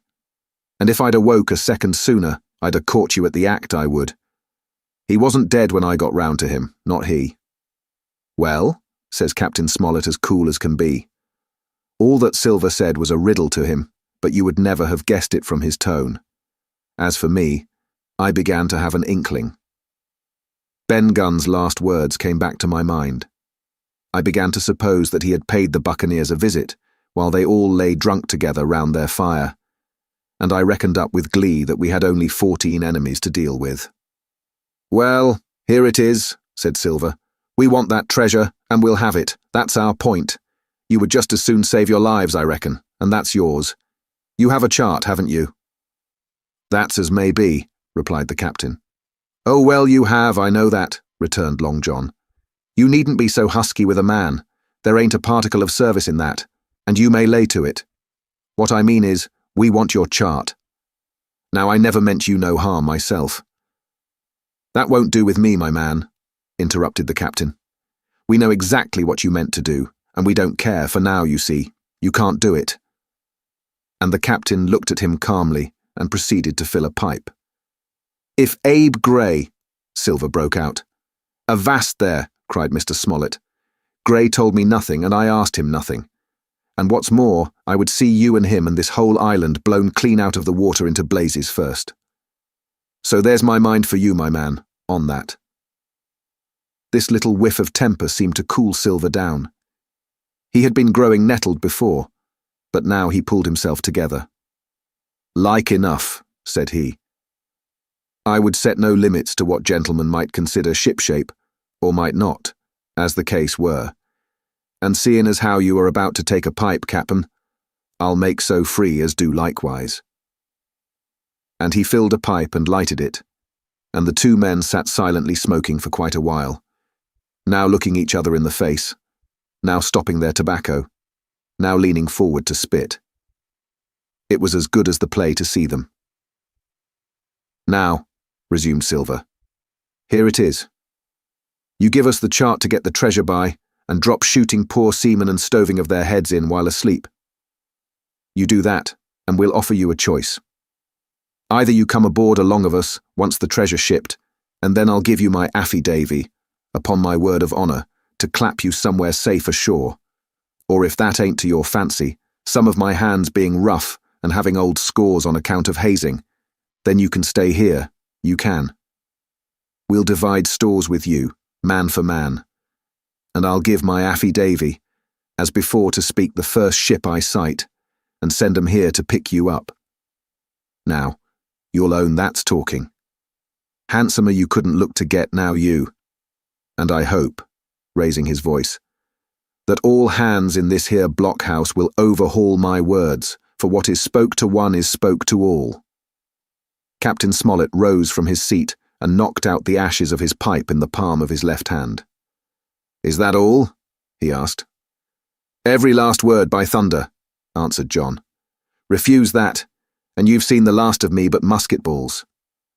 "Very good," said the captain. "Now you'll hear me. If you'll come up one by one, unarmed, I'll engage to clap you all in irons and take you home to a fair trial in England. If you won't, My name is Alexander Smollett. I've flown my sovereign's colours, and I'll see you all to Davy Jones. You can't find the treasure. You can't sail the ship. There's not a man among you fit to sail the ship. You can't fight us. Grey, there, got away from 5 of you. Your ship's in irons, Master Silver. You're on a lee shore, and so you'll find. I stand here and tell you so. And they're the last good words you'll get from me. For in the name of heaven, I'll put a bullet in your back when next I meet you. Tramp, my lad. Bundle out of this, please, hand over hand and double quick. Silver's face was a picture. His eyes started in his head with wrath. He shook the fire out of his pipe. Give me a hand up, he cried. Not I, returned the captain. Who'll give me a hand up? He roared. Not a man among us moved. Growling the foulest imprecations, he crawled along the sand till he got hold of the porch and could hoist himself again upon his crutch. Then he spat into the spring. There, he cried. That's what I think of you. Before an hour's out, I'll stove in your old blockhouse like a rum puncheon. Laugh, by thunder, laugh. Before an hour's out, you'll laugh upon the other side. Them that die'll be the lucky ones. And with a dreadful oath he stumbled off, ploughed down the sand, was helped across the stockade, after 4 or 5 failures, by the man with the flag of truce, and disappeared in an instant afterwards among the trees. Chapter 21. The Attack. As soon as Silver disappeared, the captain, who had been closely watching him, turned towards the interior of the house and found not a man of us at his post, but Grey. It was the first time we had ever seen him angry. "Quarters!" he roared. And then, as we all slunk back to our places, "Grey," he said, "I'll put your name in the log. You've stood by your duty like a seaman. Mr. Trelawney, I'm surprised at you, sir. Doctor, I thought you had worn the king's coat. If that was how you served at Fontenoy, sir, you'd have been better in your berth." The doctor's watch were all back at their loopholes. The rest were busy loading the spare muskets, and everyone with a red face, you may be certain, and a flea in his ear, as the saying is. The captain looked on for a while in silence. Then he spoke. "My lads," said he, "I've given Silver a broadside. I pitched it in red hot on purpose, and before the hour's out, as he said, we shall be boarded. We're outnumbered, I needn't tell you that, but we fight in shelter, and a minute ago I should have said we fought with discipline. I've no manner of doubt that we can drub them, if you choose." Then he went the rounds and saw, as he said, that all was clear. On the 2 short sides of the house, east and west, there were only 2 loopholes. On the south side where the porch was, 2 again, and on the north side, 5. There was a round score of muskets for the 7 of us. The firewood had been built into 4 piles, tables you might say, one about the middle of each side, and on each of these tables some ammunition and 4 loaded muskets were laid ready to the hand of the defenders. In the middle, the cutlasses lay ranged. "Toss out the fire," said the captain. "The chill is past, and we mustn't have smoke in our eyes." The iron fire basket was carried bodily out by Mr. Trelawney, and the embers smothered among sand. "Hawkins hasn't had his breakfast. Hawkins, help yourself and back to your post to eat it," continued Captain Smollett. "Lively now, my lad. You'll want it before you've done. Hunter, serve out a round of brandy to all hands." And while this was going on, the captain completed, in his own mind, the plan of the defence. "Doctor, you will take the door," he resumed. "See, and don't expose yourself. Keep within, and fire through the porch. Hunter, take the east side there. Joyce, you stand by the west, my man. Mr. Trelawney, you are the best shot. You and Grey will take this long north side, with the 5 loopholes. It's there the danger is. If they can get up to it and fire in upon us through our own ports, things would begin to look dirty. Hawkins, neither you nor I are much account at the shooting. We'll stand by to load and bear a hand." As the captain had said, the chill was past. As soon as the sun had climbed above our girdle of trees, it fell with all its force upon the clearing, and drank up the vapours at a draught. Soon the sand was baking, and the resin melting in the logs of the blockhouse. Jackets and coats were flung aside, shirts thrown open at the neck and rolled up to the shoulders, and we stood there, each at his post, in a fever of heat and anxiety. An hour passed away. "Hang them," said the captain. "This is as dull as the doldrums, grey, whistle for a wind." And just at that moment came the first news of the attack. "If you please, sir," said Joyce, "if I see anyone, am I to fire?" "I told you so," cried the captain. "Thank you, sir," returned Joyce with the same quiet civility. Nothing followed for a time, but the remark had set us all on the alert, straining ears and eyes, the musketeers with their pieces balanced in their hands, the captain out in the middle of the blockhouse with his mouth very tight and a frown on his face. So some seconds passed, till suddenly Joyce whipped up his musket and fired. The report had scarcely died away ere it was repeated, and repeated from without in a scattering volley, shot behind shot like a string of geese from every side of the enclosure. Several bullets struck the log house, but not one entered, and as the smoke cleared away and vanished, the stockade and the woods around it looked as quiet and empty as before. Not a bough waved, not the gleam of a musket barrel betrayed the presence of our foes. "Did you hit your man?" asked the captain. "No, sir," replied Joyce. "I believe not, sir." "Next best thing to tell the truth," muttered Captain Smollett. "Load his gun, Hawkins. How many should say there were on your side, Doctor?" "I know precisely," said Dr. Livesey. 3 shots were fired on this side. I saw the 3 flashes, 2 close together, 1 farther to the west. "3," repeated the captain. "And how many on yours, Mr. Trelawney?" But this was not so easily answered. There had come many from the north, 7 by the squire's computation, 8 or 9 according to Gray. From the east and west only a single shot had been fired. It was plain, therefore, that the attack would be developed from the north, and that on the other 3 sides we were only to be annoyed by a show of hostilities. But Captain Smollett made no change in his arrangements. If the mutineers succeeded in crossing the stockade, he argued, they would take possession of any unprotected loophole and shoot us down like rats in our own stronghold. Nor had we much time left to us for thought. Suddenly, with a loud huzzah, a little cloud of pirates leaped from the woods on the north side and ran straight on the stockade.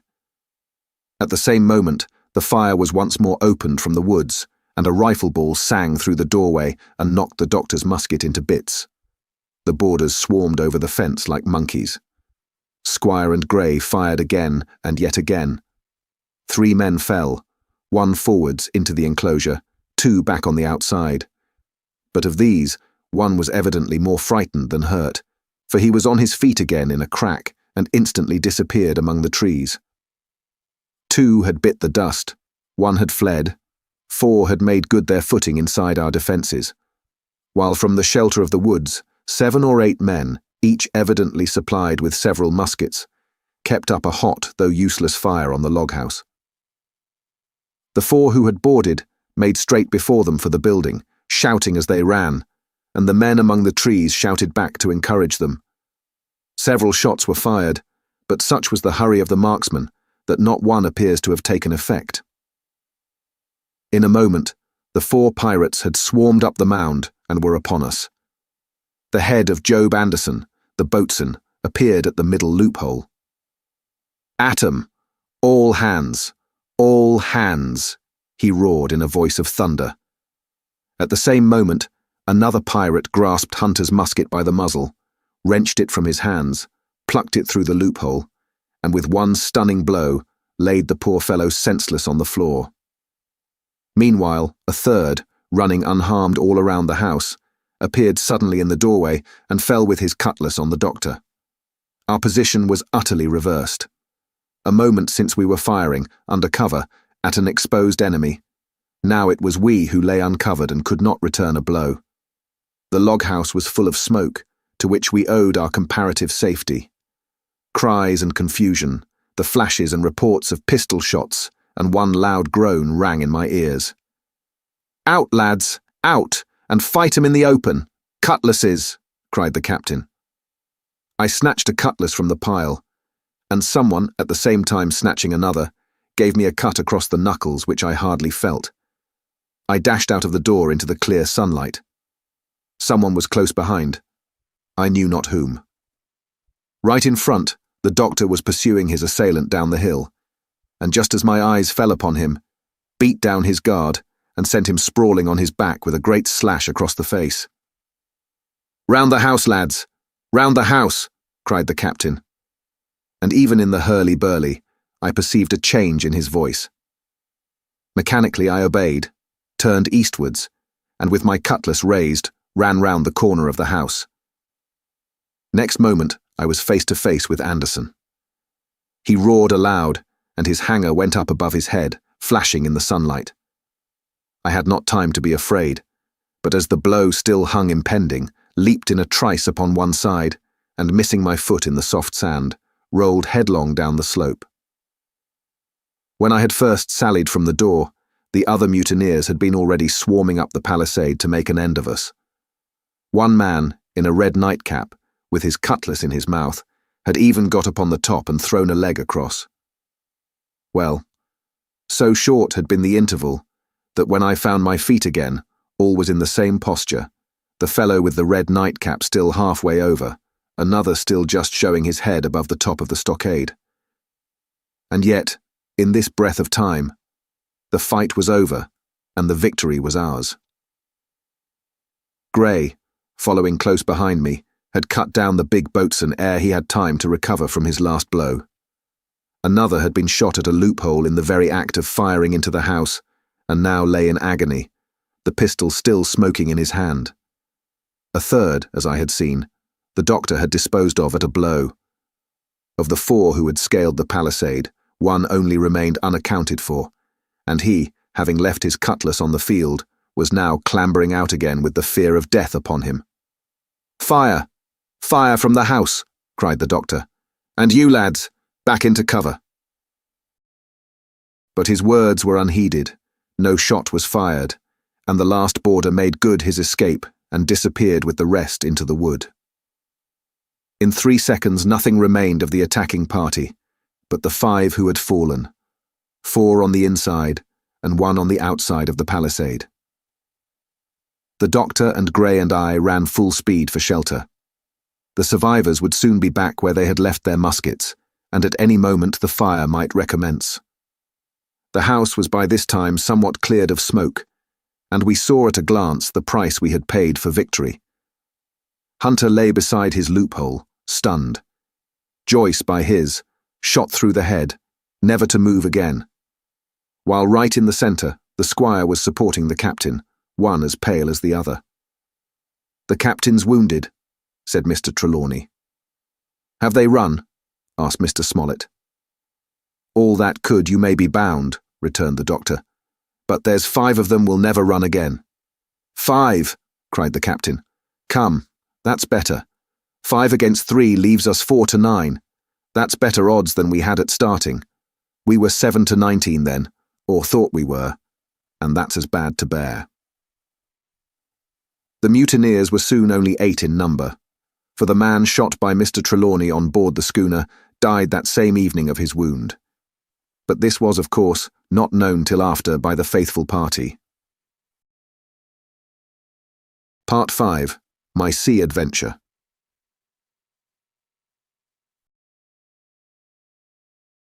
Chapter 22. How I began my sea adventure. There was no return of the mutineers, not so much as another shot out of the woods. They had got their rations for that day, as the captain put it, and we had the place to ourselves and a quiet time to overhaul the wounded and get dinner. Squire and I cooked outside in spite of the danger, and even outside we could hardly tell what we were at, for horror of the loud groans that reached us from the doctor's patients. Out of the 8 men who had fallen in the action, only 3 still breathed, that one of the pirates who had been shot at the loophole, Hunter and Captain Smollett. And of these, the first 2 were as good as dead. The mutineer indeed died under the doctor's knife, and Hunter, do what we could, never recovered consciousness in this world. He lingered all day, breathing loudly like the old buccaneer at home in his apoplectic fit, but the bones of his chest had been crushed by the blow and his skull fractured in falling, and some time in the following night, without sign or sound, he went to his maker. As for the captain, his wounds were grievous indeed, but not dangerous. No organ was fatally injured. Anderson's ball, for it was Job that shot him first, had broken his shoulder blade and touched the lung, not badly. The second had only torn and displaced some muscles in the calf.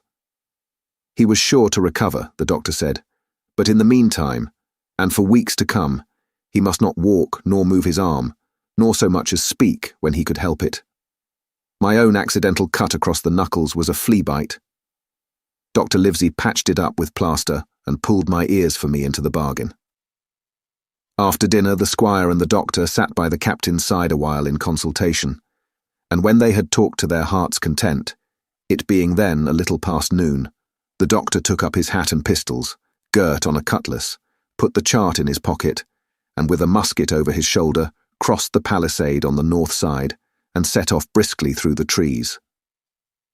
Gray and I were sitting together at the far end of the blockhouse, to be out of earshot of our officers consulting, and Gray took his pipe out of his mouth and fairly forgot to put it back again, so thunderstruck he was at this occurrence.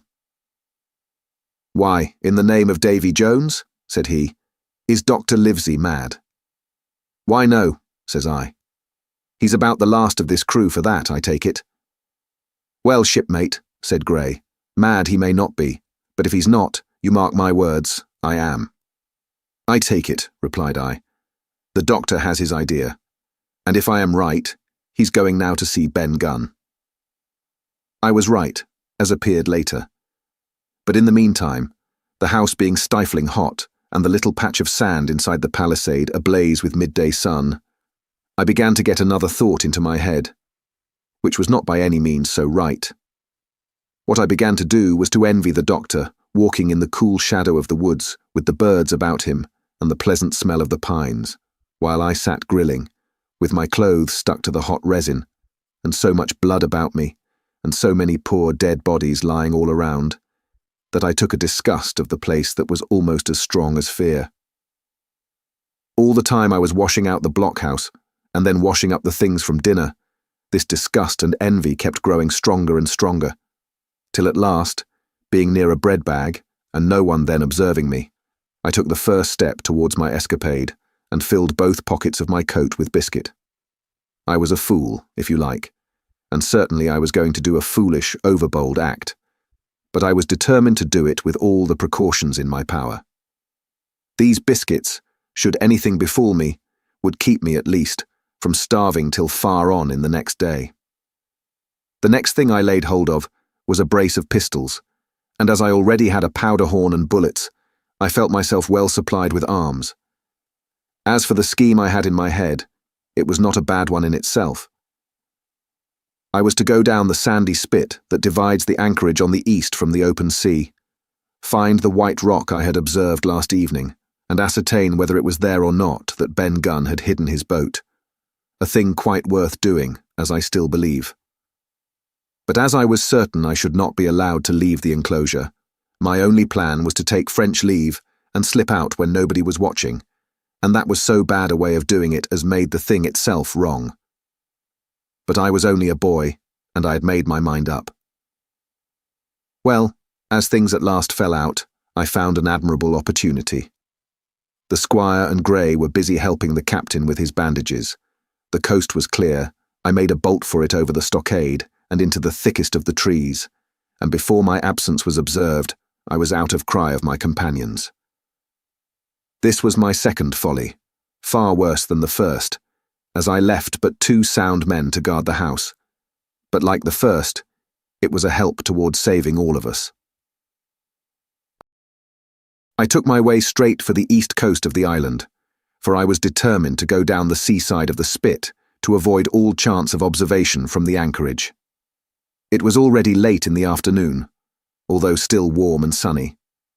As I continued to thread the tall woods, I could hear from far before me not only the continuous thunder of the surf, but a certain tossing of foliage and grinding of boughs, which showed me the sea breeze had set in higher than usual. Soon cool draughts of air began to reach me, and a few steps farther I came forth into the open borders of the grove, and saw the sea lying blue and sunny to the horizon, and the surf tumbling and tossing its foam along the beach. I have never seen the sea quiet round Treasure Island. The sun might blaze overhead, the air be without a breath, the surface smooth and blue, but still, these great rollers would be running along all the external coast, thundering and thundering by day and night, and I scarce believe there is one spot in the island where a man would be out of earshot of their noise.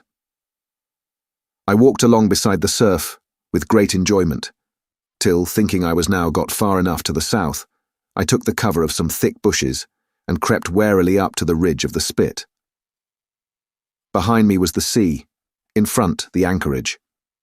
The sea breeze, as though it had the sooner blown itself out by its unusual violence, was already at an end. It had been succeeded by light, variable airs from the south and southeast, carrying great banks of fog. And the anchorage, under lee of Skeleton Island, lay still and leaden as when first we entered it. The Hispaniola, in that unbroken mirror, was exactly portrayed from the truck to the waterline, the Jolly Roger hanging from her peak. Alongside lay one of the gigs, silver in the stern sheets.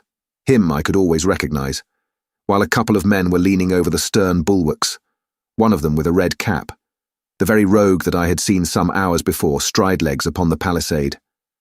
Apparently they were talking and laughing, though at that distance, upwards of a mile, I could, of course, hear no word of what was said. All at once there began the most horrid, unearthly screaming, which at first startled me badly, though I had soon remembered the voice of Captain Flint, and even thought I could make out the bird by her bright plumage as she sat perched upon her master's wrist. Soon after, the jolly boat shoved off and pulled for shore, and the man with the red cap and his comrade went below by the cabin companion. Just about the same time, the sun had gone down behind the spyglass, and as the fog was collecting rapidly, it began to grow dark in earnest. I saw I must lose no time if I were to find the boat that evening. The white rock, visible enough above the brush, was still some eighth of a mile further down the spit, and it took me a goodish while to get up with it, crawling, often on all fours, among the scrub. Night had almost come when I laid my hand on its rough sides. Right below it, there was an exceedingly small hollow of green turf, hidden by banks and a thick underwood about knee-deep, that grew there very plentifully, and in the centre of the dell, sure enough, a little tent of goatskins, like what the gypsies carry about with them in England. I dropped into the hollow, lifted the side of the tent, and there was Ben Gunn's boat, homemade if ever anything was homemade, a rude, lopsided framework of tough wood, and stretched upon that a covering of goatskin with the hair inside. The thing was extremely small, even for me, and I can hardly imagine that it could have floated with a full-sized man. There was one thwart set as low as possible, a kind of stretcher in the bows, and a double paddle for propulsion.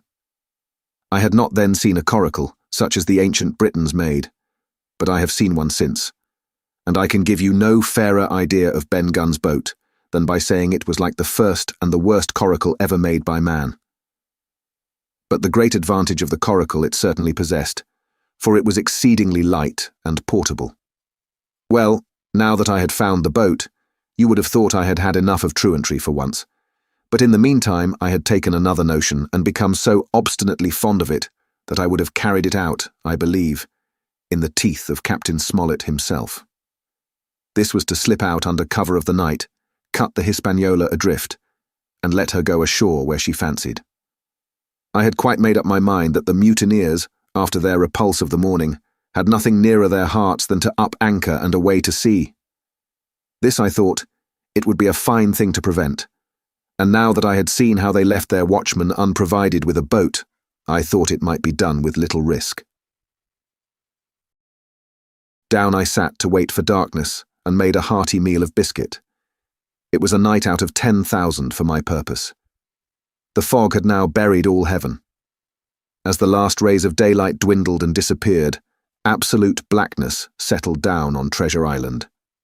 And when, at last, I shouldered the coracle and groped my way stumblingly out of the hollow where I had supped, there were but 2 points visible on the whole anchorage. One was the great fire on shore, by which the defeated pirates lay carousing in the swamp. The other, a mere blur of light upon the darkness, indicated the position of the anchored ship. She had swung round to the ebb. Her bow was now towards me. The only lights on board were in the cabin, and what I saw was merely a reflection on the fog of the strong rays that flowed from the stern window. The ebb had already run some time, and I had to wade through a long belt of swampy sand, where I sank several times above the ankle, before I came to the edge of the retreating water, and wading a little way in, with some strength and dexterity, set my coracle, keel downwards, on the surface.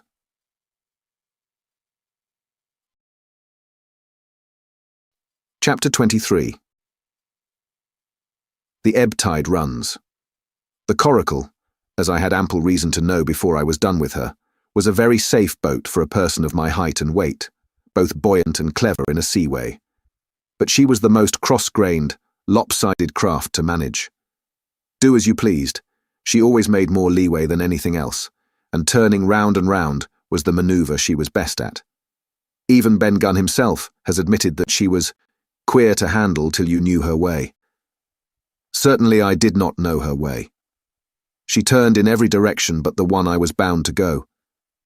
The most part of the time we were broadside on, and I am very sure I never should have made the ship at all but for the tide. By good fortune, paddle as I pleased, the tide was still sweeping me down, and there lay the Hispaniola right in the fairway, hardly to be missed. First she loomed before me like a blot of something yet blacker than darkness. Then her spars and hull began to take shape, and the next moment, as it seemed, for the farther I went, the brisker grew the current of the ebb. I was alongside of her hawser and had laid hold. The hawser was as taut as a bowstring, and the current so strong she pulled upon her anchor. All round the hull, in the blackness, the rippling current bubbled and chattered like a little mountain stream. One cut with my sea gully, and the Hispaniola would go humming down the tide. So far so good, but it next occurred to my recollection that a taut hawser, suddenly cut, is a thing as dangerous as a kicking horse. 10 to 1, if I were so foolhardy as to cut the Hispaniola from her anchor, I and the coracle would be knocked clean out of the water. This brought me to a full stop, and if fortune had not again particularly favoured me, I should have had to abandon my design. But the light airs which had begun blowing from the southeast and south had hauled round after nightfall into the southwest.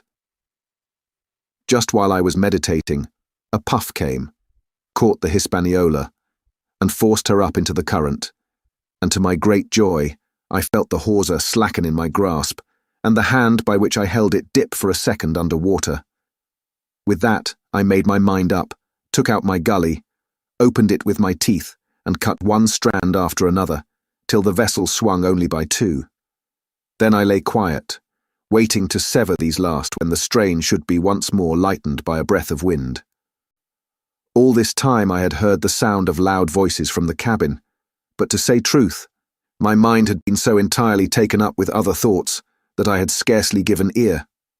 Now, however, when I had nothing else to do, I began to pay more heed. One I recognized for the coxswain's, Israel Hands, that had been Flint's gunner in former days. The other was, of course, my friend of the red nightcap. Both men were plainly the worse of drink, and they were still drinking. For even while I was listening, one of them, with a drunken cry, opened the stern window and threw out something, which I divined to be an empty bottle. But they were not only tipsy, it was plain that they were furiously angry. Oaths flew like hailstones, and every now and then there came forth such an explosion as I thought was sure to end in blows. But each time the quarrel passed off, and the voices grumbled lower for a while, until the next crisis came, and in its turn passed away without result.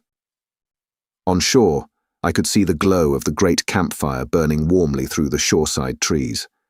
Someone was singing, a dull, old, droning sailor's song, with a droop and a quaver at the end of every verse, and seemingly no end to it at all but the patience of the singer.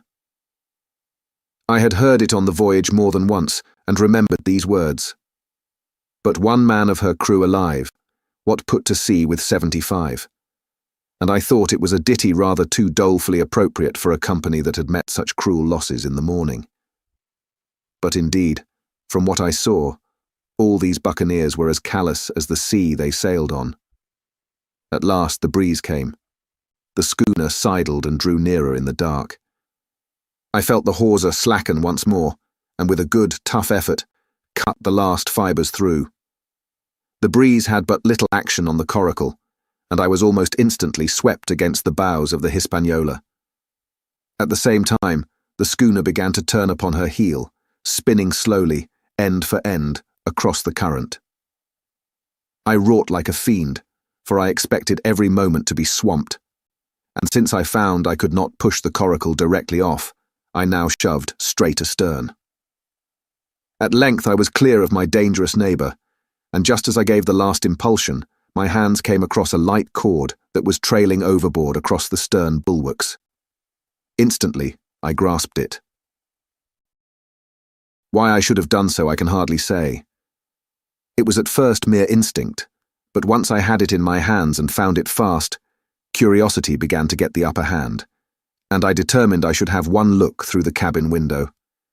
I pulled in hand over hand on the cord, and when I judged myself near enough, rose at infinite risk to about half my height, and thus commanded the roof and a slice of the interior of the cabin. By this time, the schooner and her little consort were gliding pretty swiftly through the water. Indeed, we had already fetched up level with the campfire.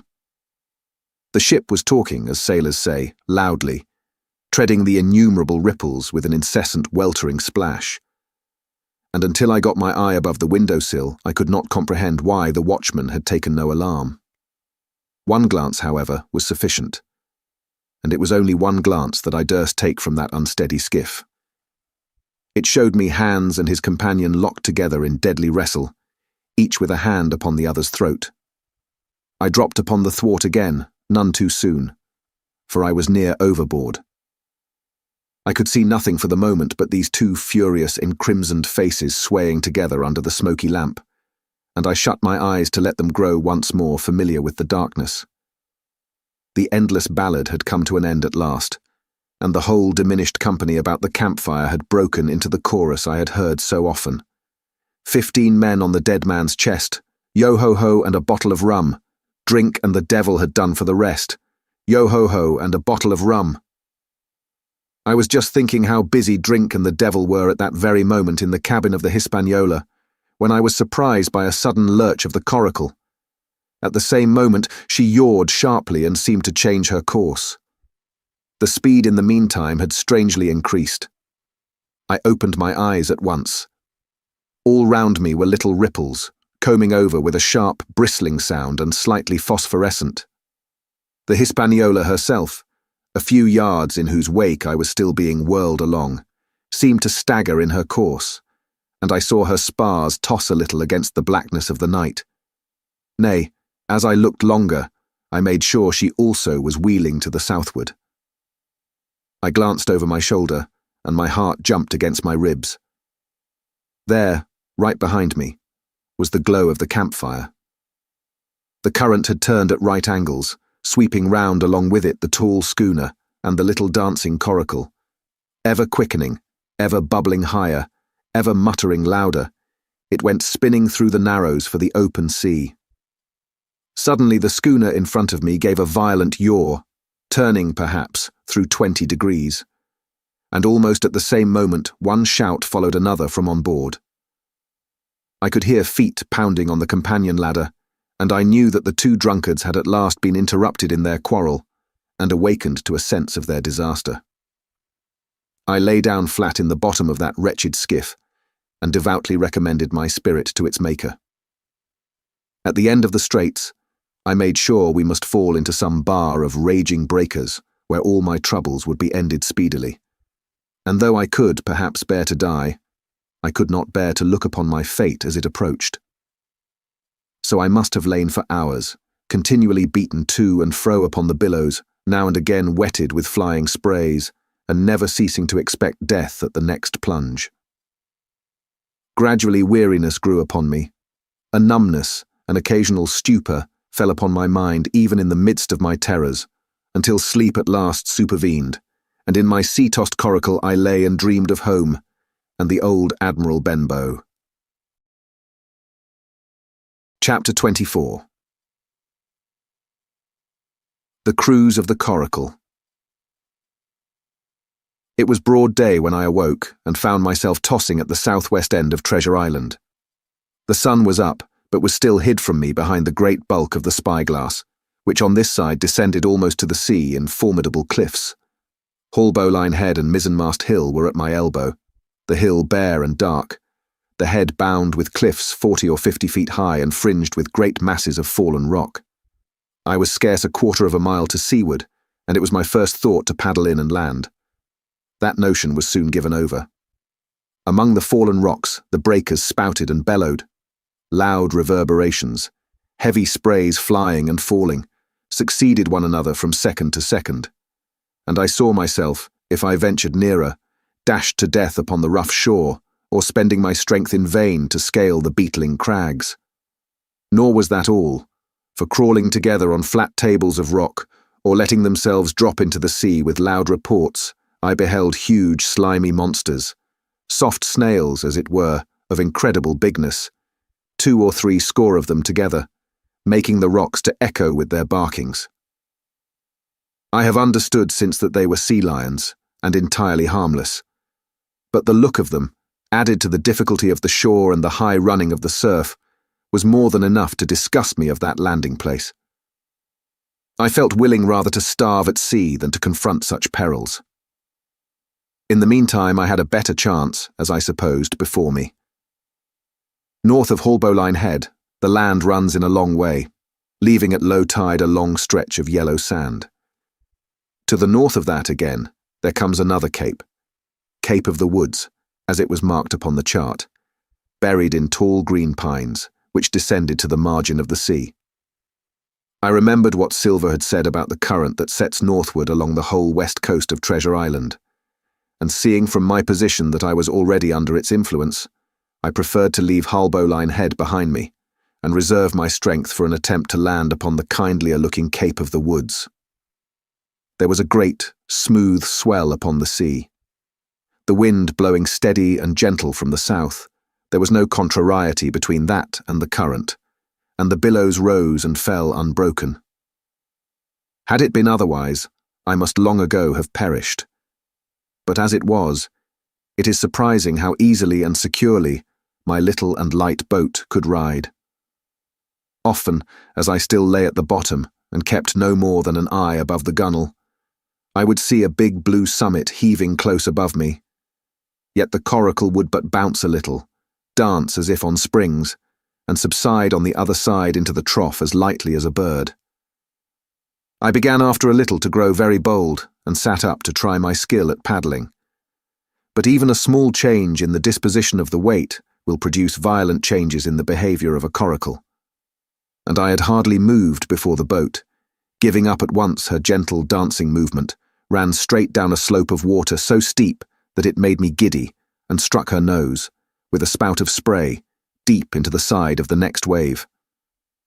I was drenched and terrified, and fell instantly back into my old position, whereupon the coracle seemed to find her head again, and led me as softly as before among the billows. It was plain she was not to be interfered with, and at that rate, since I could in no way influence her course, what hope had I left of reaching land? I began to be horribly frightened, but I kept my head, for all that. First, moving with all care, I gradually bailed out the coracle with my sea cap. Then, getting my eye once more above the gunwale, I set myself to study how it was she managed to slip so quietly through the rollers. I found each wave, instead of the big, smooth, glossy mountain it looks from shore or from a vessel's deck, was for all the world like any range of hills on dry land, full of peaks and smooth places and valleys. The coracle, left to herself, turning from side to side, threaded, so to speak, her way through these lower parts, and avoided the steep slopes and higher toppling summits of the wave. Well now, thought I to myself, it is plain I must lie where I am, and not disturb the balance. But it is plain also that I can put the paddle over the side, and from time to time, in smooth places, give her a shove or two towards land. No sooner thought upon than done. There I lay on my elbows in the most trying attitude, and every now and again gave a weak stroke or two to turn her head to shore.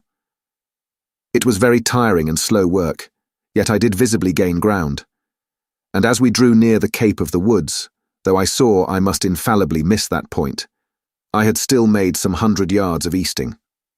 I was, indeed, close in.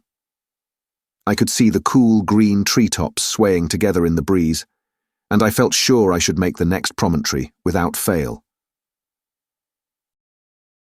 It was high time, for I now began to be tortured with thirst.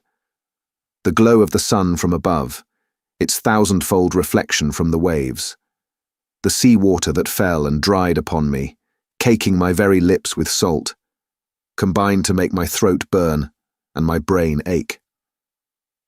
The sight of the trees so near at hand had almost made me sick with longing. But the current had soon carried me past the point, and as the next reach of sea opened out, I beheld a sight that changed the nature of my thoughts. Right in front of me, not half a mile away, I beheld the Hispaniola under sail. I made sure, of course, that I should be taken. But I was so distressed for want of water that I scarce knew whether to be glad or sorry at the thought, and long before I had come to a conclusion, surprise had taken entire possession of my mind, and I could do nothing but stare and wonder. The Hispaniola was under her main sail and 2 jibs, and the beautiful white canvas shone in the sun like snow or silver. When I first sighted her, all her sails were drawing. She was lying a course about northwest, and I presumed the men on board were going round the island on their way back to the anchorage. Presently she began to fetch more and more to the westward, so that I thought they had sighted me and were going about in chase. At last, however, she fell right into the wind's eye, was taken dead aback, and stood there a while helpless, with her sails shivering. "Clumsy fellows," said I. "They must still be drunk as owls." And I thought how Captain Smollett would have set them skipping. Meanwhile the schooner gradually fell off and filled again upon another tack, sailed swiftly for a minute or so, and brought up once more dead in the wind's eye. Again and again was this repeated. To and fro, up and down, north, south, east and west. The Hispaniola sailed by swoops and dashes, and at each repetition ended as she had begun, with idly flapping canvas. It became plain to me that nobody was steering, and if so, where were the men? Either they were dead drunk or had deserted her, I thought, and perhaps if I could get on board, I might return the vessel to her captain. The current was bearing coracle and schooner southward at an equal rate. As for the latter's sailing, it was so wild and intermittent, and she hung each time so long in irons, that she certainly gained nothing, if she did not even lose. If only I dared to sit up and paddle, I made sure that I could overhaul her. The scheme had an air of adventure that inspired me, and the thought of the water-breaker beside the fore-companion doubled my growing courage. Up I got, was welcomed almost instantly by another cloud of spray, but this time stuck to my purpose and set myself, with all my strength and caution, to paddle after the unsteered Hispaniola. Once I shipped a sea so heavy that I had to stop and bail, with my heart fluttering like a bird. But gradually I got into the way of the thing and guided my coracle among the waves, with only now and then a blow upon her bows and a dash of foam in my face. I was now gaining rapidly on the schooner. I could see the brass glisten on the tiller as it banged about, and still no soul appeared upon her decks. I could not choose but suppose she was deserted. If not, the men were lying drunk below, where I might batten them down perhaps, and do what I chose with the ship. For some time she had been doing the worst thing possible for me, standing still. She headed nearly due south, yawing, of course, all the time.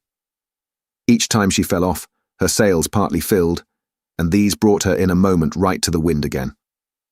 I have said this was the worst thing possible for me, for helpless, as she looked in this situation, with the canvas cracking like cannon and the blocks trundling and banging on the deck, she still continued to run away from me, not only with the speed of the current, but by the whole amount of her leeway, which was naturally great. But now, at last, I had my chance. The breeze fell for some seconds, very low, and the current gradually turning her, the Hispaniola revolved slowly round her centre, and at last presented me her stern, with the cabin window still gaping open and the lamp over the table still burning on into the day. The mainsail hung drooped like a banner. She was stock still, but for the current. For the last little while I had even lost, but now redoubling my efforts, I began once more to overhaul the chase. I was not 100 yards from her when the wind came again in a clap. She filled on the port tack and was off again, stooping and skimming like a swallow. My first impulse was one of despair, but my second was towards joy. Round she came, till she was broadside onto me. Round still, till she had covered a half, and then 2/3, and then 3/4 of the distance that separated us. I could see the waves boiling white under her forefoot. Immensely tall she looked to me from my low station in the coracle. And then, of a sudden, I began to comprehend. I had scarce time to think, scarce time to act and save myself. I was on the summit of one swell when the schooner came stooping over the next. The bowsprit was over my head. I sprang to my feet and leapt, stamping the coracle under water. With one hand I caught the jib boom, while my foot was lodged between the stay and the brace, and as I still clung there panting, a dull blow told me that the schooner had charged down upon and struck the coracle, and that I was left without retreat on the Hispaniola. Chapter 25. I strike the Jolly Roger. I had scarce gained a position on the bowsprit when the flying jib flapped and filled upon the other tack, with a report like a gun.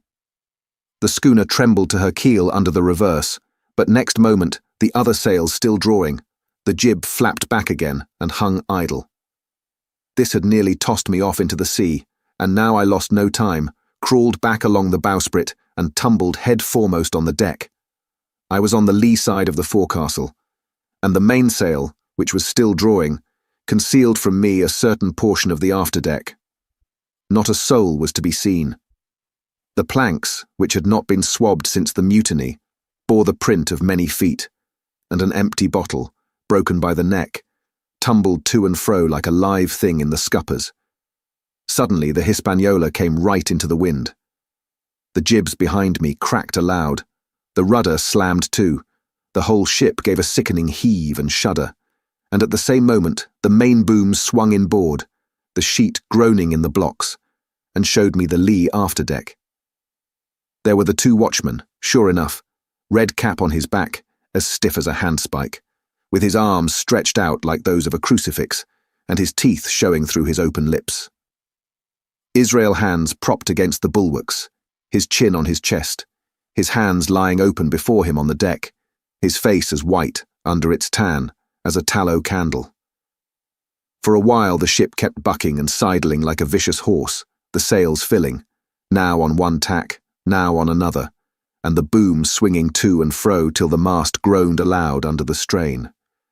Now and again, too, there would come a cloud of light sprays over the bulwark, and a heavy blow of the ship's bows against the swell. So much heavier weather was made of it by this great rigged ship than by my home-made lopsided coracle, now gone to the bottom of the sea.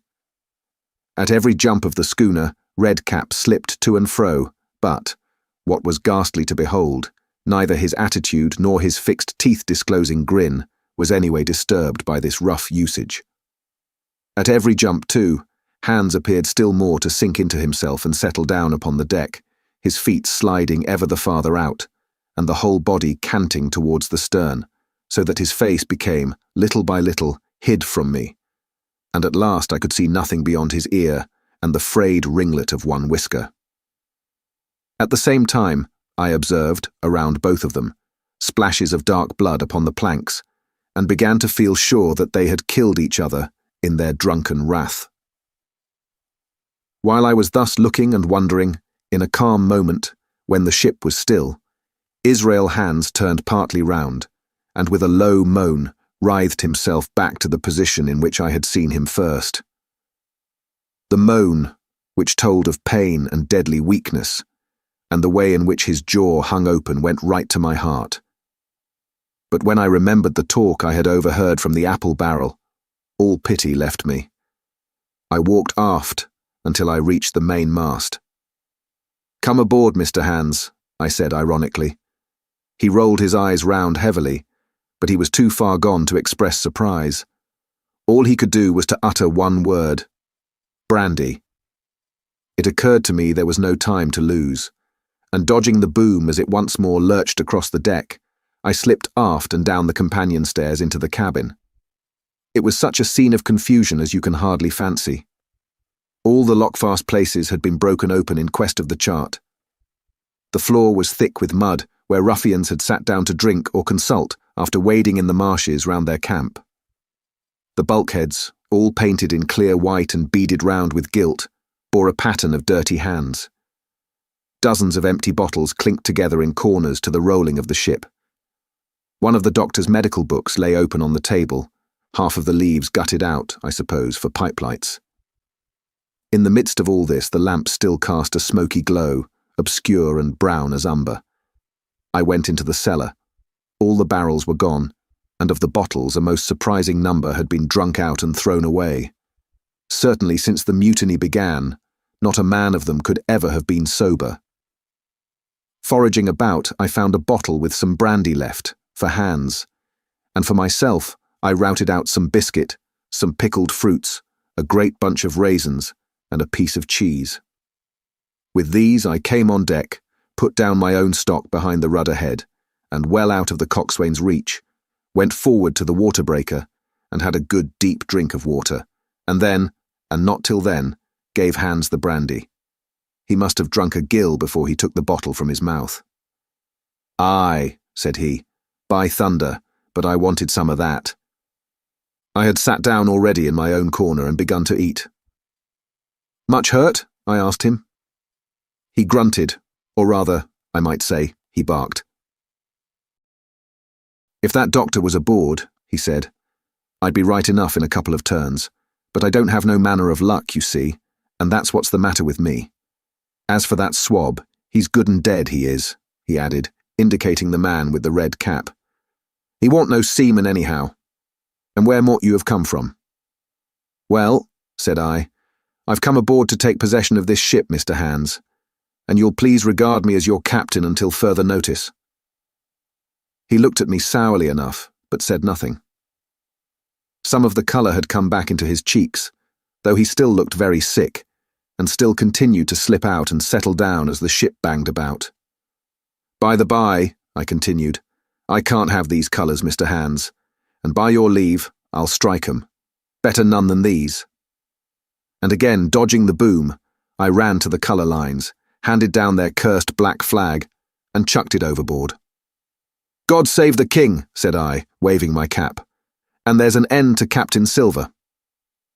He watched me keenly and slyly, his chin all the while on his breast. "I reckon," he said at last, "I reckon, Captain Hawkins, you'll kind of want to get ashore now. Suppose we talks." "Why, yes," says I, "with all my heart, Mr. Hands. Say on." And I went back to my meal with a good appetite. "This man," he began, nodding feebly at the corpse. O'Brien were his name, a rank Irelander. This man and me got the canvas on her, meaning for to sail her back. Well, he's dead now, he is, as dead as bilge, and who's to sail this ship I don't see. Without I gives you a hint, you ain't that man, as far as I can tell. Now look here, you gives me food and drink and a old scarf or handkercher to tie my wound up, you do, and I'll tell you how to sail her, and that's about square all round, I take it. I'll tell you one thing, says I. I'm not going back to Captain Kidd's anchorage. I mean to get into North Inlet and beach her quietly there. To be sure you did, he cried. Why, I ain't sick an infernal lubber after all. I can see, can't I? I've tried my fling, I have, and I've lost, and it's you has the wind of me. North Inlet? Why, I haven't no choice, not I. I'd help you sail her up to Execution Dock, by thunder. So I would. Well, as it seemed to me, there was some sense in this. We struck our bargain on the spot. In 3 minutes, I had the Hispaniola sailing easily before the wind along the coast of Treasure Island, with good hopes of turning the northern point ere noon and beating down again as far as North Inlet before high water, when we might beach her safely and wait till the subsiding tide permitted us to land. Then I lashed the tiller and went below to my own chest, where I got a soft silk handkerchief of my mother's. With this, and with my aid, Hans bound up the great bleeding stab he had received in the thigh, and after he had eaten a little and had a swallow or two more of the brandy, he began to pick up visibly, sat straighter up, spoke louder and clearer, and looked in every way another man. The breeze served us admirably. We skimmed before it like a bird, the coast of the island flashing by and the view changing every minute. Soon we were past the high lands and bowling beside low, sandy country, sparsely dotted with dwarf pines, and soon we were beyond that again, and had turned the corner of the rocky hill that ends the island on the north. I was greatly elated with my new command, and pleased with the bright, sunshiny weather and these different prospects of the coast. I had now plenty of water and good things to eat, and my conscience, which had smitten me hard for my desertion, was quieted by the great conquest I had made. I should, I think, have had nothing left me to desire but for the eyes of the coxswain as they followed me derisively about the deck and the odd smile that appeared continually on his face. It was a smile that had in it something both of pain and weakness, a haggard old man's smile. But there was, besides that, a grain of derision, a shadow of treachery in his expression, as he craftily watched and watched, and watched me at my work. Chapter 26. Israel Hands. The wind, serving us to a desire, now hauled into the west. We could run so much the easier from the northeast corner of the island to the mouth of the North Inlet. Only, as we had no power to anchor and dared not beach her till the tide had flowed a good deal farther, time hung on our hands. The coxswain told me how to lay the ship to. After a good many trials I succeeded, and we both sat in silence over another meal. "Captain," said he at length, with that same uncomfortable smile, "here's my old shipmate O'Brien. Suppose you was to heave him overboard. I ain't particular as a rule, and I don't take no blame for settling his hash, but I don't reckon him ornamental now, do you? I'm not strong enough, and I don't like the job, and there he lies, for me," said I. "This here's an unlucky ship, this Hispaniola, Jim," he went on, blinking. "There's a power of men been killed in this Hispaniola, a sight of poor seamen dead and gone since you and me took ship to Bristol. I never seen sick dirty luck, not I. There was this here O'Brien now. He's dead, ain't he? Well now, I'm no scholar, and you're a lad as can read and figure, and to put it straight, do you take it as a dead man is dead for good, or do he come alive again? You can kill the body, Mr. Hans, but not the spirit. You must know that already," I replied. "O'Brien there is in another world, and may be watching us." "Ah," says he. "Well, that's unfortunate. Appears as if killing parties was a waste of time. Howsomever, sperits don't reckon for much by what I've seen. I'll chance it with the sperits, Jim. And now, you've spoke up free, and I'll take it kind if you'd step down into that there cabin and get me a shiver my timbers. I can't hit the name on it. Well, you get me a bottle of wine, Jim. This here brandy's too strong for my head." Now, the coxswain's hesitation seemed to be unnatural, and as for the notion of his preferring wine to brandy, I entirely disbelieved it. The whole story was a pretext. He wanted me to leave the deck, so much was plain, but with what purpose I could in no way imagine. His eyes never met mine. They kept wandering to and fro, up and down, now with a look to the sky, now with a flitting glance upon the dead O'Brien. All the time he kept smiling and putting his tongue out in the most guilty, embarrassed manner, so that a child could have told that he was bent on some deception. I was prompt with my answer, however, for I saw where my advantage lay, and that with a fellow so densely stupid, I could easily conceal my suspicions to the end. "Some wine," I said. "Far better. Will you have white or red?" "Well, I reckon it's about the blessed same to me, shipmate," he replied. "So it's strong, and plenty of it. What's the odds?" "All right," I answered. "I'll bring you port, Mr. Hands, but I'll have to dig for it."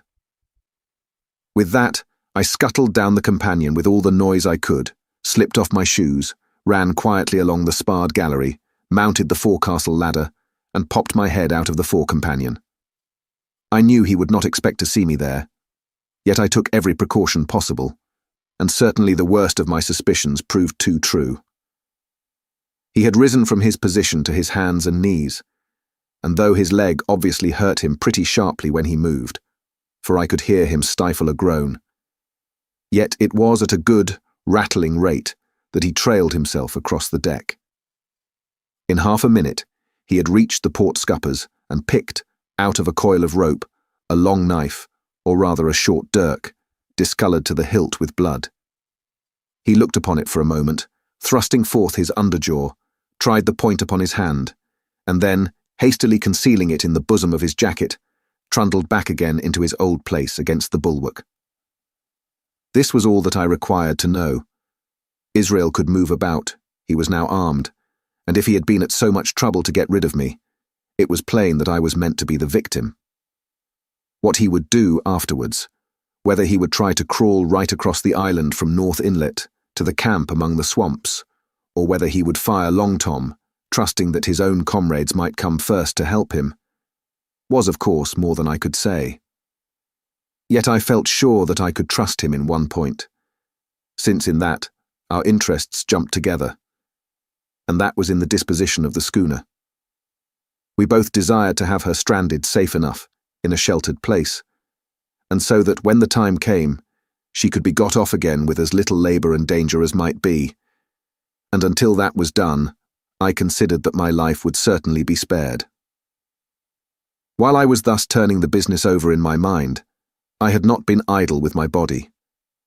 I had stolen back to the cabin, slipped once more into my shoes, and laid my hand at random on a bottle of wine, and now, with this for an excuse, I made my reappearance on the deck. Hans lay as I had left him, all fallen together in a bundle, and with his eyelids lowered as though he were too weak to bear the light. He looked up, however, at my coming, knocked the neck off the bottle like a man who had done the same thing often, and took a good swig, with his favourite toast of "Here's luck." Then he lay quiet for a little, and then, pulling out a stick of tobacco, begged me to cut him a quid. "Cut me a junk of that," says he, "for I haven't no knife and hardly strength enough, so be as I had. Ah, Jim, I reckon I've missed stays. Cut me a quid, as'll likely be the last, lad, for I'm for my long home, and no mistake." "Well," said I, "I'll cut you some tobacco, but if I was you and thought myself so badly, I would go to my prayers like a Christian man." "Why?" said he. "Now you tell me why." "Why?" I cried. "You were asking me just now about the dead. You've broken your trust. You've lived in sin and lies and blood. There's a man you killed lying at your feet this moment, and you ask me why. For God's mercy, Mr. Hands, that's why." I spoke with a little heat, thinking of the bloody dirk he had hidden in his pocket and designed, in his ill thoughts, to end me with. He, for his part, took a great draught of the wine and spoke with the most unusual solemnity. "For 30 years, he said, "I've sailed the seas and seen good and bad, better and worse, fair weather and foul, provisions running out, knives going, and what not. Well, now I tell you, I never seen good come of goodness yet.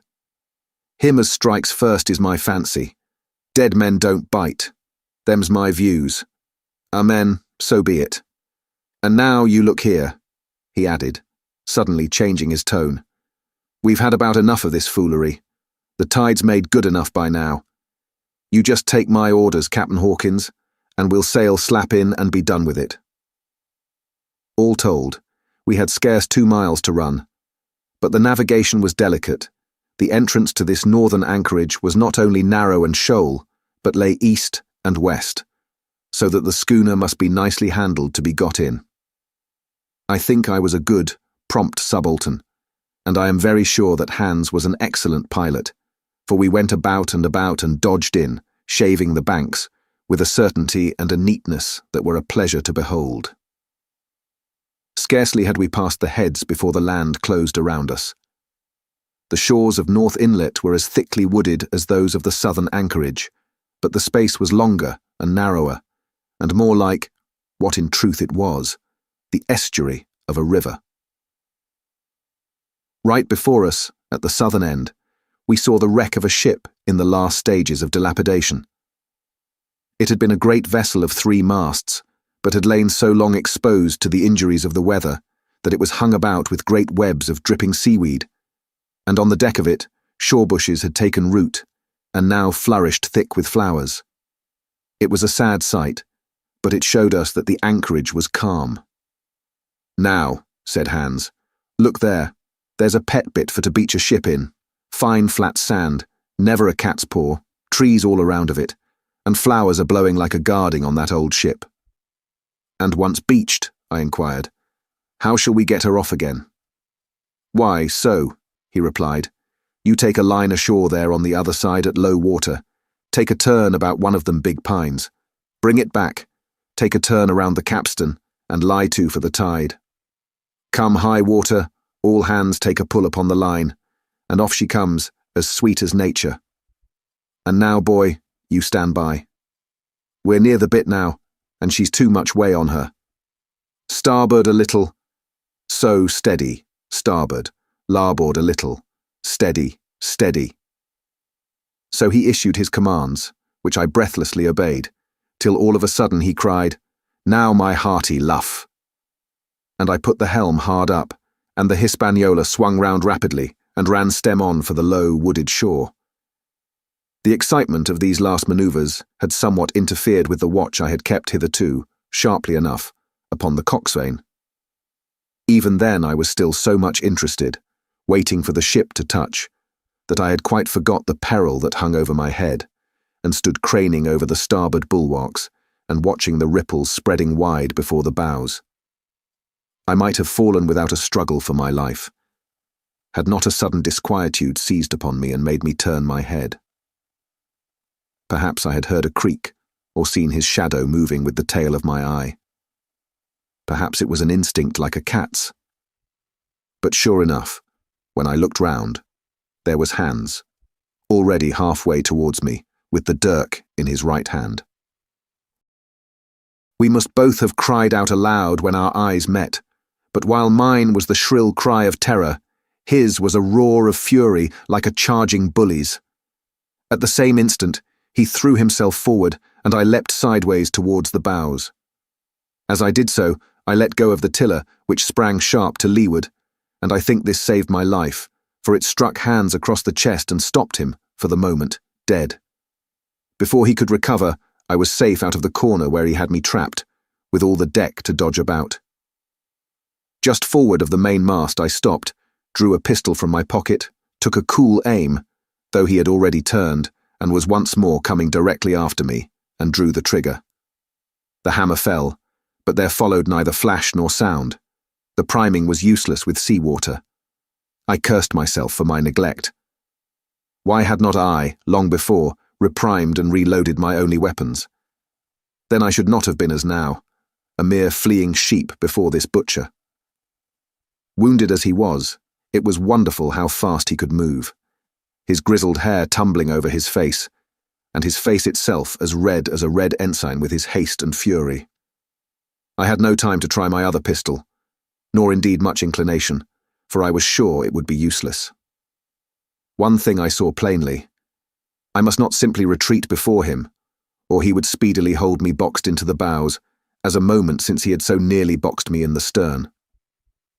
Once so caught, and 9 or 10 inches of the blood-stained dirk would be my last experience on this side of eternity. I placed my palms against the mainmast, which was of a goodish bigness, and waited, every nerve upon the stretch.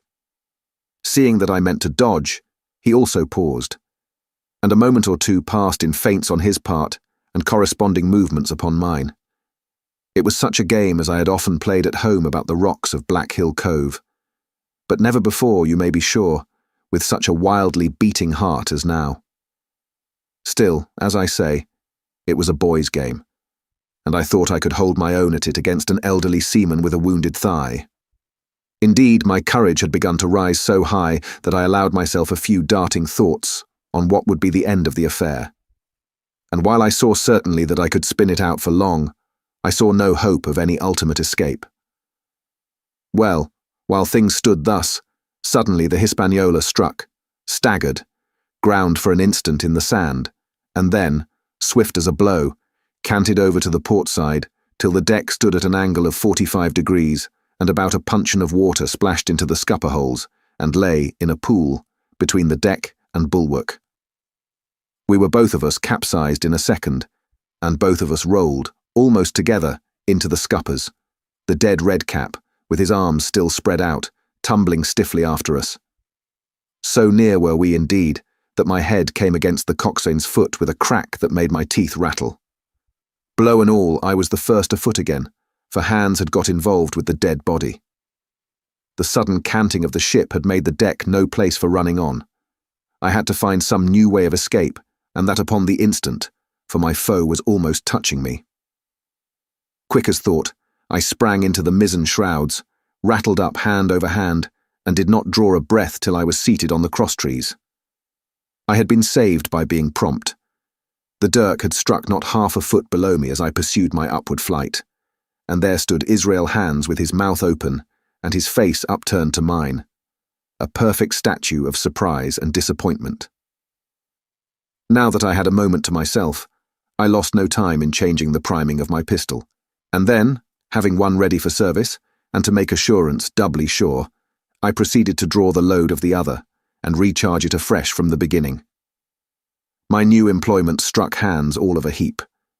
He began to see the dice going against him, and after an obvious hesitation, he also hauled himself heavily into the shrouds, and with the dirk in his teeth, began slowly and painfully to mount. It cost him no end of time and groans to haul his wounded leg behind him, and I had quietly finished my arrangements before he was much more than a third of the way up. Then, with a pistol in either hand, I addressed him. "One more step, Mr. Hands," said I, "and I'll blow your brains out. Dead men don't bite, you know," I added with a chuckle. He stopped instantly.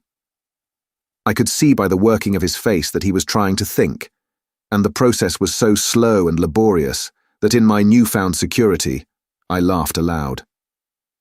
At last, with a swallow or two, he spoke, his face still wearing the same expression of extreme perplexity. In order to speak, he had to take the dagger from his mouth, but in all else he remained unmoved. "Jim," says he, "I reckon we're fouled, you and me, and we'll have to sign articles. I'd have had you but for that there lurch, but I don't have no luck, not I, and I reckon I'll have to strike, which comes hard, you see, for a master mariner to a ship's younker like you, Jim." I was drinking in his words and smiling away, as conceited as a cock upon a wall, when, all in a breath, back went his right hand over his shoulder. Something sang like an arrow through the air. I felt a blow, and then a sharp pang, and there I was pinned by the shoulder to the mast. In the horrid pain and surprise of the moment, I scarce can say it was by my own volition, and I am sure it was without a conscious aim. Both my pistols went off, and both escaped out of my hands. They did not fall alone. With a choked cry, the coxswain loosed his grasp upon the shrouds and plunged head first into the water. Chapter 27. Pieces of 8. Owing to the cant of the vessel, the masts hung far out over the water, and from my perch on the crosstrees, I had nothing below me but the surface of the bay. Hans, who was not so far up, was in consequence nearer to the ship, and fell between me and the bulwarks. He rose once to the surface, in a lather of foam and blood, and then sank again for good. As the water settled, I could see him lying huddled together on the clean, bright sand in the shadow of the vessel's sides. A fish or two whipped past his body. Sometimes, by the quivering of the water, he appeared to move a little, as if he were trying to rise. But he was dead enough for all that, being both shot and drowned, and was food for fish in the very place where he had designed my slaughter. I was no sooner certain of this than I began to feel sick, faint, and terrified. The hot blood was running over my back and chest. The dirk, where it had pinned my shoulder to the mast, seemed to burn like a hot iron. Yet it was not so much these real sufferings that distressed me. For these, it seemed to me, I could bear without a murmur. It was the horror I had upon my mind of falling from the cross-trees into that still green water, beside the body of the coxswain. I clung with both hands till my nails ached, and I shut my eyes, as if to cover up the peril. Gradually my mind came back again. My pulses quieted down to a more natural time, and I was once more in possession of myself. It was my first thought to pluck forth the dirk, but either it stuck too hard, or my nerve failed me, and I desisted with a violent shudder. Oddly enough, that very shudder did the business. The knife, in fact, had come the nearest in the world to missing me altogether. It held me by a mere pinch of skin, and this the shudder tore away. The blood ran down the faster, to be sure, but I was my own master again, and only tacked to the mast by my coat and shirt. These last I broke through with a sudden jerk, and then regained the deck by the starboard shrouds.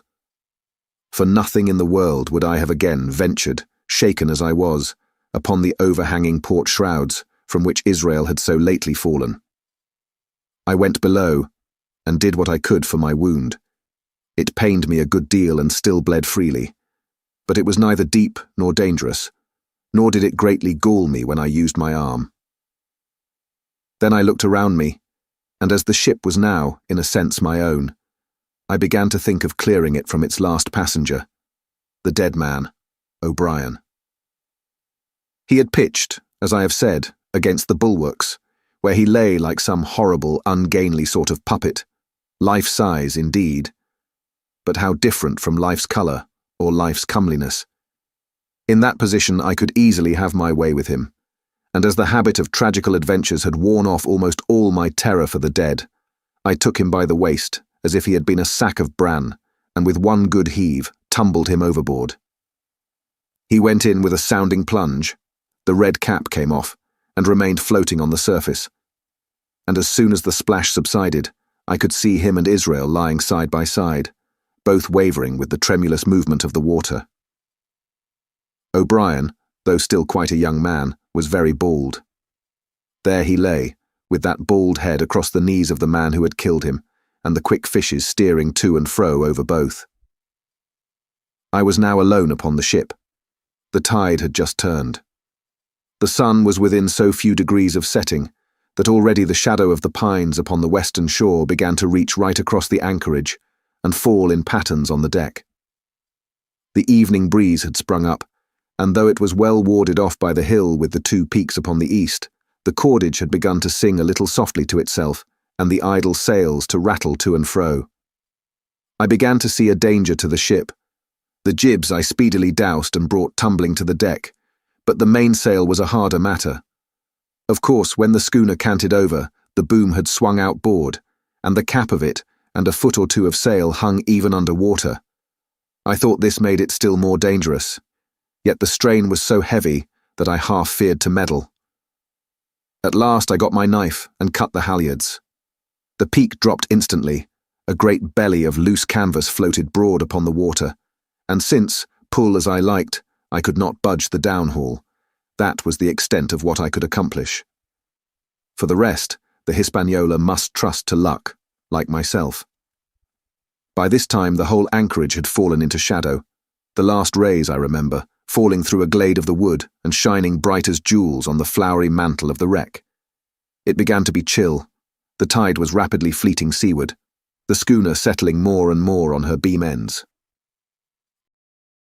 I scrambled forward and looked over. It seemed shallow enough, and holding the cut hawser in both hands for a last security, I let myself drop softly overboard. The water scarcely reached my waist.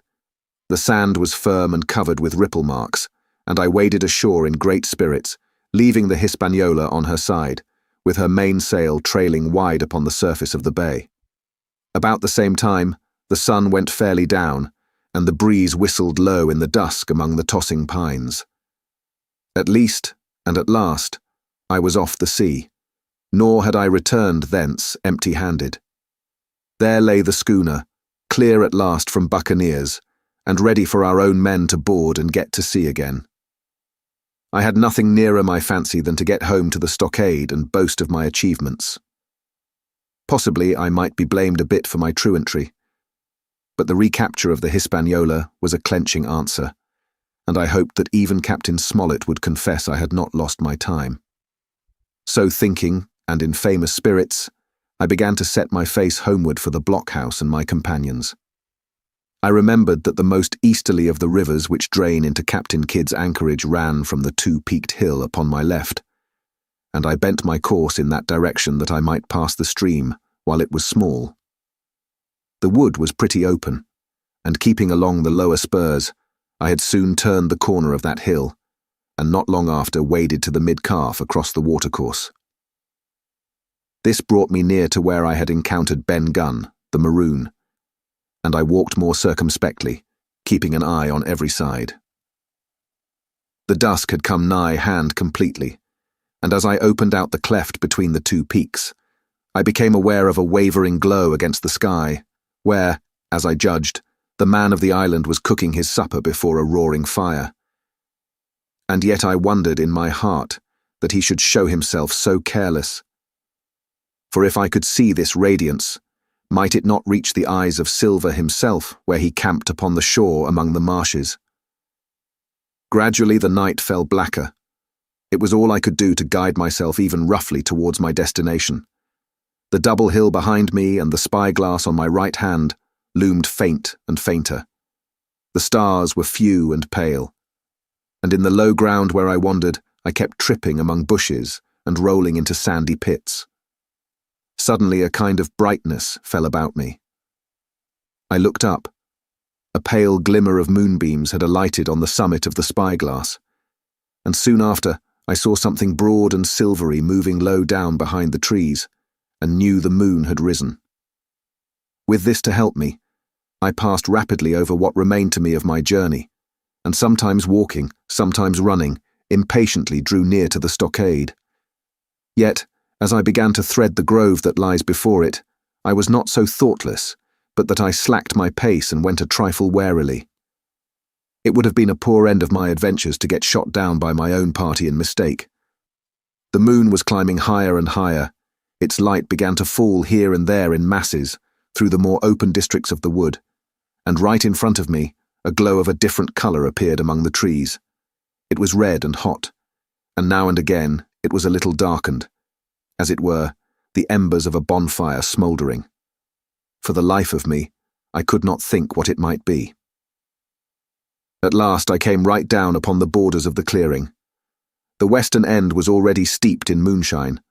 The rest, and the blockhouse itself, still lay in a black shadow, checkered with long silvery streaks of light. On the other side of the house, an immense fire had burned itself into clear embers and shed a steady red reverberation, contrasted strongly with the mellow paleness of the moon. There was not a soul stirring, nor a sound beside the noises of the breeze. I stopped, with much wonder in my heart, and perhaps a little terror also. It had not been our way to build great fires. We were, indeed, by the captain's orders, somewhat niggardly of firewood, and I began to fear that something had gone wrong while I was absent. I stole round by the eastern end, keeping close in shadow, and at a convenient place, where the darkness was thickest, crossed the palisade. To make assurance surer, I got upon my hands and knees and crawled, without a sound, towards the corner of the house. As I drew nearer, my heart was suddenly and greatly lightened. It is not a pleasant noise in itself, and I have often complained of it at other times, but just then it was like music to hear my friends snoring together so loud and peaceful in their sleep. The sea cry of the watch, that beautiful "all's well," never fell more reassuringly on my ear. In the meantime, there was no doubt of one thing. They kept an infamous bad watch.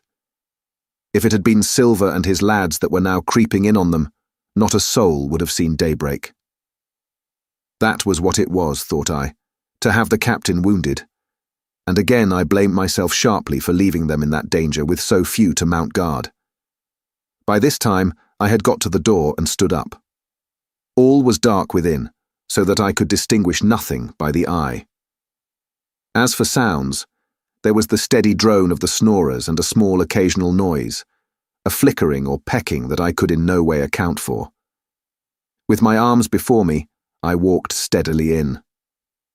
I should lie down in my own place, I thought with a silent chuckle, and enjoy their faces when they found me in the morning. My foot struck something yielding. It was a sleeper's leg, and he turned and groaned, but without awaking.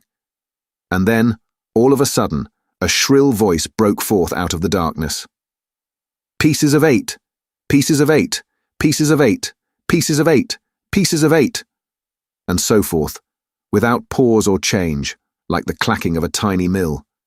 Silver's green parrot, Captain Flint. It was she whom I had heard pecking at a piece of bark. It was she, keeping better watch than any human being, who thus announced my arrival with her wearisome refrain. I had no time left me to recover. At the sharp, clipping tone of the parrot, the sleepers awoke and sprang up, and with a mighty oath, the voice of Silver cried, "Who goes?"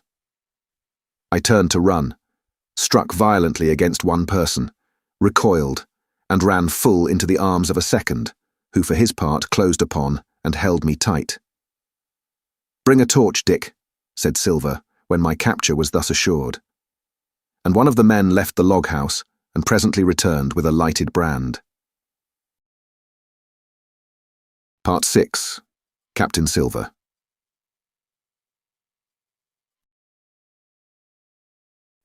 Chapter 28. In the enemy's camp. The red glare of the torch, lighting up the interior of the blockhouse, showed me the worst of my apprehensions realized. The pirates were in possession of the house and stores. There was the cask of cognac, there were the pork and bread, as before, and what tenfold increased my horror, not a sign of any prisoner.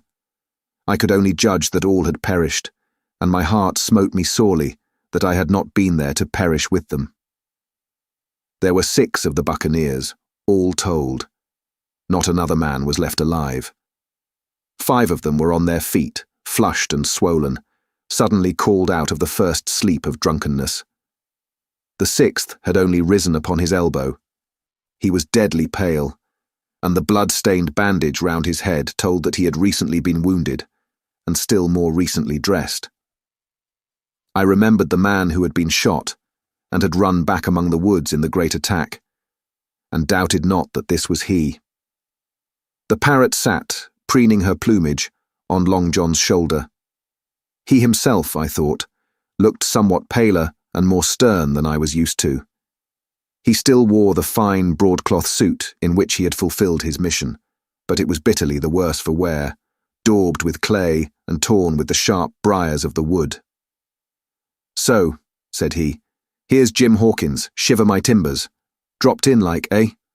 Well, come, I take that friendly." And thereupon he sat down across the brandy cask and began to fill a pipe. "Give me a loan of the link, Dick," said he. And then, when he had a good light, "That'll do, lad," he added. "Stick the glim in the wood heap, and you gentlemen bring yourselves to. You needn't stand up for Mr. Hawkins. He'll excuse you. you may lay to that. And so, Jim, stopping the tobacco, here you were, and quite a pleasant surprise for poor old John. I see you were smart when first I set my eyes on you, but this here gets away from me clean, it do. To all this, as may be well supposed, I made no answer. They had set me with my back against the wall, and I stood there, looking Silver in the face, pluckily enough, I hope, to all outward appearance, but with black despair in my heart.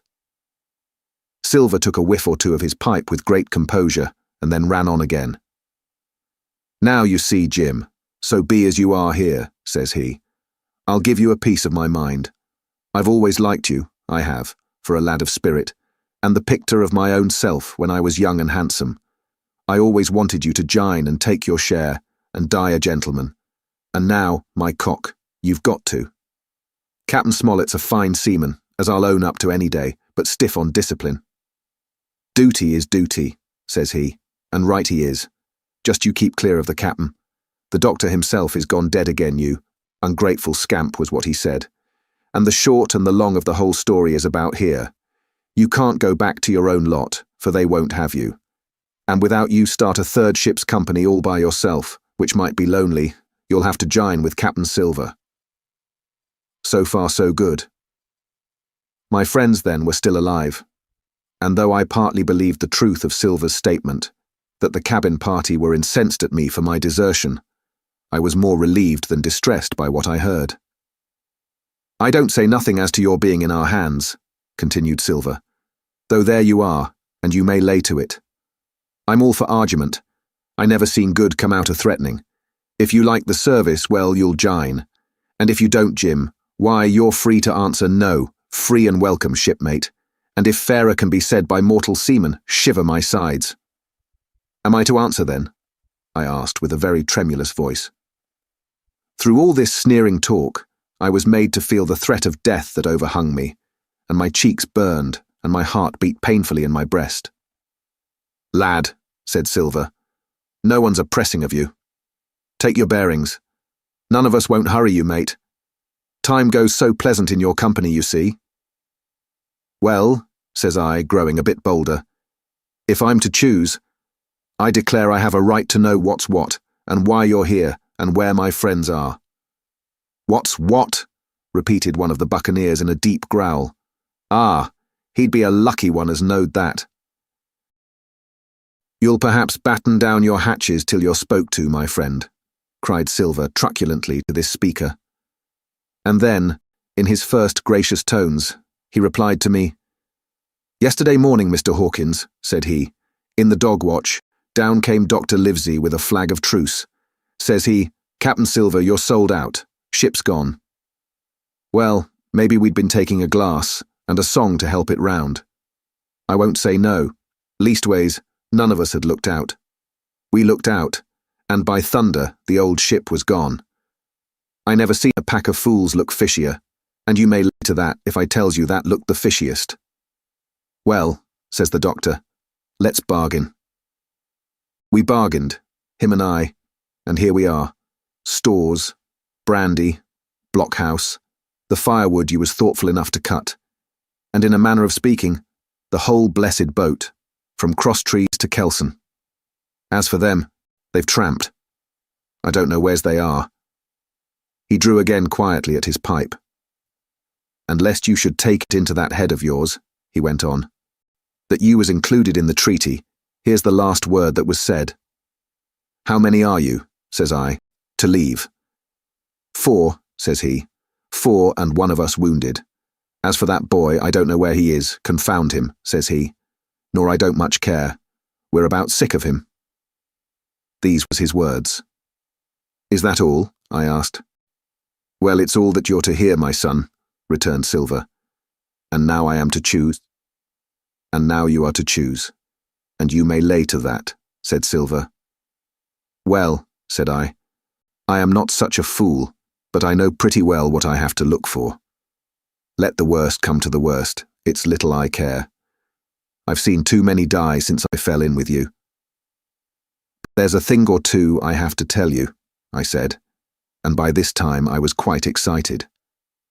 And the first is this. Here you are in a bad way. Ship lost, treasure lost, men lost, your whole business gone to wreck.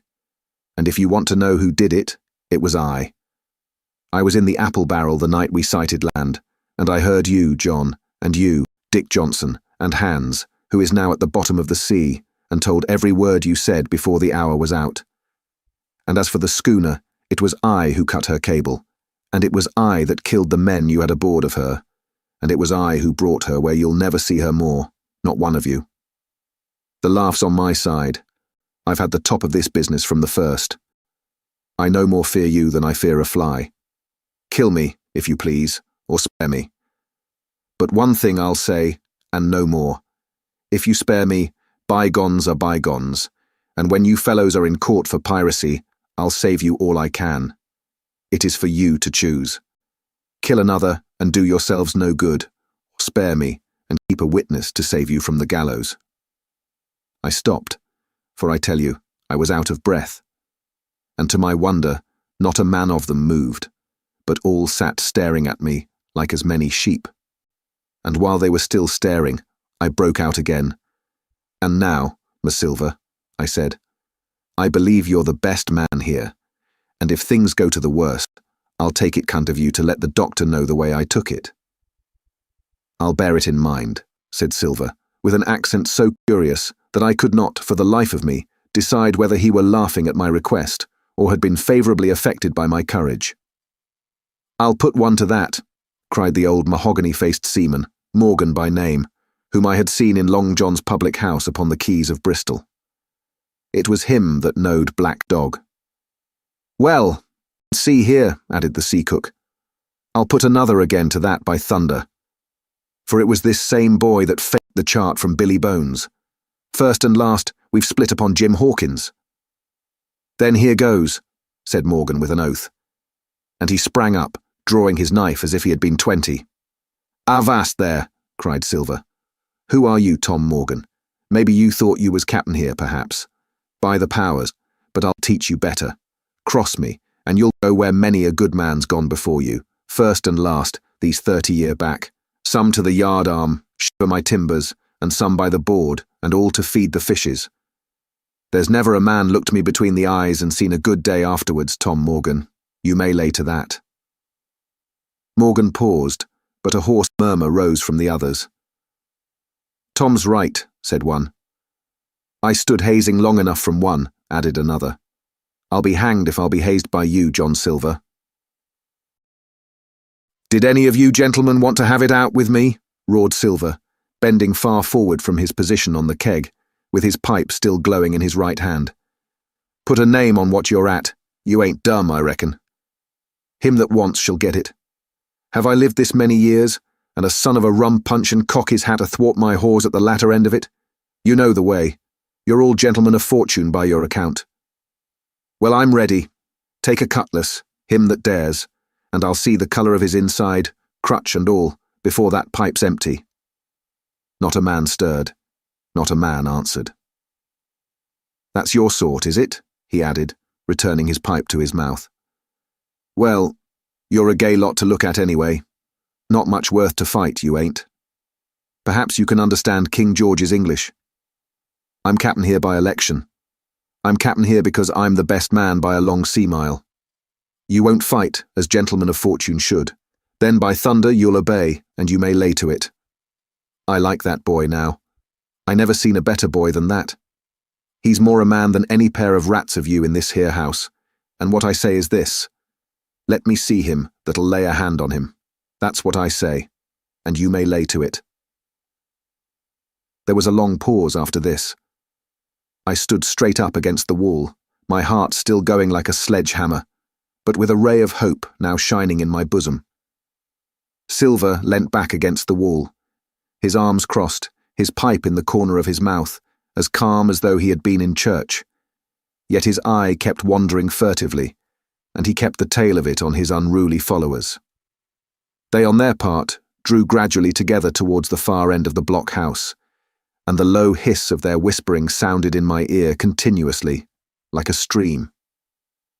One after another, they would look up, and and the red light of the torch would fall for a second on their nervous faces. But it was not towards me. It was towards Silver that they turned their eyes.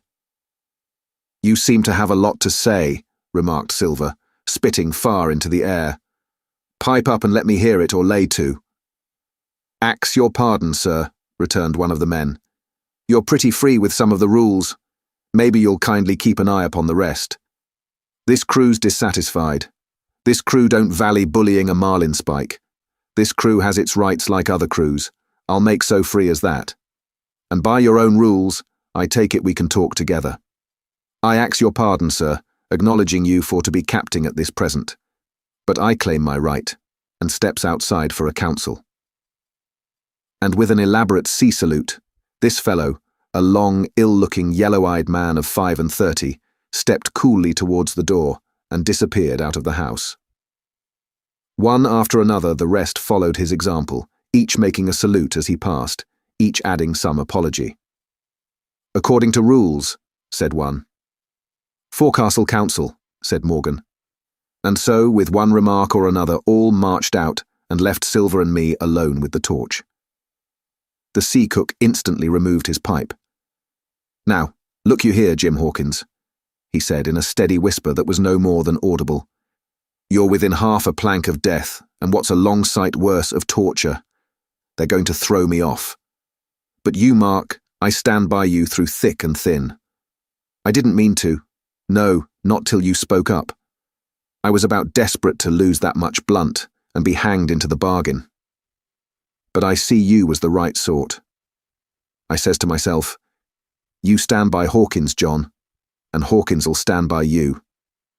You're his last card, and by the living thunder, John, he's yours. Back to back, says I. You save your witness, and he'll save your neck." I began dimly to understand. "You mean all's lost?" I asked. "Aye, by gum I do," he answered. "Ship gone, neck gone, that's the size of it.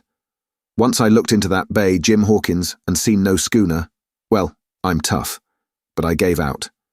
As for that lot and their council, mark me, they're outright fools and cowards. I'll save your life, if so be as I can from them.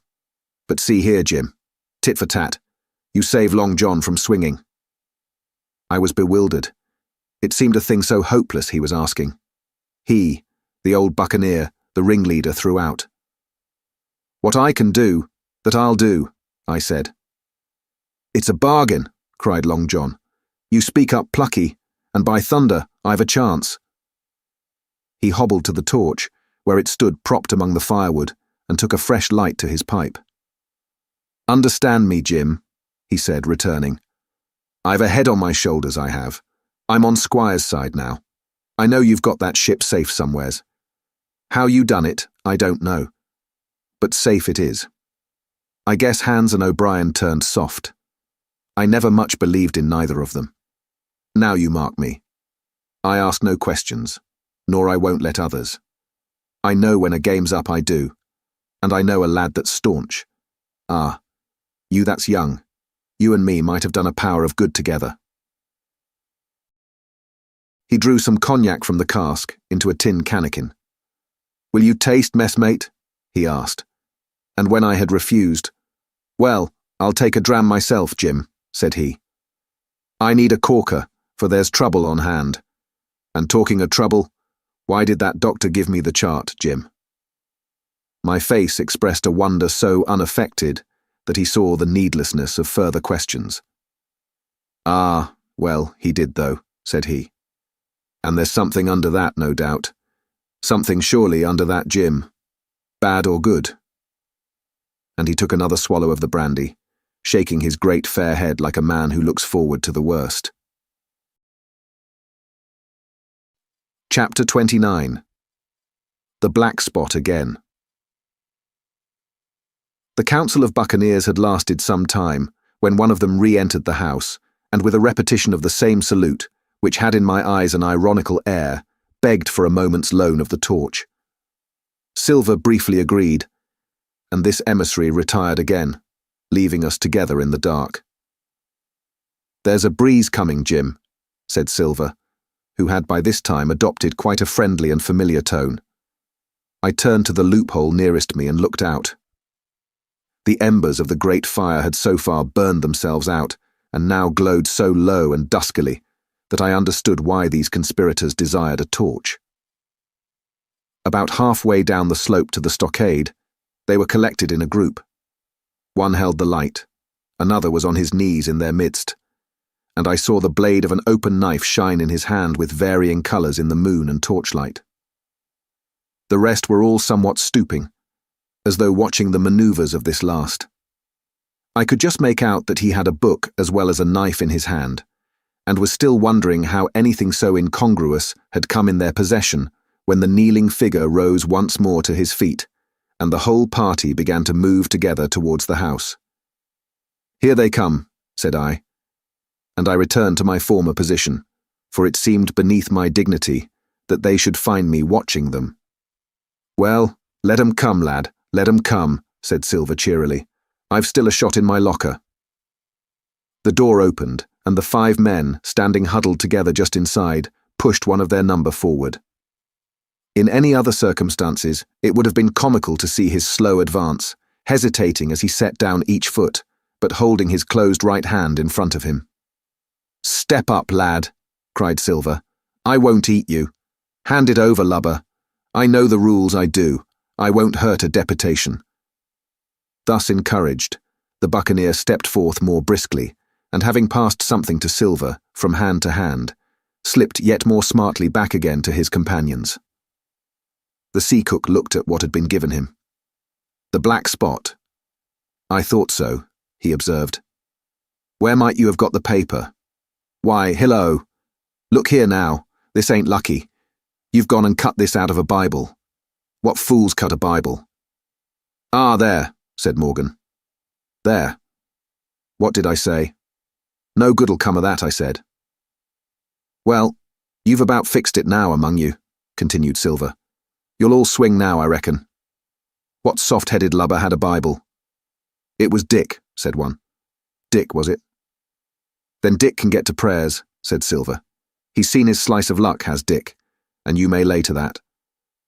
But here the long man with the yellow eyes struck in. "Belay that talk, John Silver," he said. "This crew has tipped you the black spot in full council, as in duty bound. Just you turn it over, as in duty bound, and see what's wrote there. Then you can talk." "Thankee, George," replied the sea cook. "You always was brisk for business, and has the rules by heart, George, as I'm pleased to see. Well, what is it anyway?" "Ah, deposed. That's it, is it? Very pretty wrote, to be sure, like print, I swear. Your hand a right, George? Why, you was getting quite a leading man in this here crew.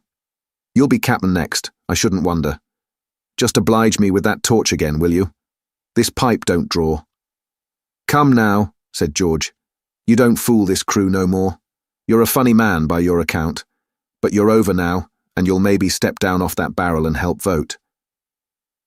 "I thought you said you knowed the rules," returned Silver contemptuously. "Leastways, if you don't, I do. And I wait here, and I'm still your captain, mind, till you outs with your grievances, and I reply. In the meantime, your black spot ain't worth a biscuit. After that, we'll see." "Oh," replied George, "you don't be under no kind of apprehension. We're all square, we are. First, you've made a hash of this cruise. You'll be a bold man to say no to that. Second, you let the enemy out of this here trap for nothing. Why did they want out? I don't know, but it's pretty plain they wanted it. Third, you wouldn't let us go at them upon the march. Oh, we see through you, John Silver. You want to play booty, that's what's wrong with you. And then fourth, there's this here boy." "Is that all?" asked Silver quietly. "Enough too," retorted George. "We'll all swing and sun-dry for your bungling." "Well now, look here. I'll answer these 4 pints. One after another, I'll answer 'em. I made a hash of this cruise, did I? Well now, you all know what I wanted, and you all know, if that had been done, that we'd have been aboard the Hispaniola this night as ever was, every man of us alive, and fit, and full of good plum duff, and the treasure in the hold of her, by thunder. Well, who crossed me? Who forced my hand, as was the lawful captain? Who tipped me the black spot the day we landed and began this dance? Ah, it's a fine dance. I'm with you there, and looks mighty like a hornpipe in a rope's end at Execution Dock by London town, it does. But who done it? Why, it was Anderson, and Hans, and you, George Merry. And you're the last above board of that same meddling crew, and you have the Davy Jones's insolence to up and stand for cap'n over me. You that sank the lot of us, by the powers. But this tops the stiffest yarn to nothing. Silver paused, and I could see by the faces of George and his late comrades that these words had not been said in vain. "That's for number one," cried the accused, wiping the sweat from his brow, for he had been talking with a vehemence that shook the house. "Why, I give you my word. I'm sick to speak to you. You've neither sense nor memory, and I leave it to fancy where your mother's was that let you come to sea. See, gentlemen of fortune, I reckon tailors is your trade." "Go on, John," said Morgan. "Speak up to the others." "Ah, the others," returned John. "They're a nice lot, ain't they? You say this cruise is bungled. Ah, by gum, if you could understand how bad it's bungled, you would see. We're that near the gibbet that my neck's stiff with thinking on it. You've seen 'em, maybe, hanged in chains, birds about 'em, seamen painting 'em out as they go down with the tide. 'Who's that?' says one. 'That? Why, that's John Silver. I knowed him well,' says another, and you can hear the chains a-jangle as you go about and reach for the other buoy. Now that's about where we are, every mother's son of us, thanks to him, and Hans, and Anderson, and other ruination fools of you. And if you want to know about number 4, and that boy, why, shiver my timbers, isn't he a hostage? Are we going to waste a hostage? No, not us. He might be our last chance, and I shouldn't wonder. Kill that boy. Not me, mates. And number 3? Ah, well, there's a deal to say to number 3. Maybe you don't count it nothing to have a real college doctor to see you every day. You, John, with your head broke. Or you, George Merry, that had the ague shakes upon you not 6 hours agone, and has your eyes the colour of lemon peel to this same moment on the clock. And maybe, perhaps, you didn't know there was a consort coming either. But there is, and not so long till then, and we'll see who'll be glad to have a hostage when it comes to that. And as for number 2, and why I made a bargain, well, you came crawling on your knees to me to make it. On your knees you came. You was that downhearted, and you'd have starved too if I hadn't, but that's a trifle. You look there, that's why. And he cast down upon the floor a paper that I instantly recognized. None other than the chart on yellow paper, with the 3 red crosses, that I had found in the oilcloth at the bottom of the captain's chest. Why the doctor had given it to him was more than I could fancy, but if it were inexplicable to me, the appearance of the chart was incredible to the surviving mutineers. They leapt upon it like cats upon a mouse. It went from hand to hand, one tearing it from another, and by the oaths and the cries and the childish laughter with which they accompanied their examination, you would have thought not only they were fingering the very gold, but were at sea with it, besides, in safety. "Yes," said one. "That's Flint, sure enough. JF, and a score below, with a clove hitch to it, so he done ever." "Mighty pretty," said George. "But how are we to get away with it, and us no ship?" Silver suddenly sprang up, and supporting himself with a hand against the wall. "Now I give you warning, George," he cried. "One more word of your sauce, and I'll call you down and fight you. How? Why, how do I know? You had ought to tell me that. You and the rest, that lost me my schooner, with your interference burn you. But not you, you can't. You hain't got the invention of a cockroach. But civil you can speak, and shall, George Merry, you may lay to that." "That's fair enow," said the old man Morgan. "Fair. I reckon so," said the sea cook. "You lost the ship. I found the treasure. Who's the better man at that? And now I resign by thunder. Elect whom you please to be your captain now. I'm done with it." "Silver," they cried. "Barbecue forever. Barbecue for captain." "So that's the tune, is it?" cried the cook. "George, I reckon you'll have to wait another turn, friend. And lucky for you as I'm not a revengeful man. But that was never my way.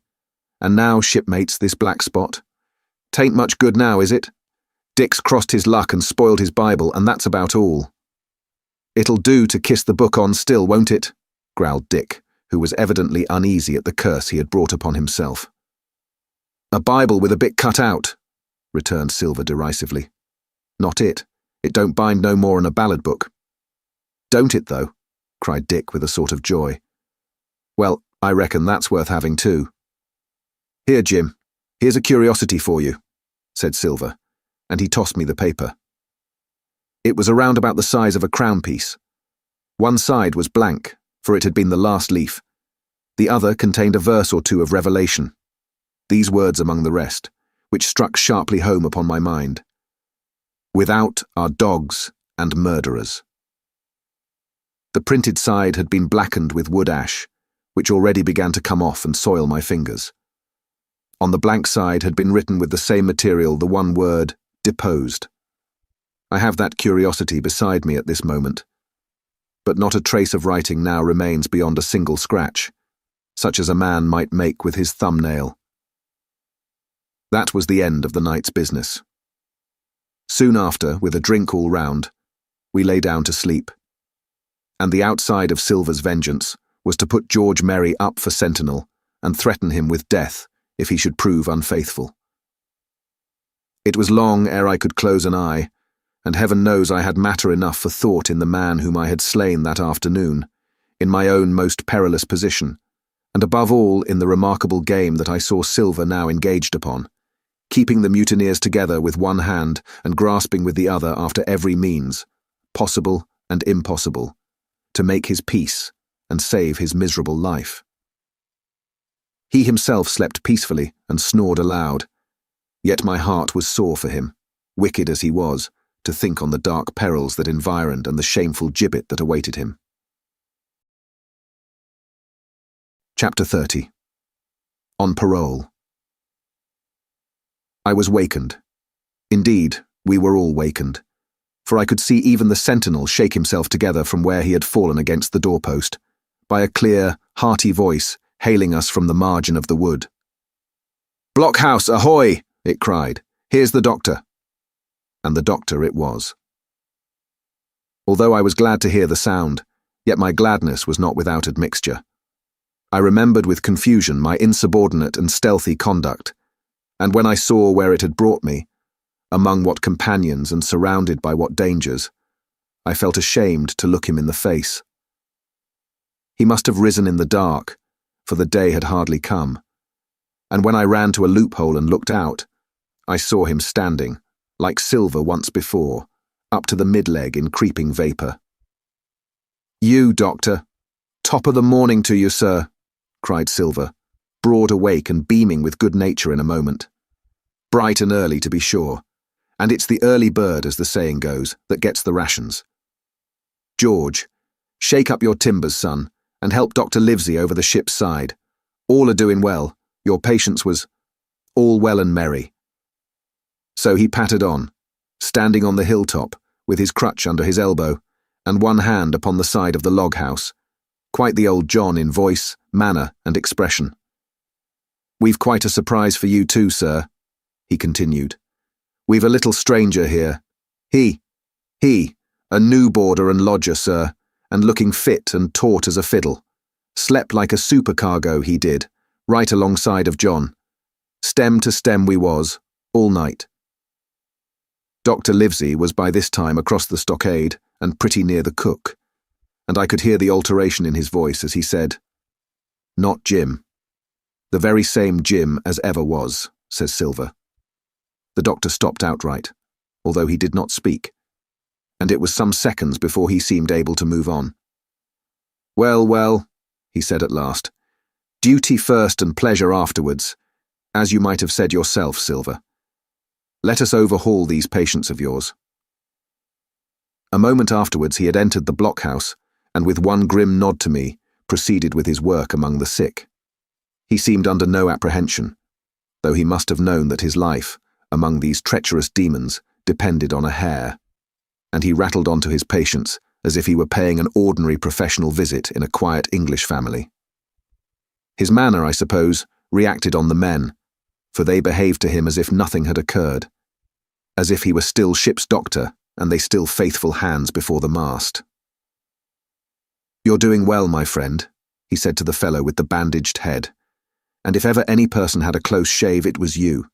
Your head must be as hard as iron. Well, George, how goes it? You're a pretty colour, certainly.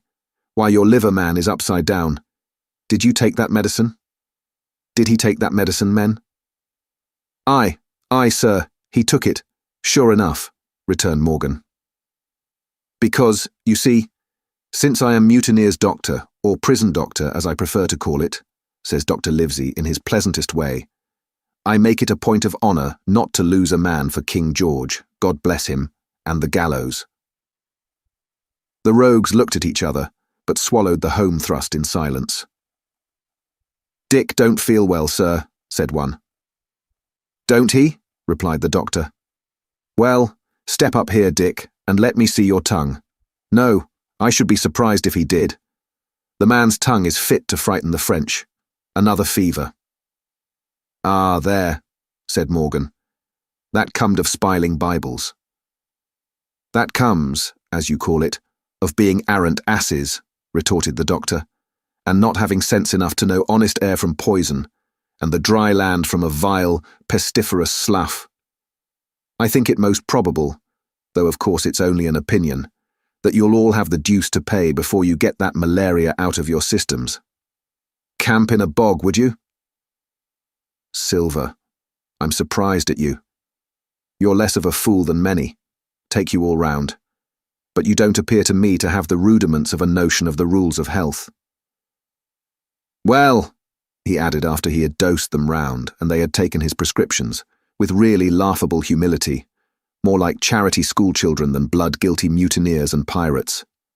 "Well, that's done for today, and now I should wish to have a talk with that boy, please." And he nodded his head in my direction carelessly. George Merry was at the door, spitting and spluttering over some bad-tasted medicine, but at the first word of the doctor's proposal, he swung round with a deep flush and cried, "No!" and swore.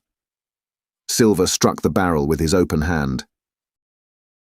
"Silence," he roared, and looked about him positively like a lion. "Doctor," he went on in his usual tones, "I was a-thinking of that, knowing as how you had a fancy for the boy. We're all humbly grateful for your kindness, and as you see, puts faith in you, and takes the drugs down like that much grog.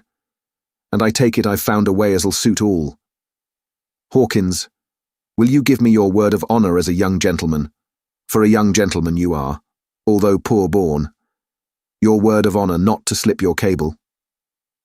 I readily gave the pledge required. "Then, Doctor," said Silver, "you just step outside of that stockade, and once you're there, I'll bring the boy down on the inside, and I reckon you can yarn through the spars. Good day to you, sir, and all our duties to the Squire and Captain Smollett." The explosion of disapproval, which nothing but Silver's black looks had restrained, broke out immediately the doctor had left the house. Silver was roundly accused of playing double, of trying to make a separate peace for himself, of sacrificing the interests of his accomplices and victims, and, in one word, of the identical, exact thing that he was doing. It seemed to me so obvious in this case that I could not imagine how he was to turn their anger. But he was twice the man the rest were, and his last night's victory had given him a huge preponderance on their minds. He called them all the fools and dolts you can imagine, said it was necessary I should talk to the doctor, fluttered the chart in their faces, asked them if they could afford to break the treaty the very day they were bound a treasure hunting. "No, by thunder," he cried. "It's us must break the treaty when the time comes. Until then I'll gammon that doctor, if I have to aisle his boots with brandy." And then he bade them get the fire lit, and stalked out upon his crutch, with his hand on my shoulder, leaving them in a disarray, and silenced by his volubility rather than convinced. "Slow, lad, slow," he said. "They might round upon us in a twinkle of an eye if we was seen to hurry." Very deliberately then did we advance across the sand to where the doctor awaited us on the other side of the stockade, and as soon as we were within easy speaking distance, Silver stopped. "You'll make a note of this here also, Doctor," says he, "and the boy'll tell you how I saved his life, and were deposed for it too, and you may lay to that. Doctor, when a man's steering as near the wind as me, playing chuck-farthing with the last breath in his body like, you wouldn't think it too much mayhap to give him one good word. You'll please bear in mind it's not my life only now, it's that boy's into the bargain, and you'll speak me fair, Doctor, and give me a bit of hope to go on, for the sake of mercy." Silver was a changed man once he was out there and had his back to his friends and the blockhouse. His cheeks seemed to have fallen in, his voice trembled. Never was a soul more dead in earnest. "Why, John, you're not afraid?" asked Dr. Livesey. "Doctor, I'm no coward. No, not I. Not so much," and he snapped his fingers. "If I was, I wouldn't say it. But I'll own up fairly. I've the shakes upon me for the gallows. You're a good man and a true. I never seen a better man. And you'll not forget what I done good, not any more than you'll forget the bad, I know. And I step aside, see here, and leave you and Jim alone. And you'll put that down for me too, for it's a long stretch, is that." So saying, he stepped back a little way, till he was out of earshot, and there sat down upon a tree stump and began to whistle, spinning round now and again upon his seat so as to command a sight, sometimes of me and the doctor, and sometimes of his unruly ruffians, as they went to and fro in the sand between the fire, which they were busy rekindling, and the house, from which they brought forth pork and bread to make the breakfast. "So, Jim," said the doctor sadly, "here you are. As you have brewed, so shall you drink, my boy. Heaven knows, I cannot find it in my heart to blame you, but this much I will say, be it kind or unkind. When Captain Smollett was well, you dared not have gone off, and when he was ill and couldn't help it, by George, it was downright cowardly. I will own that I here began to weep. Doctor, I said, you might spare me. I have blamed myself enough, my life's forfeit anyway, and I should have been dead by now if Silver hadn't stood for me. And doctor, believe this, I can die, and I dare say I deserve it. But what I fear is torture. If they come to torture me— Jim, the doctor interrupted, and his voice was quite changed. Jim, I can't have this. Whip over and we'll run for it. Doctor, said I passed my word. I know, he cried. We can't help that, Jim, now. I'll take it on my shoulders, holus bolus. Blame and shame, my boy. But stay here, I cannot let you. Jump. One jump and you're out, and we'll run for it like antelopes. No, I replied. You know right well you wouldn't do the thing yourself. Neither you nor Squire nor Captain, and no more will I. Silver trusted me. I passed my word and back I go. But doctor, you did not let me finish.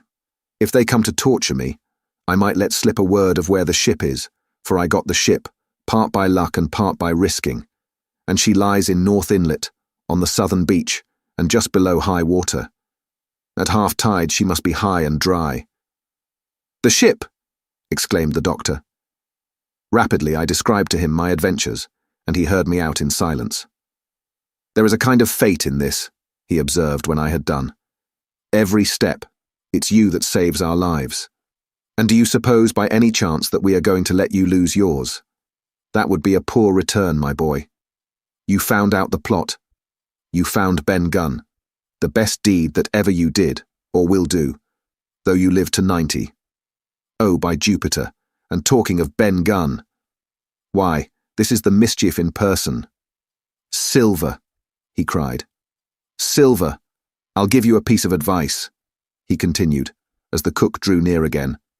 Don't you be in any great hurry after that treasure. Why, sir, I do my possible, which that ain't, said Silver. I can only, asking your pardon, save my life and the boys by seeking for that treasure, and you may lay to that. Well, Silver, replied the doctor, if that is so, I'll go one step further. Look out for squalls when you find it. Sir, said Silver, as between man and man, That's too much and too little.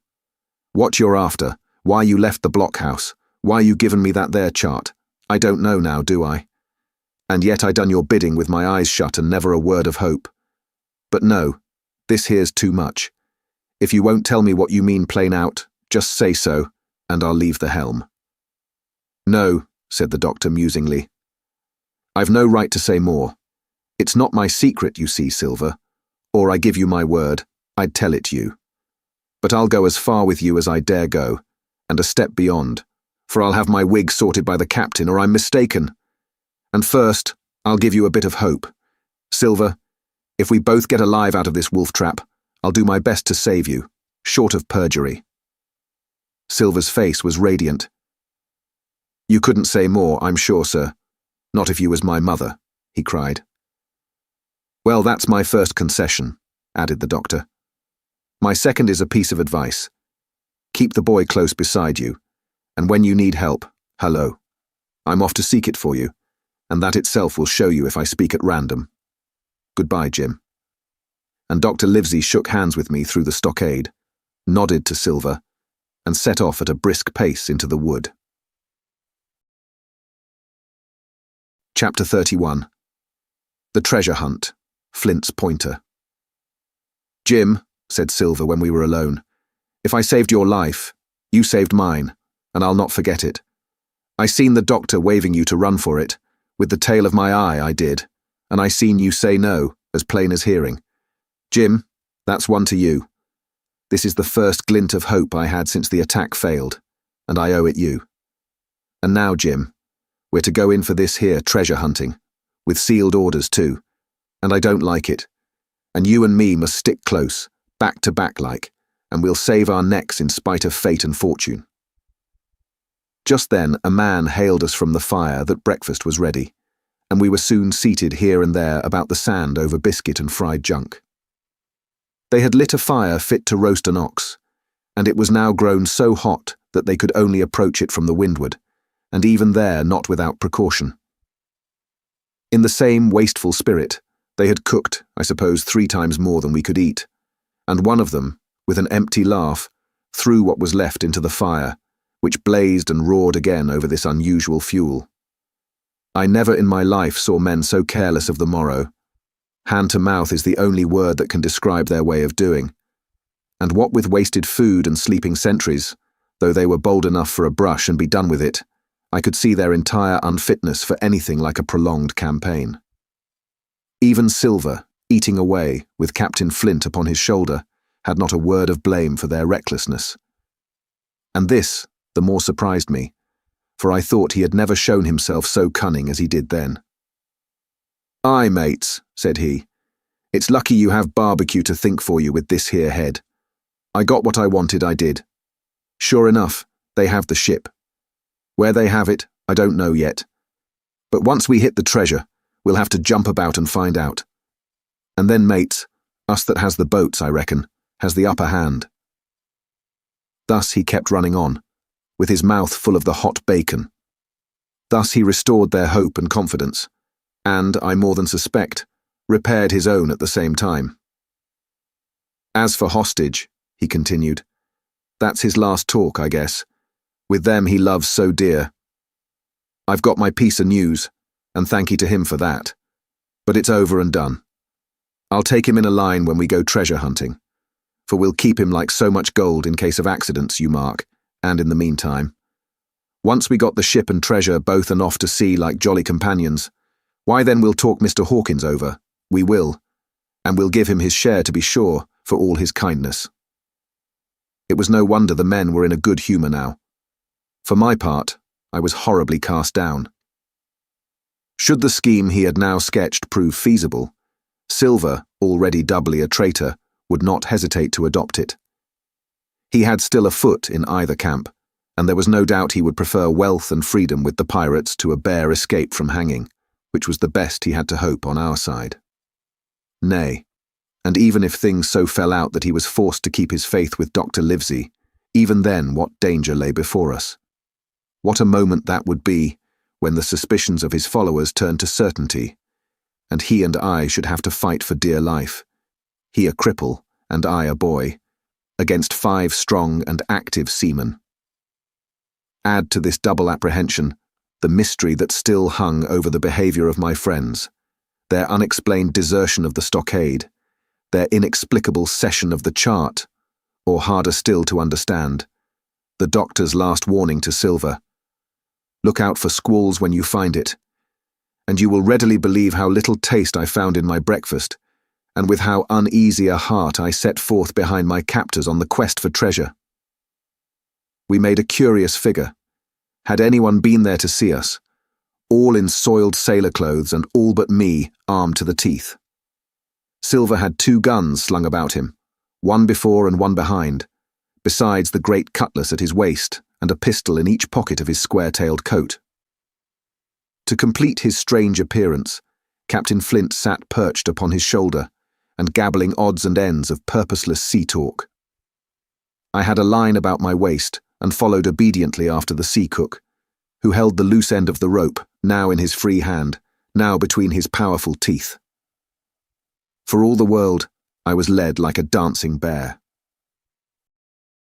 The other men were variously burthened, some carrying picks and shovels, for that had been the very first necessary they brought ashore from the Hispaniola, others laden with pork, bread and brandy for the midday meal.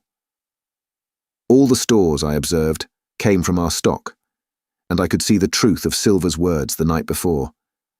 Had he not struck a bargain with the doctor, he and his mutineers, deserted by the ship, must have been driven to subsist on clear water and the proceeds of their hunting. Water would have been little to their taste. A sailor is not usually a good shot. And besides all that, when they were so short of eatables, it was not likely they would be very flush of powder. Well, thus equipped, we all set out, even the fellow with the broken head, who should certainly have kept in shadow, and straggled, one after another, to the beach, where the 2 gigs awaited us.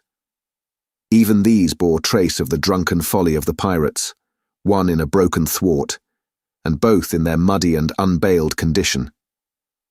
Both were to be carried along with us for the sake of safety. And so, with our numbers divided between them, we set forth upon the bosom of the anchorage. As we pulled over, there was some discussion on the chart. The Red Cross was, of course, far too large to be a guide, and the terms of the note on the back, as you will hear, admitted of some ambiguity. They ran, the reader may remember, thus: Tall Tree, Spyglass Shoulder, bearing a point to the north of north-northeast, Skeleton Island, east, southeast, and by east. 10 feet. A tall tree was thus the principal mark. Now, right before us, the anchorage was bounded by a plateau from 200 to 300 feet high, adjoining on the north the sloping southern shoulder of the Spyglass, and rising again towards the south into the rough, cliffy eminence called the Mizzenmast Hill. The top of the plateau was dotted thickly with pine trees of varying height. Every here and there, one of a different species rose 40 or 50 feet clear above its neighbours, and which of these was the particular tall tree of Captain Flint could only be decided on the spot, and by the readings of the compass. Yet, although that was the case, every man on board the boats had picked a favourite of his own ere we were halfway over, Long John alone shrugging his shoulders and bidding them wait till they were there. We pulled easily, by Silver's directions, not to weary the hands prematurely, and after quite a long passage, landed at the mouth of the second river, that which runs down a woody cleft of the Spyglass. Thence, bending to our left, we began to ascend the slope towards the plateau. At the first outset, heavy, miry ground, and a matted, marish vegetation greatly delayed our progress. But by little and little the hill began to steepen and become stony underfoot, and the wood to change its character and to grow in a more open order. It was, indeed, a most pleasant portion of the island that we were now approaching. A heavy-scented broom and many flowering shrubs had almost taken the place of grass. Thickets of green nutmeg trees were dotted here and there with the red columns and the broad shadow of the pines, and the first mingled their spice with the aroma of the others. The air, besides, was fresh and stirring, and this, under the sheer sunbeams, was a wonderful refreshment to our senses. The party spread itself abroad in a fan shape, shouting and leaping to and fro. About the centre, and a good way behind the rest, Silver and I followed, I tethered by my rope, he ploughing, with deep pants, among the sliding gravel. From time to time, indeed, I had to lend him a hand, or he must have missed his footing and fallen backward down the hill. We had thus proceeded for about half a mile, and were approaching the brow of the plateau, when the man upon the farthest left began to cry aloud, as if in terror. Shout after shout came from him, and the others began to run in his direction. "He can't have found the treasure," said old Morgan, hurrying past us from the right, "for that's clean atop."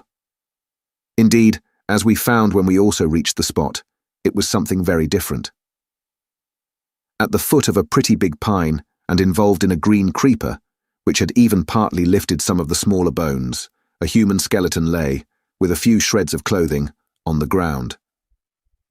I believe a chill struck for a moment to every heart. "He was a seaman," said George Merry, who, bolder than the rest, had gone up close and was examining the rags of clothing. "Leastways, this is good sea-cloth." Aye, said Silver. "Like enough. You wouldn't look to find a bishop here, I reckon. But what sort of a way is that for bones to lie? Taint in nature." Indeed, on a second glance, it seemed impossible to fancy that the body was in a natural position. But for some disarray, the work, perhaps, of the birds that had fed upon him, or of the slow-growing creeper that had gradually enveloped his remains. The man lay perfectly straight, his feet pointing in one direction, his hands, raised above his head like a diver's, pointing directly in the opposite. "I've taken a notion into my old numbskull," observed Silver. "Here's the compass. There's the tip-top pin to Skeleton Island, sticking out like a tooth. Just take a bearing, will you, along the line of them bones." It was done. The body pointed straight in the direction of the island, and the compass read duly east-southeast and by east. "I thought so," cried the cook. "This here is a pinter. Right up there is our line for the Pole Star and the Jolly Dollars. But by thunder, if it don't make me cold inside to think of Flint.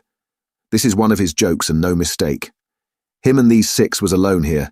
He killed 'em every man, and this one he hauled here and laid down by compass, shiver my timbers. They're long bones, and the hair's been yellow. Aye, that would be Allardyce. You mind Allardyce, Tom Morgan?" Aye, returned Morgan. "I mind him. He owed me money, he did, and took my knife ashore with him." "Speaking of knives," said another, "why don't we find his'n lying round? Flint warn't the man to pick a seaman's pocket, and the birds, I guess, would leave it be." "By the powers, and that's true," cried Silver. "There ain't a thing left here," said Merry, still feeling round among the bones.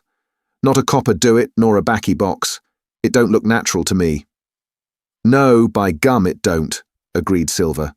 "Not natural, nor not nice, says you. Great guns, messmates, but if Flint was living, this would be a hot spot for you and me. 6 they were, and 6 are we, and bones is what they are now." "I saw him dead with these here deadlights," said Morgan. "Billy took me in. There he laid with penny pieces on his eyes." "Dead, aye, sure enough he's dead and gone below," said the fellow with the bandage. "But if ever spirit walked, it would be Flint's. Dear heart, but he died bad, did Flint." "Aye, that he did," observed another. "Now he raged, and now he hollered for the rum, and now he sang. 15 men were his only song, mates, and I tell you true, I never rightly liked to hear it since. It was main hot, and the windy was open, and I hear that old song coming out as clear, and the death haul on the man already." Come, said Silver. "Stow this talk. He's dead, and he don't walk, that I know. Leastways he won't walk by day, and you may lay to that. Care killed a cat. Fetch ahead for the doubloons." We started, certainly, but in spite of the hot sun and the staring daylight, the pirates no longer ran separate and shouting through the wood, but kept side by side and spoke with bated breath. The terror of the dead buccaneer had fallen on their spirits. Chapter 32.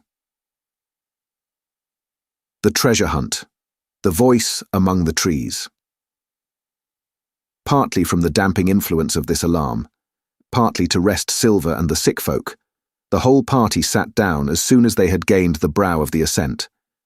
The plateau being somewhat tilted towards the west, this spot on which we had paused commanded a wide prospect on either hand. Before us, over the treetops, we beheld the cape of the woods, fringed with surf. Behind, we not only looked down upon the anchorage and Skeleton Island, but saw, clear across the spit and the eastern lowlands, a great field of open sea upon the east. Sheer above us rose the spyglass, here dotted with single pines, there black with precipices. There was no sound but that of the distant breakers, mounting from all round, and the chirp of countless insects in the brush. Not a man, not a sail, upon the sea. The very largeness of the view increased the sense of solitude. Silver, as he sat, took certain bearings with his compass. "There are 3 tall trees," said he, "about in the right line from Skeleton Island. Spyglass shoulder, I take it, means that lower pint there. It's child's play to find the stuff now. I've half a mind to dine first." "I don't feel sharp," growled Morgan. "Thinking of Flint, I think it were, as done me." "Ah, well, my son, you praise your stars he's dead," said Silver. "He were an ugly devil," cried a third pirate with a shudder. "That blew in the face too." "That was how the rum took him," added Merry. "Blue? Well, I reckon he was blue. That's a true word." Ever since they had found the skeleton and got upon this train of thought, they had spoken lower and lower, and they had almost got to whispering by now, so that the sound of their talk hardly interrupted the silence of the wood. All of a sudden, out of the middle of the trees in front of us, a thin, high, trembling voice struck up the well-known air and words. 15 men on the dead man's chest, yo-ho-ho, and a bottle of rum. I never have seen men more dreadfully affected than the pirates. The colour went from their 6 faces like enchantment. Some leaped to their feet, some clawed hold of others. Morgan grovelled on the ground. "It's Flint!" cried Merry. The song had stopped as suddenly as it began. Broken off, you would have said, in the middle of a note, as though someone had laid his hand upon the singer's mouth. Coming through the clear, sunny atmosphere among the green treetops, I thought it had sounded airily and sweetly, and the effect on my companions was the stranger. "Come," said Silver, struggling with his ashen lips to get the word out. "This won't do. Stand by to go about. This is a rum start, and I can't name the voice, but it's someone skylarking, someone that's flesh and blood, and you may lay to that." His courage had come back as he spoke, and some of the colour to his face along with it. Already the others had begun to lend an ear to this encouragement, and were coming a little to themselves, when the same voice broke out again, not this time singing, but in a faint, distant hail that echoed yet fainter among the clefts of the spyglass. "Darby McGraw," it wailed, for that is the word that best describes the sound. "Darby McGraw! Darby McGraw!" Again and again and again, and then rising a little higher, and with an oath that I leave out, "Fetch aft the rum, Darby." The buccaneers remained rooted to the ground, their eyes starting from their heads. Long after the voice had died away, they still stared in silence, dreadfully, before them. "That fixes it," gasped one. "Let's go." "They was his last words," moaned Morgan, "his last words above board." Dick had his Bible out and was praying volubly. He had been well brought up, had Dick, before he came to sea and fell among bad companions. Still, Silver was unconquered. I could hear his teeth rattle in his head, but he had not yet surrendered. "Nobody in this here island ever heard of Darby," he muttered. "Not one but us that's here." And then, making a great effort, "Shipmates," he cried, "I'm here to get that stuff, and I'll not be beat by man or devil. I never was feared of Flint in his life, and by the powers, I'll face him dead. There's £700,000, not a quarter of a mile from here. When did ever a gentleman of fortune show his stern to that much dollars for a boozy old seaman with a blue mug, and him dead too. But there was no sign of reawakening courage in his followers, rather indeed of growing terror at the irreverence of his words. "Belay there, John," said Mary. "Don't you cross a sperrit." And the rest were all too terrified to reply. They would have run away severally had they dared, but fear kept them together and kept them close by John, as if his daring helped them. He, on his part, had pretty well fought his weakness down. "Sperrit? Well, maybe," he said. "But there's one thing not clear to me. There was an echo. Now, no man ever seen a sperrit with a shadow. Well then, what's he doing with an echo to him, I should like to know? That ain't in nature, surely." This argument seemed weak enough to me. But you can never tell what will affect the superstitious, and to my wonder, George Merry was greatly relieved. "Well, that's so," he said. "You've a head upon your shoulders, John, and no mistake. 'Bout ship, mates. This here crew is on a wrong tack, I do believe. And come to think on it, it was like Flint's voice, I grant you, but not just so clear away like it after all. It was like somebody else's voice now. It was like her." "By the powers, Ben Gunn," roared Silver. "Aye, and so it were," cried Morgan, springing on his knees. "Ben Gunn it were." "It don't make much odds, do it now?" asked Dick. "Ben Gunn's not here in the body any more'n Flint." But the older hands greeted this remark with scorn. "Why, nobody minds Ben Gunn," cried Merry. "Dead or alive, nobody minds him." It was extraordinary how their spirits had returned, and how the natural colour had revived in their faces.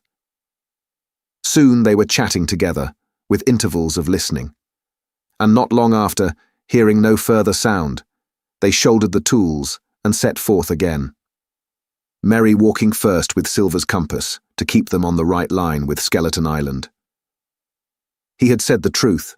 Dead or alive, nobody minded Ben Gunn. Dick alone still held his Bible, and looked around him as he went, with fearful glances. But he found no sympathy, and Silver even joked him on his precautions. "I told you," said he. "I told you you had spiled your Bible. If it ain't no good to swear by, what do you suppose a sperrit would give for it? Not that." And he snapped his big fingers, halting a moment on his crutch. But Dick was not to be comforted. Indeed, it was soon plain to me that the lad was falling sick. Hastened by heat, exhaustion, and the shock of his alarm, the fever, predicted by Dr. Livesey, was evidently growing swiftly higher. It was fine open walking here upon the summit. Our way lay a little downhill, for, as I have said, the plateau tilted towards the west. The pines, great and small, grew wide apart, and even between the clumps of nutmeg and azalea, wide open spaces baked in the hot sunshine. Striking, as we did, pretty near northwest across the island, we drew, on the one hand, ever nearer under the shoulders of the spyglass, and on the other, looked ever wider over that western bay where I had once tossed and trembled in the coracle. The first of the tall trees was reached, and by the bearings proved the wrong one. So with the second. The third rose nearly 200 feet into the air above a clump of underwood, a giant of a vegetable, with a red column as big as a cottage, and a wide shadow around in which a company could have manoeuvred. It was conspicuous far to sea both on the east and west, and might have been entered as a sailing mark upon the chart. But it was not its size that now impressed my companions. It was the knowledge that £700,000 in gold lay somewhere buried below its spreading shadow. The thought of the money, as they drew nearer, swallowed up their previous terrors. Their eyes burned in their heads. Their feet grew speedier and lighter. Their whole soul was bound up in that fortune, that whole lifetime of extravagance and pleasure that lay waiting there for each of them. Silver hobbled, grunting, on his crutch. His nostrils stood out and quivered. He cursed like a madman when the flies settled on his hot and shiny countenance. He plucked furiously at the line that held me to him, and from time to time turned his eyes upon me with a deadly look. Certainly he took no pains to hide his thoughts, and certainly I read them like print. In the immediate nearness of the gold, all else had been forgotten. His promise and the doctor's warning were both things of the past, and I could not doubt that he hoped to seize upon the treasure, find and board the Hispaniola under cover of night, cut every honest throat about that island, and sail away as he had at first intended, laden with crimes and riches. Shaken as I was with these alarms, it was hard for me to keep up with the rapid pace of the treasure hunters. Now and again I stumbled, and it was then that Silver plucked so roughly at the rope and launched at me his murderous glances. Dick, who had dropped behind us and now brought up the rear, was babbling to himself both prayers and curses as his fever kept rising. This also added to my wretchedness, and to crown all, I was haunted by the thought of the tragedy that had once been acted on that plateau, when that ungodly buccaneer with the blue face, he who died at Savannah singing and shouting for drink, had there, with his own hand, cut down his 6 accomplices. This grove that was now so peaceful must then have rung with cries, I thought, and even with the thought I could believe I heard it ringing still. We were now at the margin of the thicket. "Huzzah, mates! All together!" shouted Merry, and the foremost broke into a run. And suddenly, not 10 yards further, we beheld them stop. A low cry arose. Silver doubled his pace, digging away with the foot of his crutch like one possessed, and next moment he and I had come also to a dead halt. Before us was a great excavation, not very recent, for the sides had fallen in and grass had sprouted on the bottom. In this were the shaft of a pick, broken in 2, and the boards of several packing cases strewn around. On one of these boards, I saw, branded with a hot iron, the name Walrus, the name of Flint's ship. All was clear to probation. The cash had been found and rifled. The £700,000 were gone. Chapter 33. The Fall of a Chieftain. There never was such an overturn in this world. Each of these 6 men was as though he had been struck, but with Silver the blow passed almost instantly. Every thought of his soul had been set full stretch, like a racer, on that money.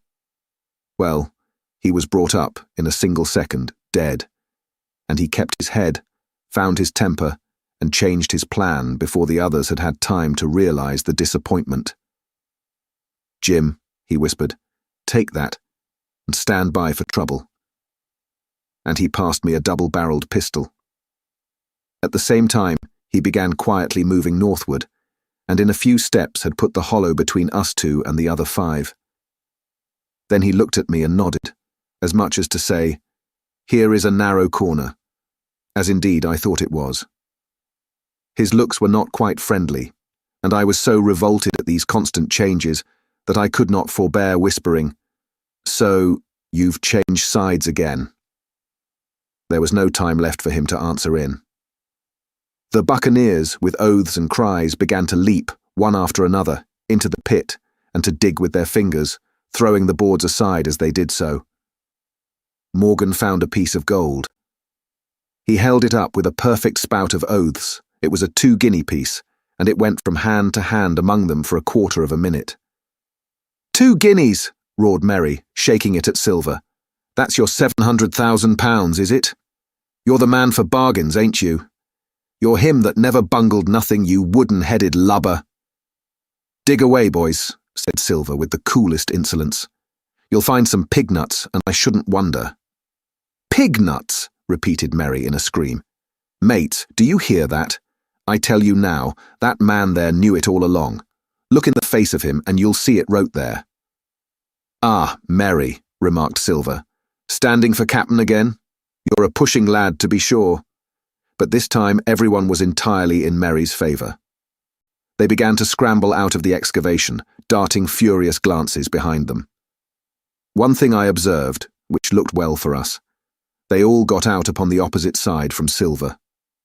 Well, there we stood, 2 on one side, 5 on the other, the pit between us, and nobody screwed up high enough to offer the first blow. Silver never moved. He watched them, very upright on his crutch, and looked as cool as ever I saw him. He was brave, and no mistake. At last Merry seemed to think a speech might help matters. "Mates," says he, "there's two of them alone there. One's the old cripple that brought us all here and blundered us down to this. The other's that cub that I mean to have the heart of. Now, mates." He was raising his arm and his voice, and plainly meant to lead a charge. But just then, crack, crack, crack, 3 musket shots flashed out of the thicket. Merry tumbled head foremost into the excavation.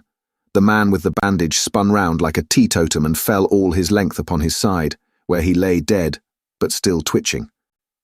And the other 3 turned and ran for it with all their might. Before you could wink, Long John had fired 2 barrels of a pistol into the struggling Merry, and as the man rolled up his eyes at him in the last agony, "George," said he, "I reckon I settled you." At the same moment, the doctor, Gray, and Ben Gunn joined us, with smoking muskets, from among the nutmeg trees. "Forward!" cried the doctor. "Double quick, my lads. We must head 'em off the boats." And we set off at a great pace, sometimes plunging through the bushes to the chest. I tell you, but Silver was anxious to keep up with us. The work that man went through, leaping on his crutch till the muscles of his chest were fit to burst, was work no sound man ever equalled. And so thinks the doctor. As it was, he was already 30 yards behind us, and on the verge of strangling when we reached the brow of the slope. "Doctor," he hailed, "see there, no hurry." Sure enough, there was no hurry. In a more open part of the plateau, we could see the 3 survivors still running in the same direction as they had started, right for Mizzenmast Hill. We were already between them and the boats, and so we 4 sat down to breathe, while Long John, mopping his face, came slowly up with us. "Thank ye kindly, doctor," says he. "You came in about the nick, I guess, for me and Hawkins. And so it's you, Ben Gunn," he added.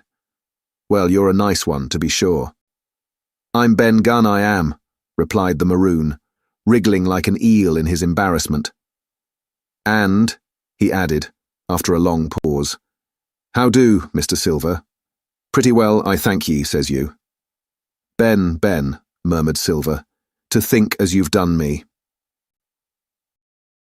The doctor sent back Gray for one of the pickaxes deserted, in their flight, by the mutineers, and then as we proceeded leisurely downhill to where the boats were lying, related in a few words what had taken place. It was a story that profoundly interested Silver, and Ben Gunn, the half-idiot maroon, was the hero from beginning to end. Ben, in his long, lonely wanderings about the island, had found the skeleton. It was he that had rifled it. He had found the treasure. He had dug it up. It was the haft of his pickaxe that lay broken in the excavation. He had carried it on his back, in many weary journeys, from the foot of the tall pine to a cave he had on the 2-pointed hill at the northeast angle of the island, and there it had lain stored in safety since 2 months before the arrival of the Hispaniola. When the doctor had wormed this secret from him on the afternoon of the attack, and when next morning he saw the anchorage deserted, he had gone to Silver, given him the chart, which was now useless, given him the stores, for Ben Gunn's cave was well supplied with goat's meat salted by himself, given anything and everything to get a chance of moving in safety from the stockade to the 2-pointed hill, there to be clear of malaria and keep a guard upon the money. "As for you, Jim," he said, "it went against my heart, but I did what I thought best for those who had stood by their duty. And if you were not one of these, whose fault was it?" That morning, finding that I was to be involved in the horrid disappointment he had prepared for the mutineers, he had run all the way to the cave, and leaving the squire to guard the captain, had taken Gray and the maroon, and started, making the diagonal across the island to be at hand beside the pine. Soon, however, he saw that our party had the start of him, and Ben Gunn, being fleet of foot, had been dispatched in front to do his best alone. Then it had occurred to him to work upon the superstitions of his former shipmates, and he was so far successful that Gray and the doctor had come up and were already ambushed before the arrival of the treasure hunters. "Ah," said Silver, "it were fortunate for me that I had Hawkins here. You would have let old John be cut to bits and never given it a thought, Doctor." "Not a thought," replied Dr. Livesey cheerily. And by this time we had reached the gigs. The doctor, with the pickaxe, demolished one of them, and then we all got aboard the other and set out to go round by sea for North Inlet. This was a run of 8 or 9 miles. Silver, though he was almost killed already with fatigue, was set to an oar like the rest of us, and we were soon skimming swiftly over a smooth sea. Soon we passed out of the straits and doubled the southeast corner of the island, round which, 4 days ago, we had towed the Hispaniola. As we passed the 2-pointed hill, we could see the black mouth of Ben Gunn's cave, and a figure standing by it, leaning on a musket. It was the squire, and we waved a handkerchief and gave him 3 cheers, in which the voice of Silver joined as heartily as any. 3 miles farther, just inside the mouth of North Inlet, what should we meet but the Hispaniola, cruising by herself? The last flood had lifted her, and had there been much wind or a strong tide current, as in the southern anchorage, we should never have found her more, or found her stranded beyond help. As it was, there was little amiss beyond the wreck of the mainsail. Another anchor was got ready and dropped in a fathom and a half of water. We all pulled round again to Rum Cove, the nearest point for Ben Gunn's treasure house, and then Gray, single-handed, returned with the gig to the Hispaniola, where he was to pass the night on guard. A gentle slope ran up from the beach to the entrance of the cave. At the top, the squire met us. To me, he was cordial and kind, saying nothing of my escapade either in the way of blame or praise. At Silver's polite salute, he somewhat flushed. "John Silver," he said, "you're a prodigious villain and impostor, a monstrous impostor, sir. I am told I am not to prosecute you. Well then, I will not. But the dead men, sir, hang about your neck like millstones." "Thank you kindly, sir," replied Long John, again saluting. "I dare you to thank me," cried the squire. "It is a gross dereliction of my duty. Stand back." And thereupon we all entered the cave.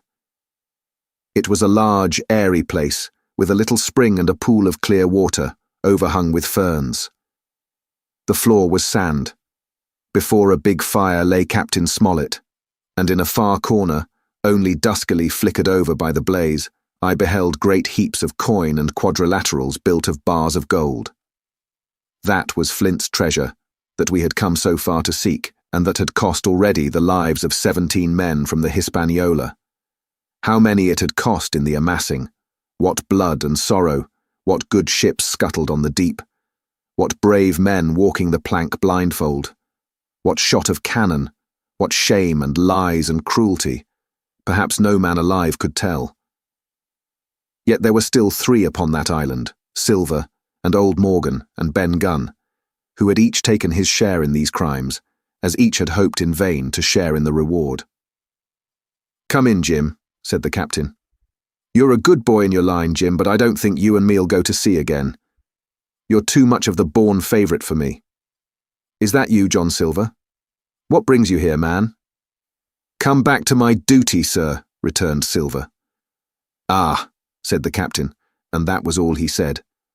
What a supper I had of it that night, with all my friends around me. And what a meal it was, with Ben Gunn's salted goat, and some delicacies, and a bottle of old wine from the Hispaniola. Never, I am sure, were people gayer or happier. And there was Silver, sitting back almost out of the firelight, but eating heartily, prompt to spring forward when anything was wanted, even joining quietly in our laughter, the same bland, polite, obsequious seaman of the voyage out.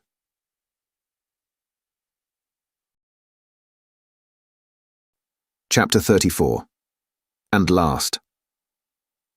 The next morning we fell early to work, for the transportation of this great mass of gold near a mile by land to the beach, and thence 3 miles by boat to the Hispaniola, was a considerable task for so small a number of workmen. The 3 fellows still abroad upon the island did not greatly trouble us. A single sentry on the shoulder of the hill was sufficient to ensure us against any sudden onslaught, and we thought, besides, they had had more than enough of fighting. Therefore the work was pushed on briskly. Gray and Ben Gunn came and went with the boat, while the rest during their absences piled treasure on the beach. 2 of the bars, slung in a rope's end, made a good load for a grown man, one that he was glad to walk slowly with. For my part, as I was not much use at carrying, I was kept busy all day in the cave packing the minted money into bread bags. It was a strange collection, like Billy Bones's hoard for the diversity of coinage, but so much larger and so much more varied that I think I never had more pleasure than in sorting them. English, French, Spanish, Portuguese, Georges and Louises, doubloons and double guineas and moidores and sequins, the pictures of all the kings of Europe for the last 100 years, strange oriental pieces stamped with what looked like wisps of string or bits of spider's web, round pieces and square pieces, and pieces bored through the middle as if to wear them round your neck. Nearly every variety of money in the world must, I think, have found a place in that collection.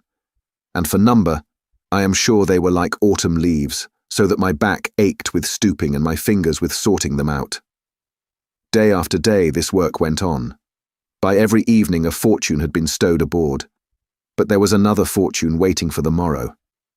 And all this time we heard nothing of the 3 surviving mutineers. At last, I think it was on the 3rd night, the doctor and I were strolling on the shoulder of the hill, where it overlooks the lowlands of the isle, when, from out the thick darkness below, the wind brought us a noise between shrieking and singing. It was only a snatch that reached our ears, followed by the former silence. "Heaven forgive them," said the doctor. "'Tis the mutineers." "All drunk, sir," struck in the voice of Silver from behind us. Silver, I should say, was allowed his entire liberty, and in spite of daily rebuffs, seemed to regard himself once more as quite a privileged and friendly dependent. Indeed, it was remarkable how well he bore these slights, and with what unwearying politeness he kept on trying to ingratiate himself with all. Yet, I think, none treated him better than a dog, unless it was Ben Gunn, who was still terribly afraid of his old quartermaster, or myself, who had really something to thank him for. Although, for that matter, I suppose, I had reason to think even worse of him than anybody else, for I had seen him meditating a fresh treachery upon the plateau. Accordingly, it was pretty gruffly that the doctor answered him. "Drunk or raving?" said he. "Right you were, sir," replied Silver, "and precious little odds which, to you and me." "I suppose you would hardly ask me to call you a humane man," returned the doctor with a sneer, "and so my feelings may surprise you, Master Silver. But if I were sure they were raving, as I am morally certain one at least of them is down with fever, I should leave this camp, and at whatever risk to my own carcass, take them the assistance of my skill." "Ask your pardon, sir. You would be very wrong," quoth Silver. "You would lose your precious life, and you may lay to that. I'm on your side now, hand and glove, and I shouldn't wish for to see the party weakened, let alone yourself, seeing as I know what I owes you. But these men down there, they couldn't keep their word. No, not supposing they wished to. And what's more, they couldn't believe as you could." "No," said the doctor. "You're the man to keep your word. We know that." Well, that was about the last news we had of the 3 pirates. Only once we heard a gunshot a great way off and supposed them to be hunting. A council was held, and it was decided that we must desert them on the island, to the huge glee, I must say, of Ben Gunn, and with the strong approval of Gray. We left a good stock of powder and shot, the bulk of the salt goat, a few medicines and some other necessaries, tools, clothing, a spare sail, a fathom or 2 of rope, and by the particular desire of the doctor, a handsome present of tobacco. That was about our last doing on the island.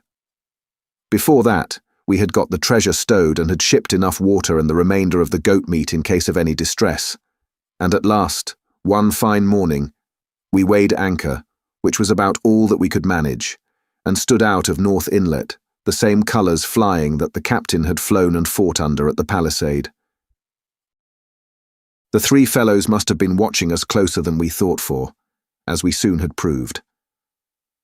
For coming through the Narrows, we had to lie very near the southern point, and there we saw all three of them kneeling together on a spit of sand, with their arms raised in supplication. It went to all our hearts, I think, to leave them in that wretched state, but we could not risk another mutiny, and to take them home for the gibbet would have been a cruel sort of kindness. The doctor hailed them and told them of the stores we had left, and where they were to find them. But they continued to call us by name and appeal to us for God's sake to be merciful and not leave them to die in such a place. At last, seeing the ship still bore on her course, and was now swiftly drawing out of earshot, one of them, I know not which it was, leapt to his feet with a hoarse cry, whipped his musket to his shoulder, and sent a shot whistling over Silver's head and through the mainsail. After that, we kept under cover of the bulwarks, and when next I looked out, they had disappeared from the spit, and the spit itself had almost melted out of sight in the growing distance. That was, at least, the end of that. And before noon, to my inexpressible joy, the highest rock of Treasure Island had sunk into the blue round of sea. We were so short of men that everyone on board had to bear a hand, only the captain lying on a mattress in the stern and giving his orders, for though greatly recovered, he was still in want of quiet. We laid her head for the nearest port in Spanish America, for we could not risk the voyage home without fresh hands. And as it was, what with baffling winds and a couple of fresh gales, we were all worn out before we reached it.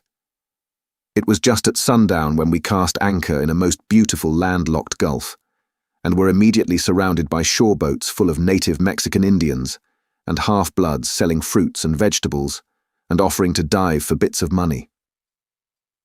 The sight of so many good-humoured faces, especially the blacks, the taste of the tropical fruits, and above all the lights that began to shine in the town made a most charming contrast to our dark and bloody sojourn on the island. And the doctor and the squire, taking me along with them, went ashore to pass the early part of the night. Here they met the captain of an English man of war, fell in talk with him, went on board his ship, and, in short, had so agreeable a time that day was breaking when we came alongside the Hispaniola. Ben Gunn was on deck alone, and as soon as we came on board he began, with wonderful contortions, to make us a confession. Silver was gone. The maroon had connived at his escape in a shore boat some hours ago, and he now assured us he had only done so to preserve our lives, which would certainly have been forfeit if that man with the one leg had stayed aboard. But this was not all. The sea cook had not gone empty-handed. He had cut through a bulkhead unobserved and had removed one of the sacks of coin, worth perhaps 300 or 400 guineas, to help him on his further wanderings. I think we were all pleased to be so cheaply quit of him. Well, to make a long story short, we got a few hands on board, made a good cruise home, and the Hispaniola reached Bristol just as Mr. Blandley was beginning to think of fitting out her consort. 5 men only of those who had sailed returned with her. Drink and the devil had done for the rest, with a vengeance, although, to be sure, we were not quite in so bad a case as that other ship they sang about. With 1 man of her crew alive, what put to sea with 75? All of us had an ample share of the treasure and used it wisely or foolishly, according to our natures. Captain Smollett is now retired from the sea. Gray not only saved his money, but being suddenly smit with the desire to rise, also studied his profession, and he is now mate and part owner of a fine full-rigged ship, married besides, and the father of a family.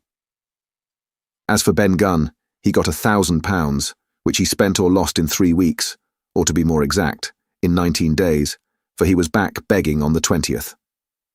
Then he was given a lodge to keep, exactly as he had feared upon the island, and he still lives, a great favourite, though something of a butt, with the country boys, and a notable singer in church on Sundays and saints' days. Of silver, we have heard no more. That formidable seafaring man with one leg has at last gone clean out of my life. But I dare say he met his old mistress, and perhaps still lives in comfort with her and Captain Flint. It is to be hoped so, I suppose, for his chances of comfort in another world are very small. The bar silver and the arms still lie, for all that I know, where Flint buried them, and certainly they shall lie there for me. Oxen and wain ropes would not bring me back again to that accursed island, and the worst dreams that ever I have are when I hear the surf booming about its coasts, or start upright in bed with the sharp voice of Captain Flint still ringing in my ears. Pieces of 8, pieces of 8. Thank you for listening. If you like our recordings, consider liking this video and subscribing to our channel so you don't miss any more audiobooks.